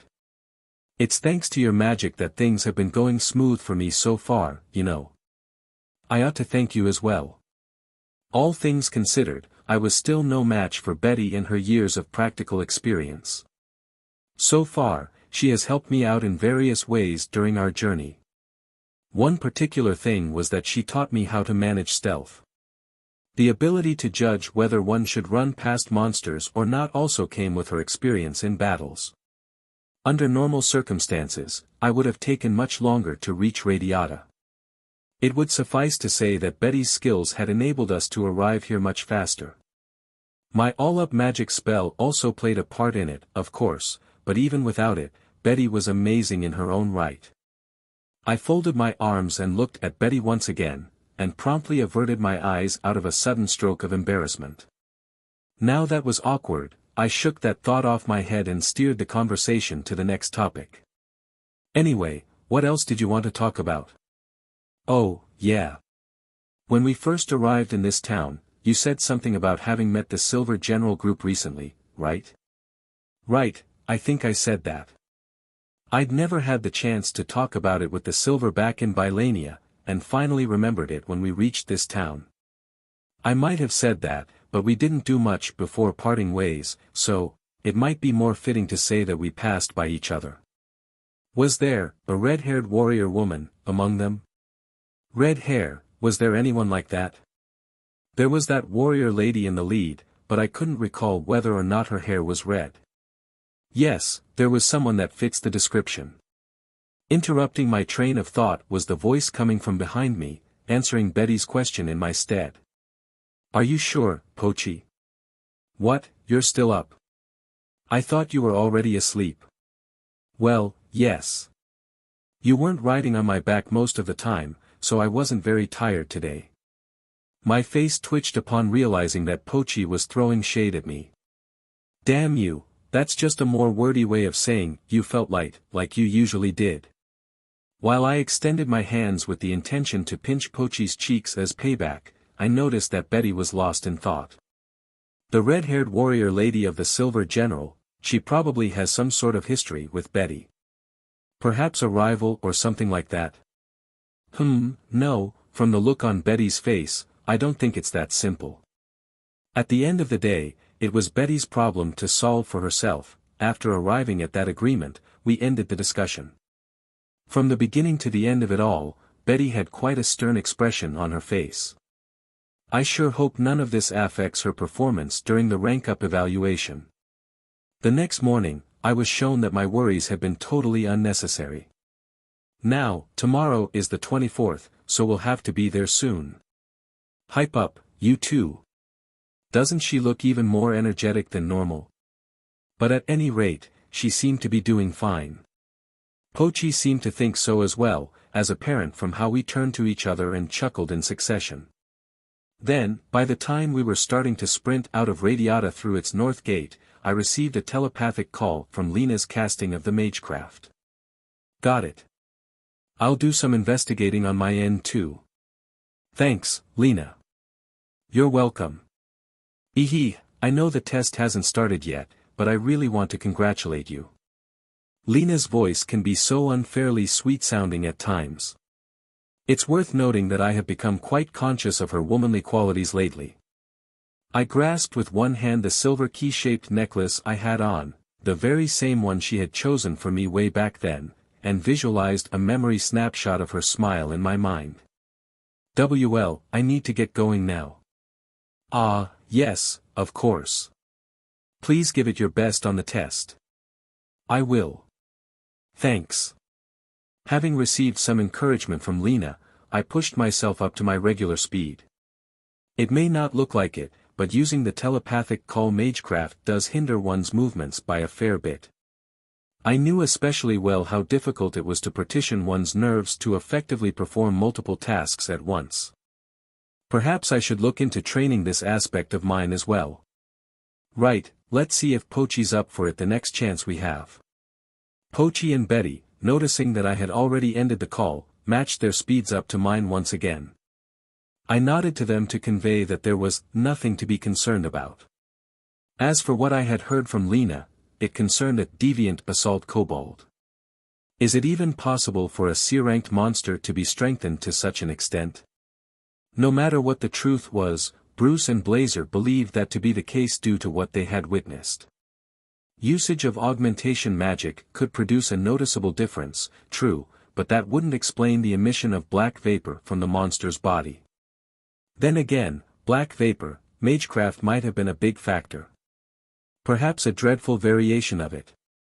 Could it be black Magecraft? Or rather than that, it could have been something more ritualistic. Once I got back home, I'll remember to perform a detailed investigation on it as well. We never slowed down for a single moment before royal capital Regalia was in view. Exactly like last time, the first things that caught my eye were the royal castle's imposing size and countless spires. War Demon Emperor Vaz must be living in the central tower. Now that reminds me, I wonder what Melchi is up to these days. Perhaps I should search around a bit, after I'm done with the rank-up evaluation. And so, after about half an hour of more running, around 6 o'clock in the afternoon, we finally arrived at the gate of Regalia. The place totally lived up to its status as the royal capital. All the districts I've seen here so far were even more crowded than Bylania's commercial district. The buildings were a contrasting mixture of ancient-looking ones and new heavily ornamented ones. Either type surprised me and Pochi with how beautiful they were. Oh, there's Gaston's magic tool specialist store here too. Even at a glance, I could see that it was getting quite a lot of visitors. However, the social disparity in the city was absurd. The place may look so gaudy on the surface, but in the backstreets and alleyways, I could easily catch sight of vagrants and other dangerous-looking folks. Amid all that, Betty is still her usual, helpful self. With us having to check in for the rank-up evaluation, we headed straight for the Adventurers Guild, with Betty providing me with all the necessary information while we were on the way. I've already said it, but I still want to say it again. This place definitely lives up to its status as the royal capital. The city is just so wide, makes me wonder, would I have gotten lost if I had come here alone? Going around this place might be even more troublesome than a labyrinth investigation. By 7 o'clock, we finally reached the Regalia Adventurers Guild. Although it was the same as guilds anywhere else, the branch here in Regalia was especially famous. At any rate, it was the first guild of the nation, and a sacred gathering spot of prestigious adventurers from all over the land, emphasis on it being a gathering point of strong personnel.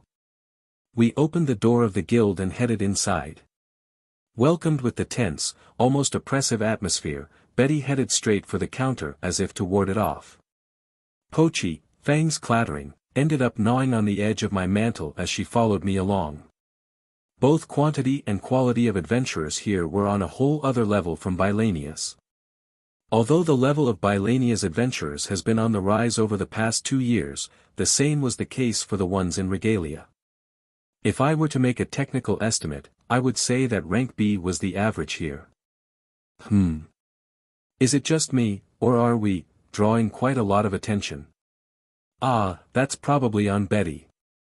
The silver used to always be on the move, so they've probably operated in Regalia for some time as well. The counter was managed by a blonde woman with an eye patch over one of her eyes. A former adventurer, perhaps. She's got a scar on her neck, so she might have retired early and came to work for the guild instead. I'm from Bylania, here for a rank-up evaluation. So am I. When Betty and I passed the notification letter we had received from Duncan to the receptionist, a commotion broke out among our surroundings. Wait, for real? Wasn't that Betty girl promoted to rank A just a few years ago? Which means, it's the rank S evaluation. Without a doubt, say, who's that boy standing next to her? Looks like he's here for the rank-up evaluation as well. Dude, he's still just a kid. No way he'll pass. Hey, I heard that, dude. Still, a kid, huh? Yeah, I'll admit that I'm lacking in practical experience, at least. Master. Ignore it, ignore it. I mustn't say anything unnecessary to Pochi during times like these. Last time something along this line happened, she had blown into my ears, so I made sure to shut them tightly this time. Did you hear that, sir? They said you're still young. I'll do my best to keep my looks young too. After receiving the information regarding the test's location from the receptionist lady, we headed out to get ourselves a roof to sleep under. The lady seemed quite impressed with us arriving a day earlier than the deadline. That night, we took it easy, so as to ease up for what was to come. The next morning, we got up early and had a filling breakfast. The rank-up evaluation would take place in the afternoon, so I killed time by sparring with Betty, so as to keep my body in shape. Then we had some lunch, nothing too heavy, and were perfectly prepared both physically and mentally for the test. When the time almost rolled around, each of us headed for our designated locations, but not before making an appointment to regroup afterwards. 3 o'clock in the afternoon, 25th day of the 3rd month, 94th year of the War Demon calendar. We headed for our location in Regalia's northeastern district, but... Wait, Pochi. Where the hell are we? Why are you asking me? I haven't been keeping track, sir. Yup, we've gotten lost. The Principle of a Philosopher by Eternal Fool Asley, Chapter 88, Barun, one of the 6 Braves. Hey, what should we do now? I'm sure as hell gonna be disqualified if I'm late. In times like this, you ought to remember the usefulness of my nose, sir. Oh, nice. Now, pass me that paper that says where we need to be. And so Pochi took a sniff before we ran full speed ahead. It was fortunate for me that, on the way, I realized one point while we still had time. The place that this sheet of paper had originated from was not the examination grounds, but rather the Adventurers' Guild. The Adventurers' Guild, indeed. How much time left? Just 20 minutes. Almost immediately as we entered the guild hall, I asked for the exact location in the northeastern district where my evaluation would be held. By then, we had already lost 15 minutes. Pochi and I, now outside, shuddered as we hurled insults at each other. Good God, that was the worst beginning ever. It shows how much of a fool you are, master. Shut up. If you were a familiar worth your salt, you would have gone to check up the spot beforehand. Well, technically I'm not a familiar anymore. Yeah, you only say that when it's convenient for you. I swear, you're the worst familiar ever. Ahahaha, says the guy who's trying to defeat the Devil King. Since you think you're hot stuff, how about we skip this test and go straight to the boss? Just hurry it up, you idiot. Well, you better do your part too. Rise, rise. All up, count 2 and remote control. Humph. Right in front of the Adventurers' Guild, I had Pochi gigantify herself, and then jumped on her back. The instant I was in place, Pochi leapt onto the building's roof, then hopped across to another, and then another. Most people were not particularly distracted by the scene.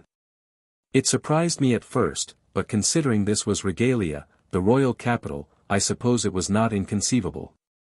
Perhaps I ought to think of some excuse in case we get arrested for breaking whatever traffic laws here. Like I was kidnapped by Pochi or something. You're thinking out loud, you foolish master. That's not a good attitude to have. At all. Hey, I was just kidding. I'll tell them that you've been controlling me. Yeah, that'd probably get us both arrested. Pochi must have imagined me getting hauled away by the town security, as was apparent from her giggling and grinning. I poked her head, and in retaliation, she slapped my back with her tail. Her tail's as fluffy as ever.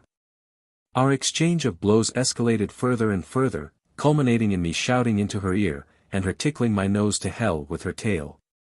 By that time, we were in the northeastern district and facing our presumed destination, an ancient-looking cathedral. Woohoo! Whoa! There's our place, Pochi. What? My ears are still ringing, so I didn't hear that. Say it again. That cathedral, damn it. 3 minutes left. We made it. By the time Pochi jumped down from the last roof and landed in front of the cathedral, we had 2 minutes left on the clock. Man, that really was dangerous. Anyways, the cathedral doesn't look like it's seen any traffic recently.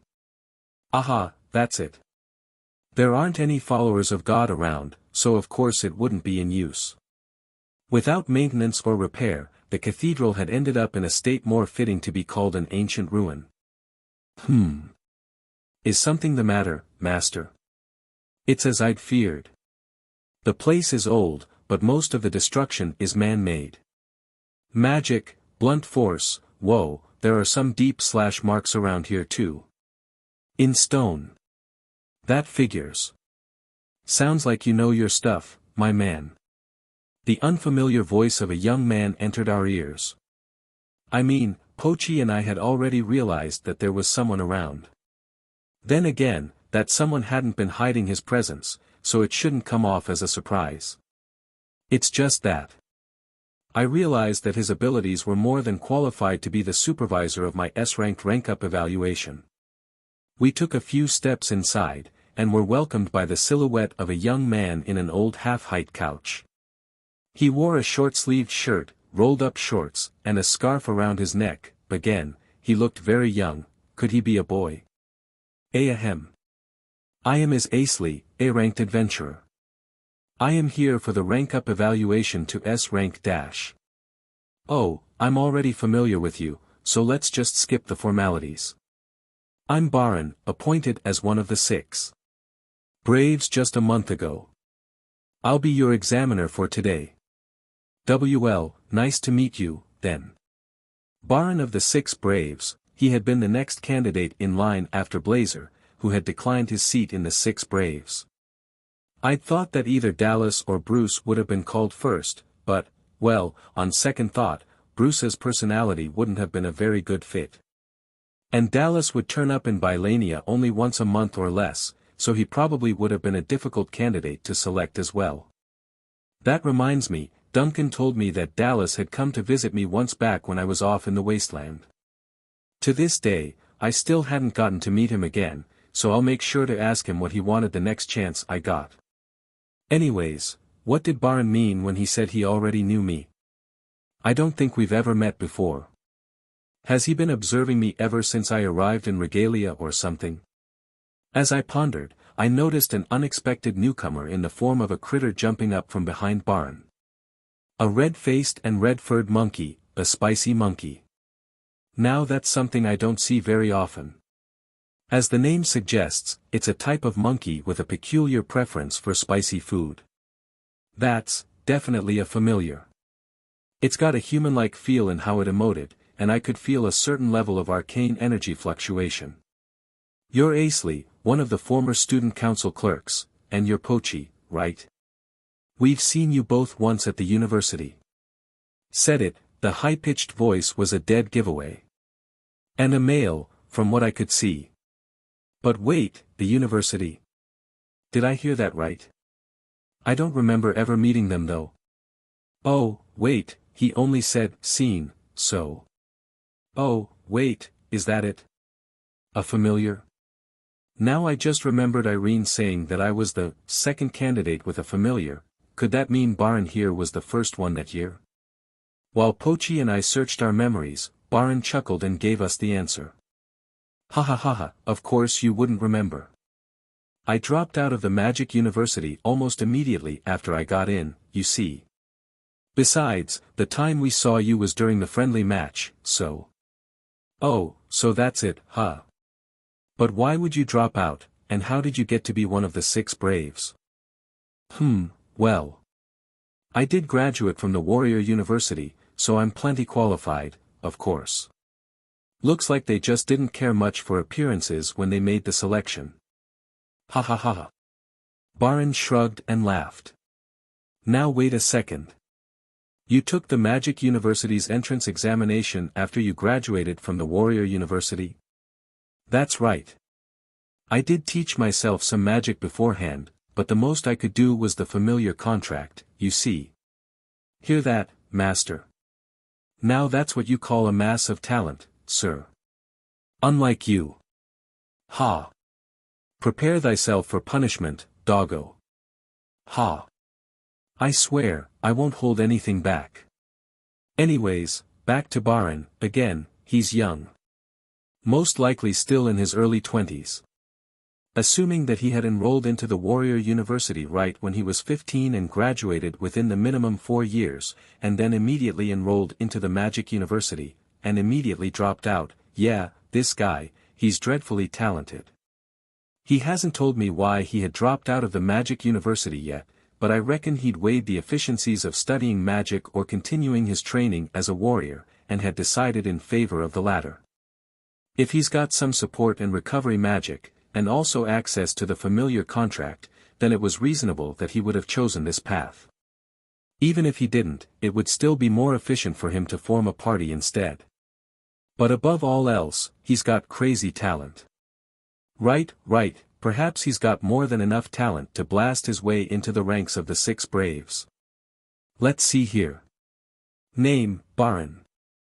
Titles, Warrior University graduate, Mage, Battle Mage, Rank S, 6 Braves, Dragon Slayer, New Generations Brave, The Scale Tipper.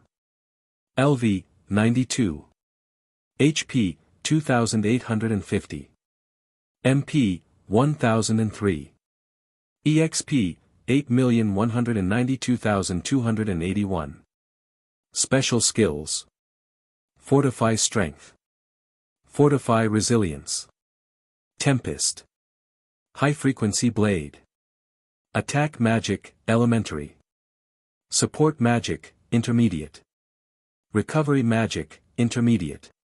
He's pretty good. Perhaps he'd been chosen based on his potential for future improvement rather than his current level. That, or the extent of his strength that was not tied to his numbers.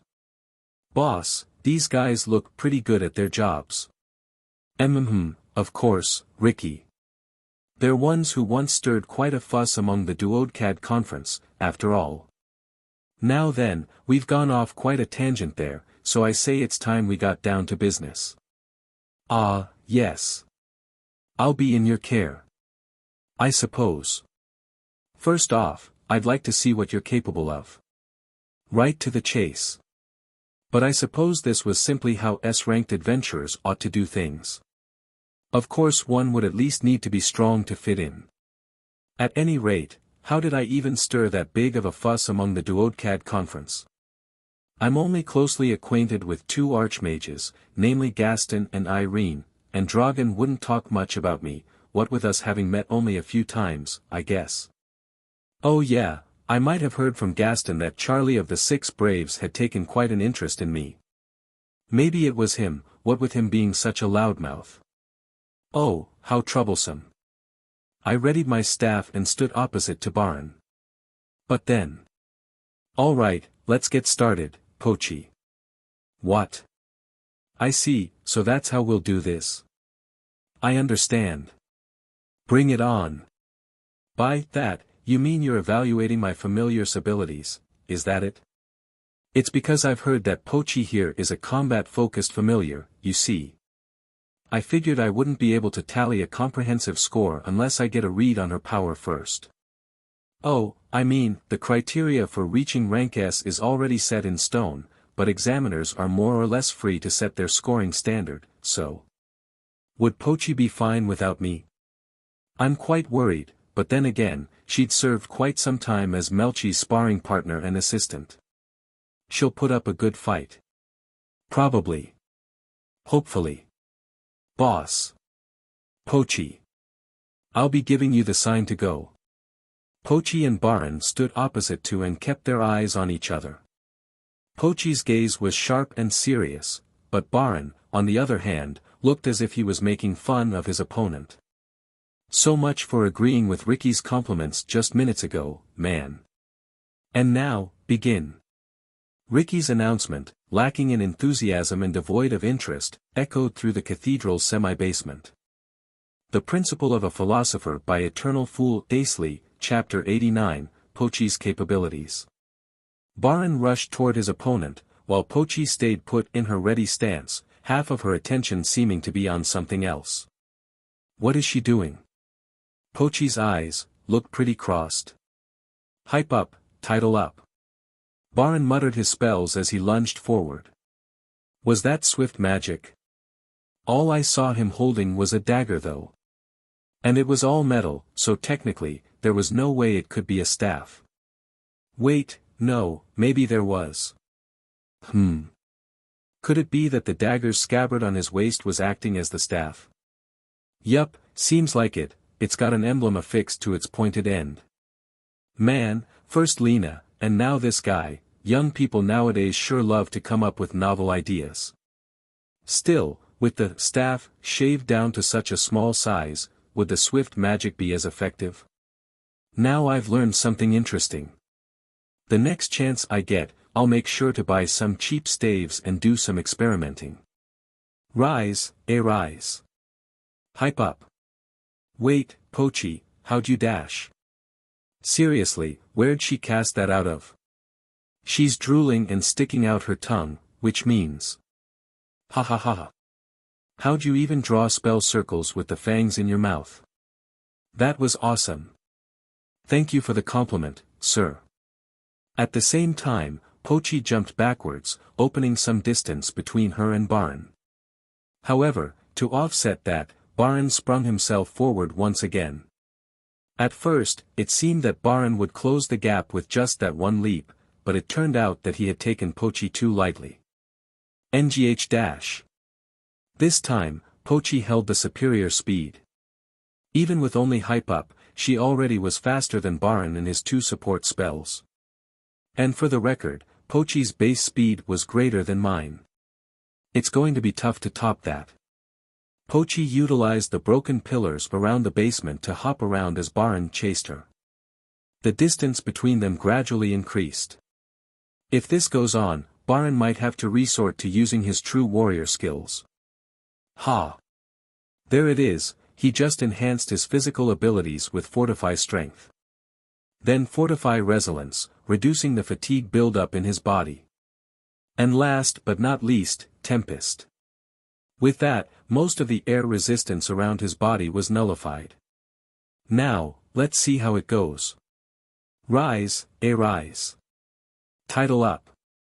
Heh, of course Pochi would use her fangs for another circle, quite quickly, no less. She'd have to deal with her crossed eyes while drawing, but still, that was effective. The two combatants leapt, the distance between them neither closing nor opening. It seemed that, with those fortifications on both sides, they have more or less achieved equal speed. TCH dash. Da. Humph. Ha. Ha.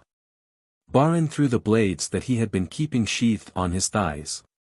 Pochi swung her tail at the ground as she almost landed, quickly springing herself upwards once more. Looks like she didn't have much trouble dodging the attacks.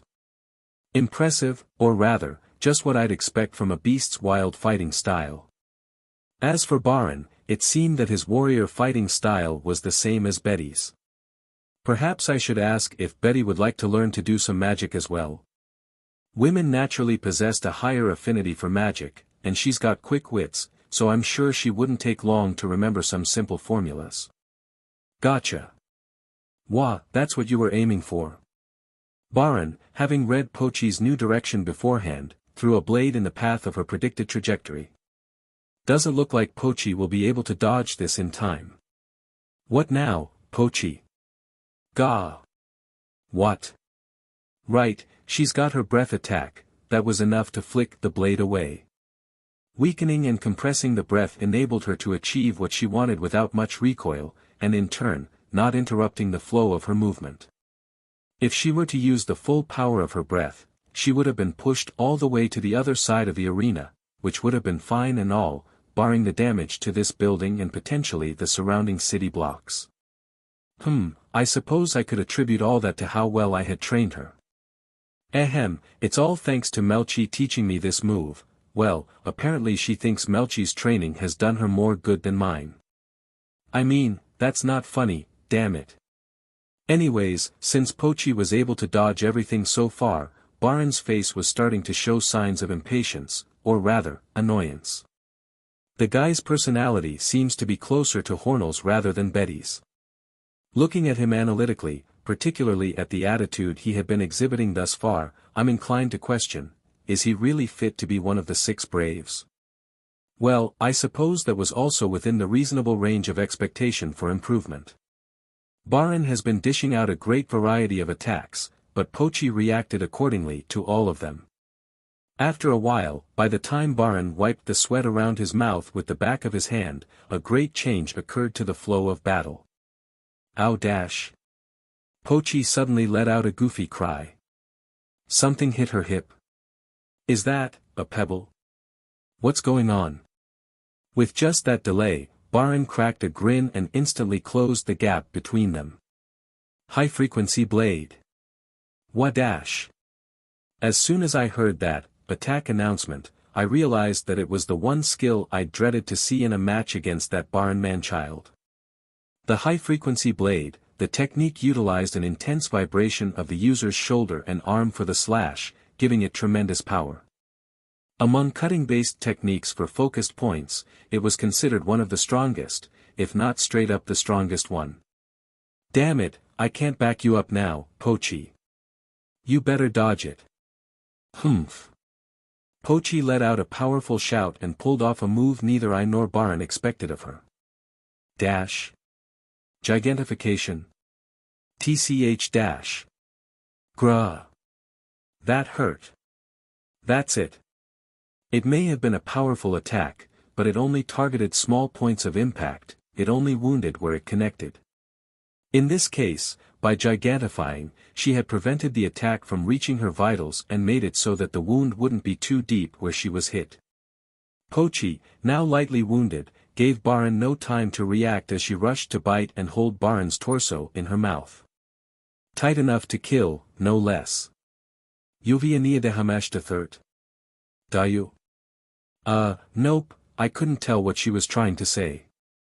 Barun was now rendered immobile in a position that could spell his death at any moment. His arms were held from the elbow down, leaving only his legs free for use as far as attacks were concerned. However, if he were to try doing so, Pochi's fangs would surely dig deep into his flesh.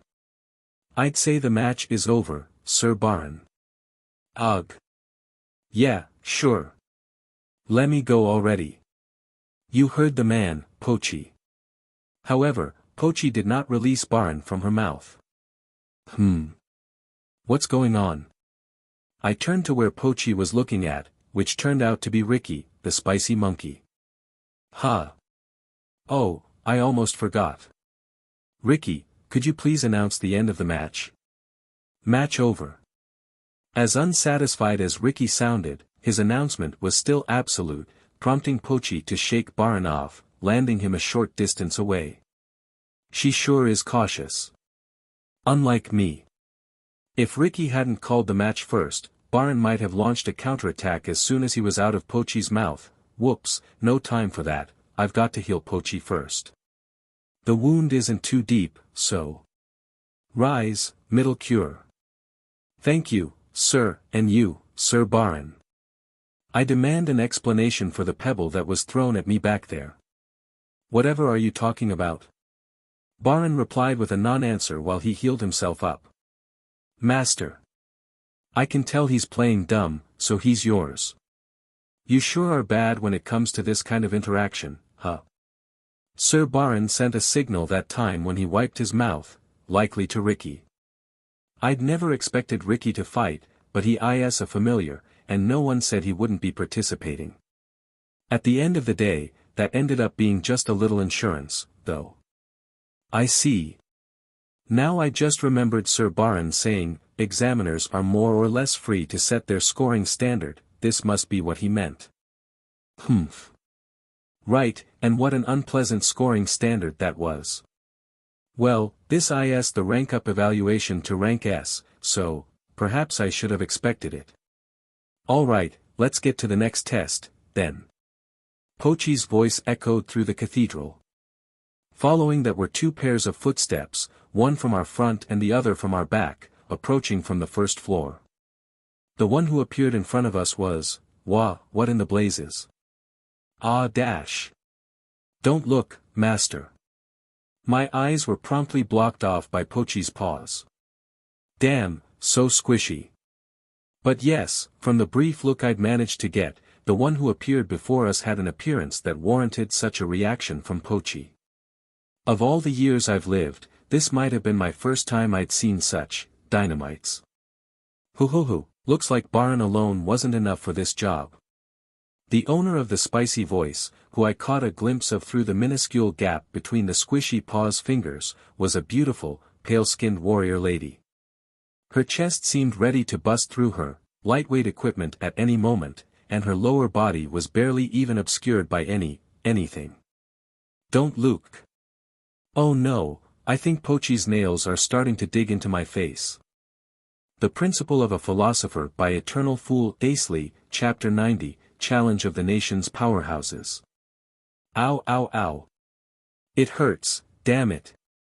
Did you see anything? You expect me to keep talking to that lady without even seeing where she is? Oh, my. So you did look. Of course, you would. You leave me no choice, master. For the next test, I'll be in charge of closing your eyes at the right moment. You think saying that makes you sound cool or something? Besides, that lady's been waiting to talk for a while now, so learn to be considerate, damn it. I pointed at the lady in question while directing an enraged glare at Pochi, prompting her to turn to where I pointed while keeping her paws over my eyes. Looks like she's not so used to talking face to face with someone that revealing despite being a female herself. Ahahaha. What's up with these two? They're hilarious. Miss Catherine, and Sir Jacob. Why are you two here? I'm the only one assigned to judge Asley's abilities. Right, I almost forgot that I'd heard another person approaching us from behind. Now that I was reminded of that, I turned around, and saw a facetious, happy-go-lucky looking man. He wore a turban around his head. It wasn't particularly tattered, but still gave off a feeling of having been in use for a long time. Oh, I see. Catherine and Jacob, both those names were registered as members of the Six Braves. At this moment, 3 of the nation's powerhouses were in this dilapidated cathedral. As for me, I suppose I could now consider myself having become acquainted with 7 of the Duodecad Conference. I hadn't had many opportunities to talk with the 6 Braves, but I reckon that will be increasing soon enough, so perhaps I ought to get used to it. You're not fit for evaluating Asley's capabilities. That's what we're here for, in your stead. Jacob said to Barun as if to belittle him. Barun hesitated to talk back, prompting Catherine to instead push him further down.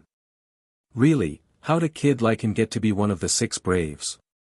Did Lloyd and Ishtar skip some steps because they're having such a hard time finding a candidate? Miss Catherine, I ask that you refrain from speaking in that manner. Those two wouldn't be so amused if those words reached their ears. Jacob berated Catherine, not out of concern for Barun, but rather for the latter's referencing of the black and white factions' representatives. Seeing how Barun was keeping his sight cast down, I couldn't help but feel sorry for him. All right, let's see if I can help him somewhere along the way. Besides, those two do look a bit scary, so it wouldn't hurt to at least have someone on my side, especially since even Barun himself had never even seen this coming. Then, which of you will be my new examiner? Jacob and Catherine turned to look at each other, and then Catherine raised her chin to signify that Jacob ought to do it. Of course it's me again, Jacob grumbled and shrugged. Now then, what does he have in store for me? Barun clicked his tongue lightly as he put Ricky on his shoulder and jumped to where Catherine was, then sat on a piece of the rubble with his face in a perpetual scowl. Jacob, on the other hand, raised his index finger, as if he had just remembered something. Oh, I know, there's this one S-rank job left at the Adventurers Guild when I was there just a while ago. I've accepted it, so. While he talked, he reached for his chest pocket, taking out the request paper and presenting it to me. A bandit subjugation. You can read. Very good. So here's where you come in, Asley. With my authority as one of the 6 braves, I assign this task to you. Go now, and complete it quickly. Let's see, within 5 hours should suffice, no? Jacob's grin as he said that was as wide as his mouth could humanly stretch. So, this guy just doesn't even intend to let me pass, huh? All things considered, this quest must be quite troublesome. Especially so since he'd accepted it just a while ago, which I assume was about an hour ago. In the royal capital, S-rank jobs were not very rare, at least compared to other places. That was all the reason why it was strange that there was one left untaken by this time of day. Since the guild was technically low on S-ranked personnel, they could grant permissions for parties of 5 or more A-ranked adventurers to take on an S-ranked quest instead. That special exception was an effective offset to the lacking of actual S-ranked individuals, and considering its benefits, it shouldn't be too difficult to form parties here in Regalia. Despite all that, this job had remained untouched today, even after noon. It had "no one wants to do this" written all over it. Hoo, always such a troll, huh, Jacob. For the record, I've had to do a job at the Adventurers Guild back when I took the rank-up evaluation as well. This is, by no means, out of the ordinary. Yeah, the way he looked and spoke was quite unpleasant and all, but I wonder, what could be the reason for him to mess around with me this much? Well, not like thinking about it would be of any help. So I immediately hopped on Pochi and headed toward one of the exits of the royal capital. On the way, Pochi was completely silent, which made me feel a tad bit concerned, for myself. I mean, I had a good guess as to what her reason was, but still. Once we were out of the city wall, Pochi released her frustrations in full force, and I, having anticipated exactly that, had already blocked my ears with my index fingers by the time she started. What I heard through my blocked ears were as follows. Seriously. What's up with that cheeky guy who just showed up and ordered us around? And you, master. You should have at least talked back a bit. Really, why didn't you? Were you afraid of failing the test that much? I've never been so disappointed in you. Besides, you've got some weird traps set up back at the cathedral, right? I've realized that just in time, but it would have made things way easier if you told me about it beforehand, don't you think? You've got your telepathic call spell, for God's sake. Ah, so annoying. Anna, honestly, I couldn't agree more. Strange, most of the dissatisfaction she expressed had been toward me. First off, if I'd used the telepathic call and was found out, wouldn't we be in big trouble? Well, she'll still get angry at me if I were to say that, so I'll probably be better off keeping it to myself. Ah, yes, this must be another step forward on my path to becoming a philosopher. Anyways, now that I come to think about it, this is the first time I've taken on an official S-ranked quest. Doesn't mean this was my first time subjugating bandits though. Back when I was training under Tus, I had to deal with so many that I got so sick of them. Among them had been some opponents on the S-ranked difficulty level too. Now I wonder what our bandits this time are like, and where they are. So where's this lunareal forest? Hell if I know. Well then, better do this by the book. My body will expire way before it should if I were to try myself against Pochi's lingering rage. Upon asking one random officer stationed at the gates, we discovered that the lunareal forest was unexpectedly close to the city, just 3 kilometers northwest of Regalia. Now, I considered it strange that there were bandits whose base of operations were in a forest. There must be some sort of reason for it, but it's not like I had the spare time to think about that now. I hopped on Pochi once again, and this time, I replied to Pochi's scolding by repeating, "Yeah, sure," on autopilot. By the time she calmed down, we were at the lunareal forest. The weather doesn't look so good. Looks like it might be raining, which means that the scent of our targets may soon be eliminated and that I wouldn't be able to rely on Pochi's nose, the fact that Pochi herself wouldn't shut up about. Good God, I wish she'd shut up. Let's get it over with, sir. Well, she's got the energy, that's for sure. Maybe I should just let her do her thing. Alright, Pochi, let's get a count on the enemy's heads while we observe from the outside. If we see an opening, then we'll cut in right then and there and work along. I know they're being charged for robbery and murder, but we ought to prioritize disabling them. If things go south, well, you decide yourself what to do with them. Sounds like a hassle, sir. Like Bruce used to tell us, it's also our job to doubt the job. Our opponents this time were humans. Their capacity for wisdom and emotion set them apart from monsters, and just that was an issue in itself. The circumstances had been different when we'd taken on the laughing foxes head-on, so I'd feel uneasy with the act of simply killing them while having barely any information. I scratched my head and then sent a sign with my eyes, prompting Pochi to circle around to the north. Now then, I'll have to observe the enemy from another direction. According to my biological clock Magecraft, we still had 4 hours and a half. Within this time limit, we have to take down an unclear number of enemies, head back to the Adventurers Guild to report our completion, and then return to our examiners at the cathedral. Looks like this job will be more of a hassle than I'd expected. I readied my stance and paid extra attention to the distance of my advance. My work would be significantly more difficult if I was detected. I have to keep the enemies unaware of my presence as long as I could, so that they don't find out much about us. I must be cautious, but also ready to take the plunge as soon as I see an opening. Pochi is now operating apart from me, so I ought to use telepathic call to check up on her. Pochi, no problem here so far. How's it looking over there? Looks bad, Master, the bandits have several mages among their ranks. Wait, don't tell me, these guys aren't the bandits we were looking for. The Principle of a Philosopher by Eternal Fool Asley, Chapter 91, The Foolish and the Crazy. I cautiously advanced onward, while keeping that absurd but very possible thought in my mind. I see something, in the distance, the faint light of a bonfire.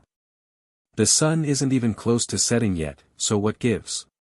The reason became apparent when I closed in. Is that a cave? In the center of a slight protuberance of rocks was a dark, deep-looking hole. 6 people stood around it. 3 seemingly mage-type people, 1 woman and 2 men, 3 warriors, 1 man and 2 women. Their abilities were, around rank C to B on average.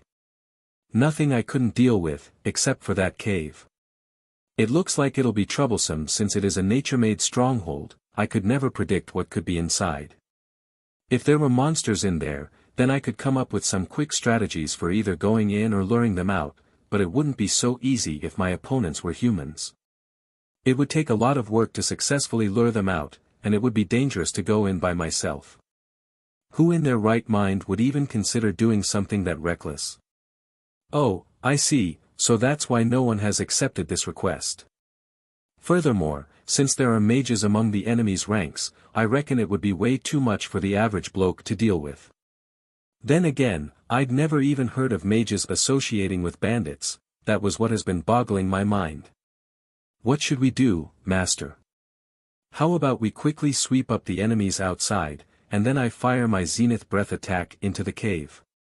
Why would you even consider something that dangerous? I swear I'm surrounded by crazy people.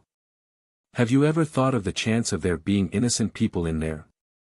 I made sure to teach you to not rope unrelated people into our fights, you know. What? Who are you calling crazy? I could hear the scream of my familiar coming from afar. I mean, that was partially my fault for letting out some of my unnecessary thoughts, so I suppose there's no use in pinning the blame on just one side here. While the 6 guards are approaching Pochi's direction, I'll sneak into the cave and... I've got nothing to do with this. My master is that way. Good job breaking it to them, hero. And all the enemy's attention actually shifted to me. What are the odds? The crazy dog, on the other hand, shot me a sloppily timed wink before strolling into the cave. Damn it, now she's sticking out her tongue. Do that again in my presence, and I swear I'll pull it out. Hype up. Hype up. Hype up. The 3 mages cast enhancement spells onto the 3 warriors in the front row. The latter 3 then rushed at me as I stood scratching my face in confusion. The 2 warrior women seemed quicker than the rest, so I ought to take them out first. Rise, Okada boundary. Rise. Ground spell delivery. I snuck the Octa boundary past the approaching enemies, directing it to the mages in the back row. The warrior man seemed to have slightly loosened his guard upon guessing from my appearance that I was a mage, but he realized their negligence soon enough, prompting him to scowl as he got his stance back in shape. The warrior women followed suit.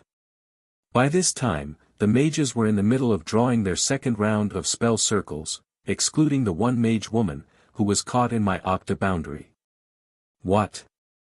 The 2 other mages stopped their actions, perhaps too surprised by a spell that they had never seen before. The approaching warriors, on the other hand, have stepped into my effective range. Now. Sharp Wind Cross. I invoked one of the spells that I had assigned as a swift magic.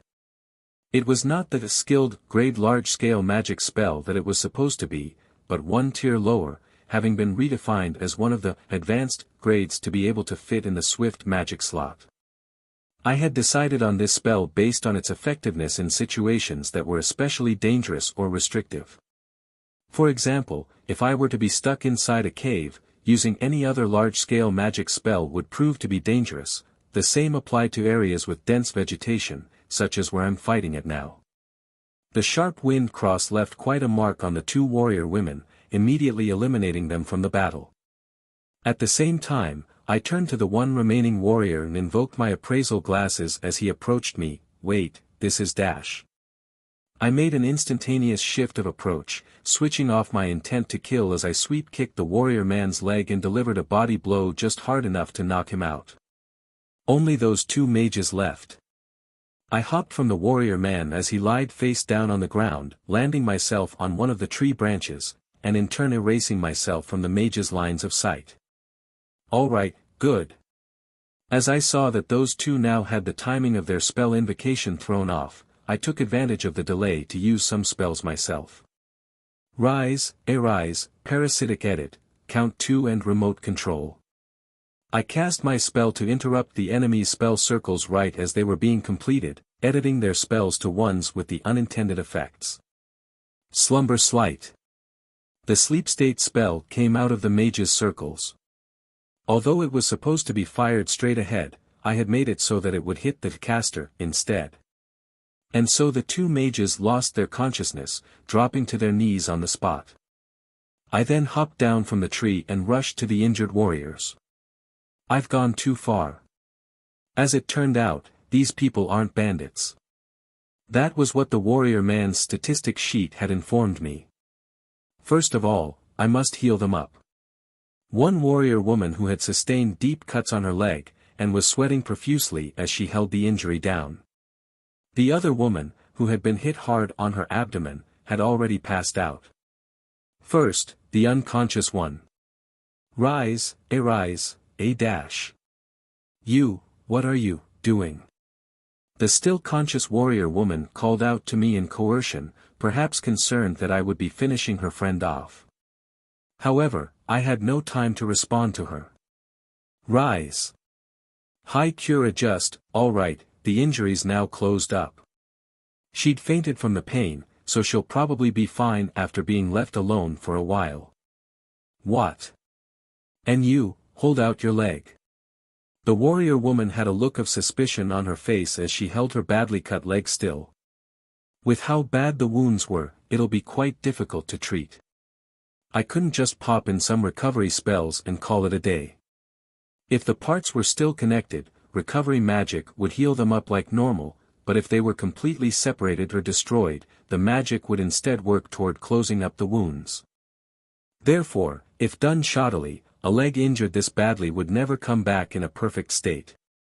This was one of the reasons I had been studying the mechanisms of recovery magic inside out. This will hurt a little. Gh-. Looks like she now understood that I wasn't hostile, but because of her pain, she never let her guard down. I focused my arcane energy on my fingertips, materializing it in the form of needles, each thinner than a strand of hair. Sticking them in through the warrior's living thigh bone, I sent the energy coursing through her body. The needle's pointed ends stuck out from the centers of her injuries, tying back together the dead parts of her leg. Arcane energy existed within every human, and recovery magic worked by causing reactions with that energy within their bodies. Some parts of the woman's leg were too far separated from the rest, causing them to lose the arcane link with the rest of the body, and thus were unable to be healed with magic. Because of that, what I had to do was to force a connection of arcane energy. Rise, high cure adjust. Coup. Wadash. It's all fit back together. It sure is. With the trick I'd used, the recovery magic could reach the dead parts they were not supposed to. It was my original implementation, and one of the few in my arsenal that had genuinely impressed Tus and Melchi. And then I felt an exceptionally intense source of arcane energy behind me. The following voice that called out to me had the power to compel one to instantly turn and look. Oh, good grief. I was wondering who it was that tripped the magic net. And it just had to be you, of all people. Quite a sentimental, albeit unexpected, reunion, is it not? I recognized that voice. However, it was one of the voices I didn't want to remember. If my memories had a mind of its own, I'm sure it would agree. The sun rendered me unable to make out the appearance of that person at this time, a shadow, and yes, just a shadow. The figure approached, one step at a time, gradually revealing a recognizable silhouette. Ah, I remember becoming so used to seeing that strut. Where had it been again? I recalled my memories of all the time I had spent with this enigmatic character, prioritizing it over my worry for Pochi, who had just entered the cave by herself. Shows how powerful this new face is, I suppose. His arcane energy and charisma were off the charts. While I scratched my head and tried to dig up my memories, the warrior woman, with her leg fixed up as good as new, stood right up. Then she snapped into a salute pose with one hand on her chest, greeting the shadow. Was it just me, or was she quite disciplined? She could pass as a member of an organized army. Now hold up a minute. I might have seen this salute before. If I remember correctly, it was at the Magic University. Oh, now I remember. It was the salute a certain group of students had decided on arbitrarily for greeting that guy they greatly respected. Apologies for causing a ruckus, Sir Warren. I wonder why. Something tells me that the shadow is chuckling mischievously, with the creepy grin signature to that guy, no less. You're tuning in to the Han Lee's Wuxia Adventures YouTube channel. We're so grateful for your support, and don't forget to subscribe to join us on this incredible journey through captivating stories. Your generosity through donations truly makes a world of difference, as it's the primary source of revenue that allows me to expand and enhance this channel for you. Thank you from the bottom of my heart for being a part of this adventure.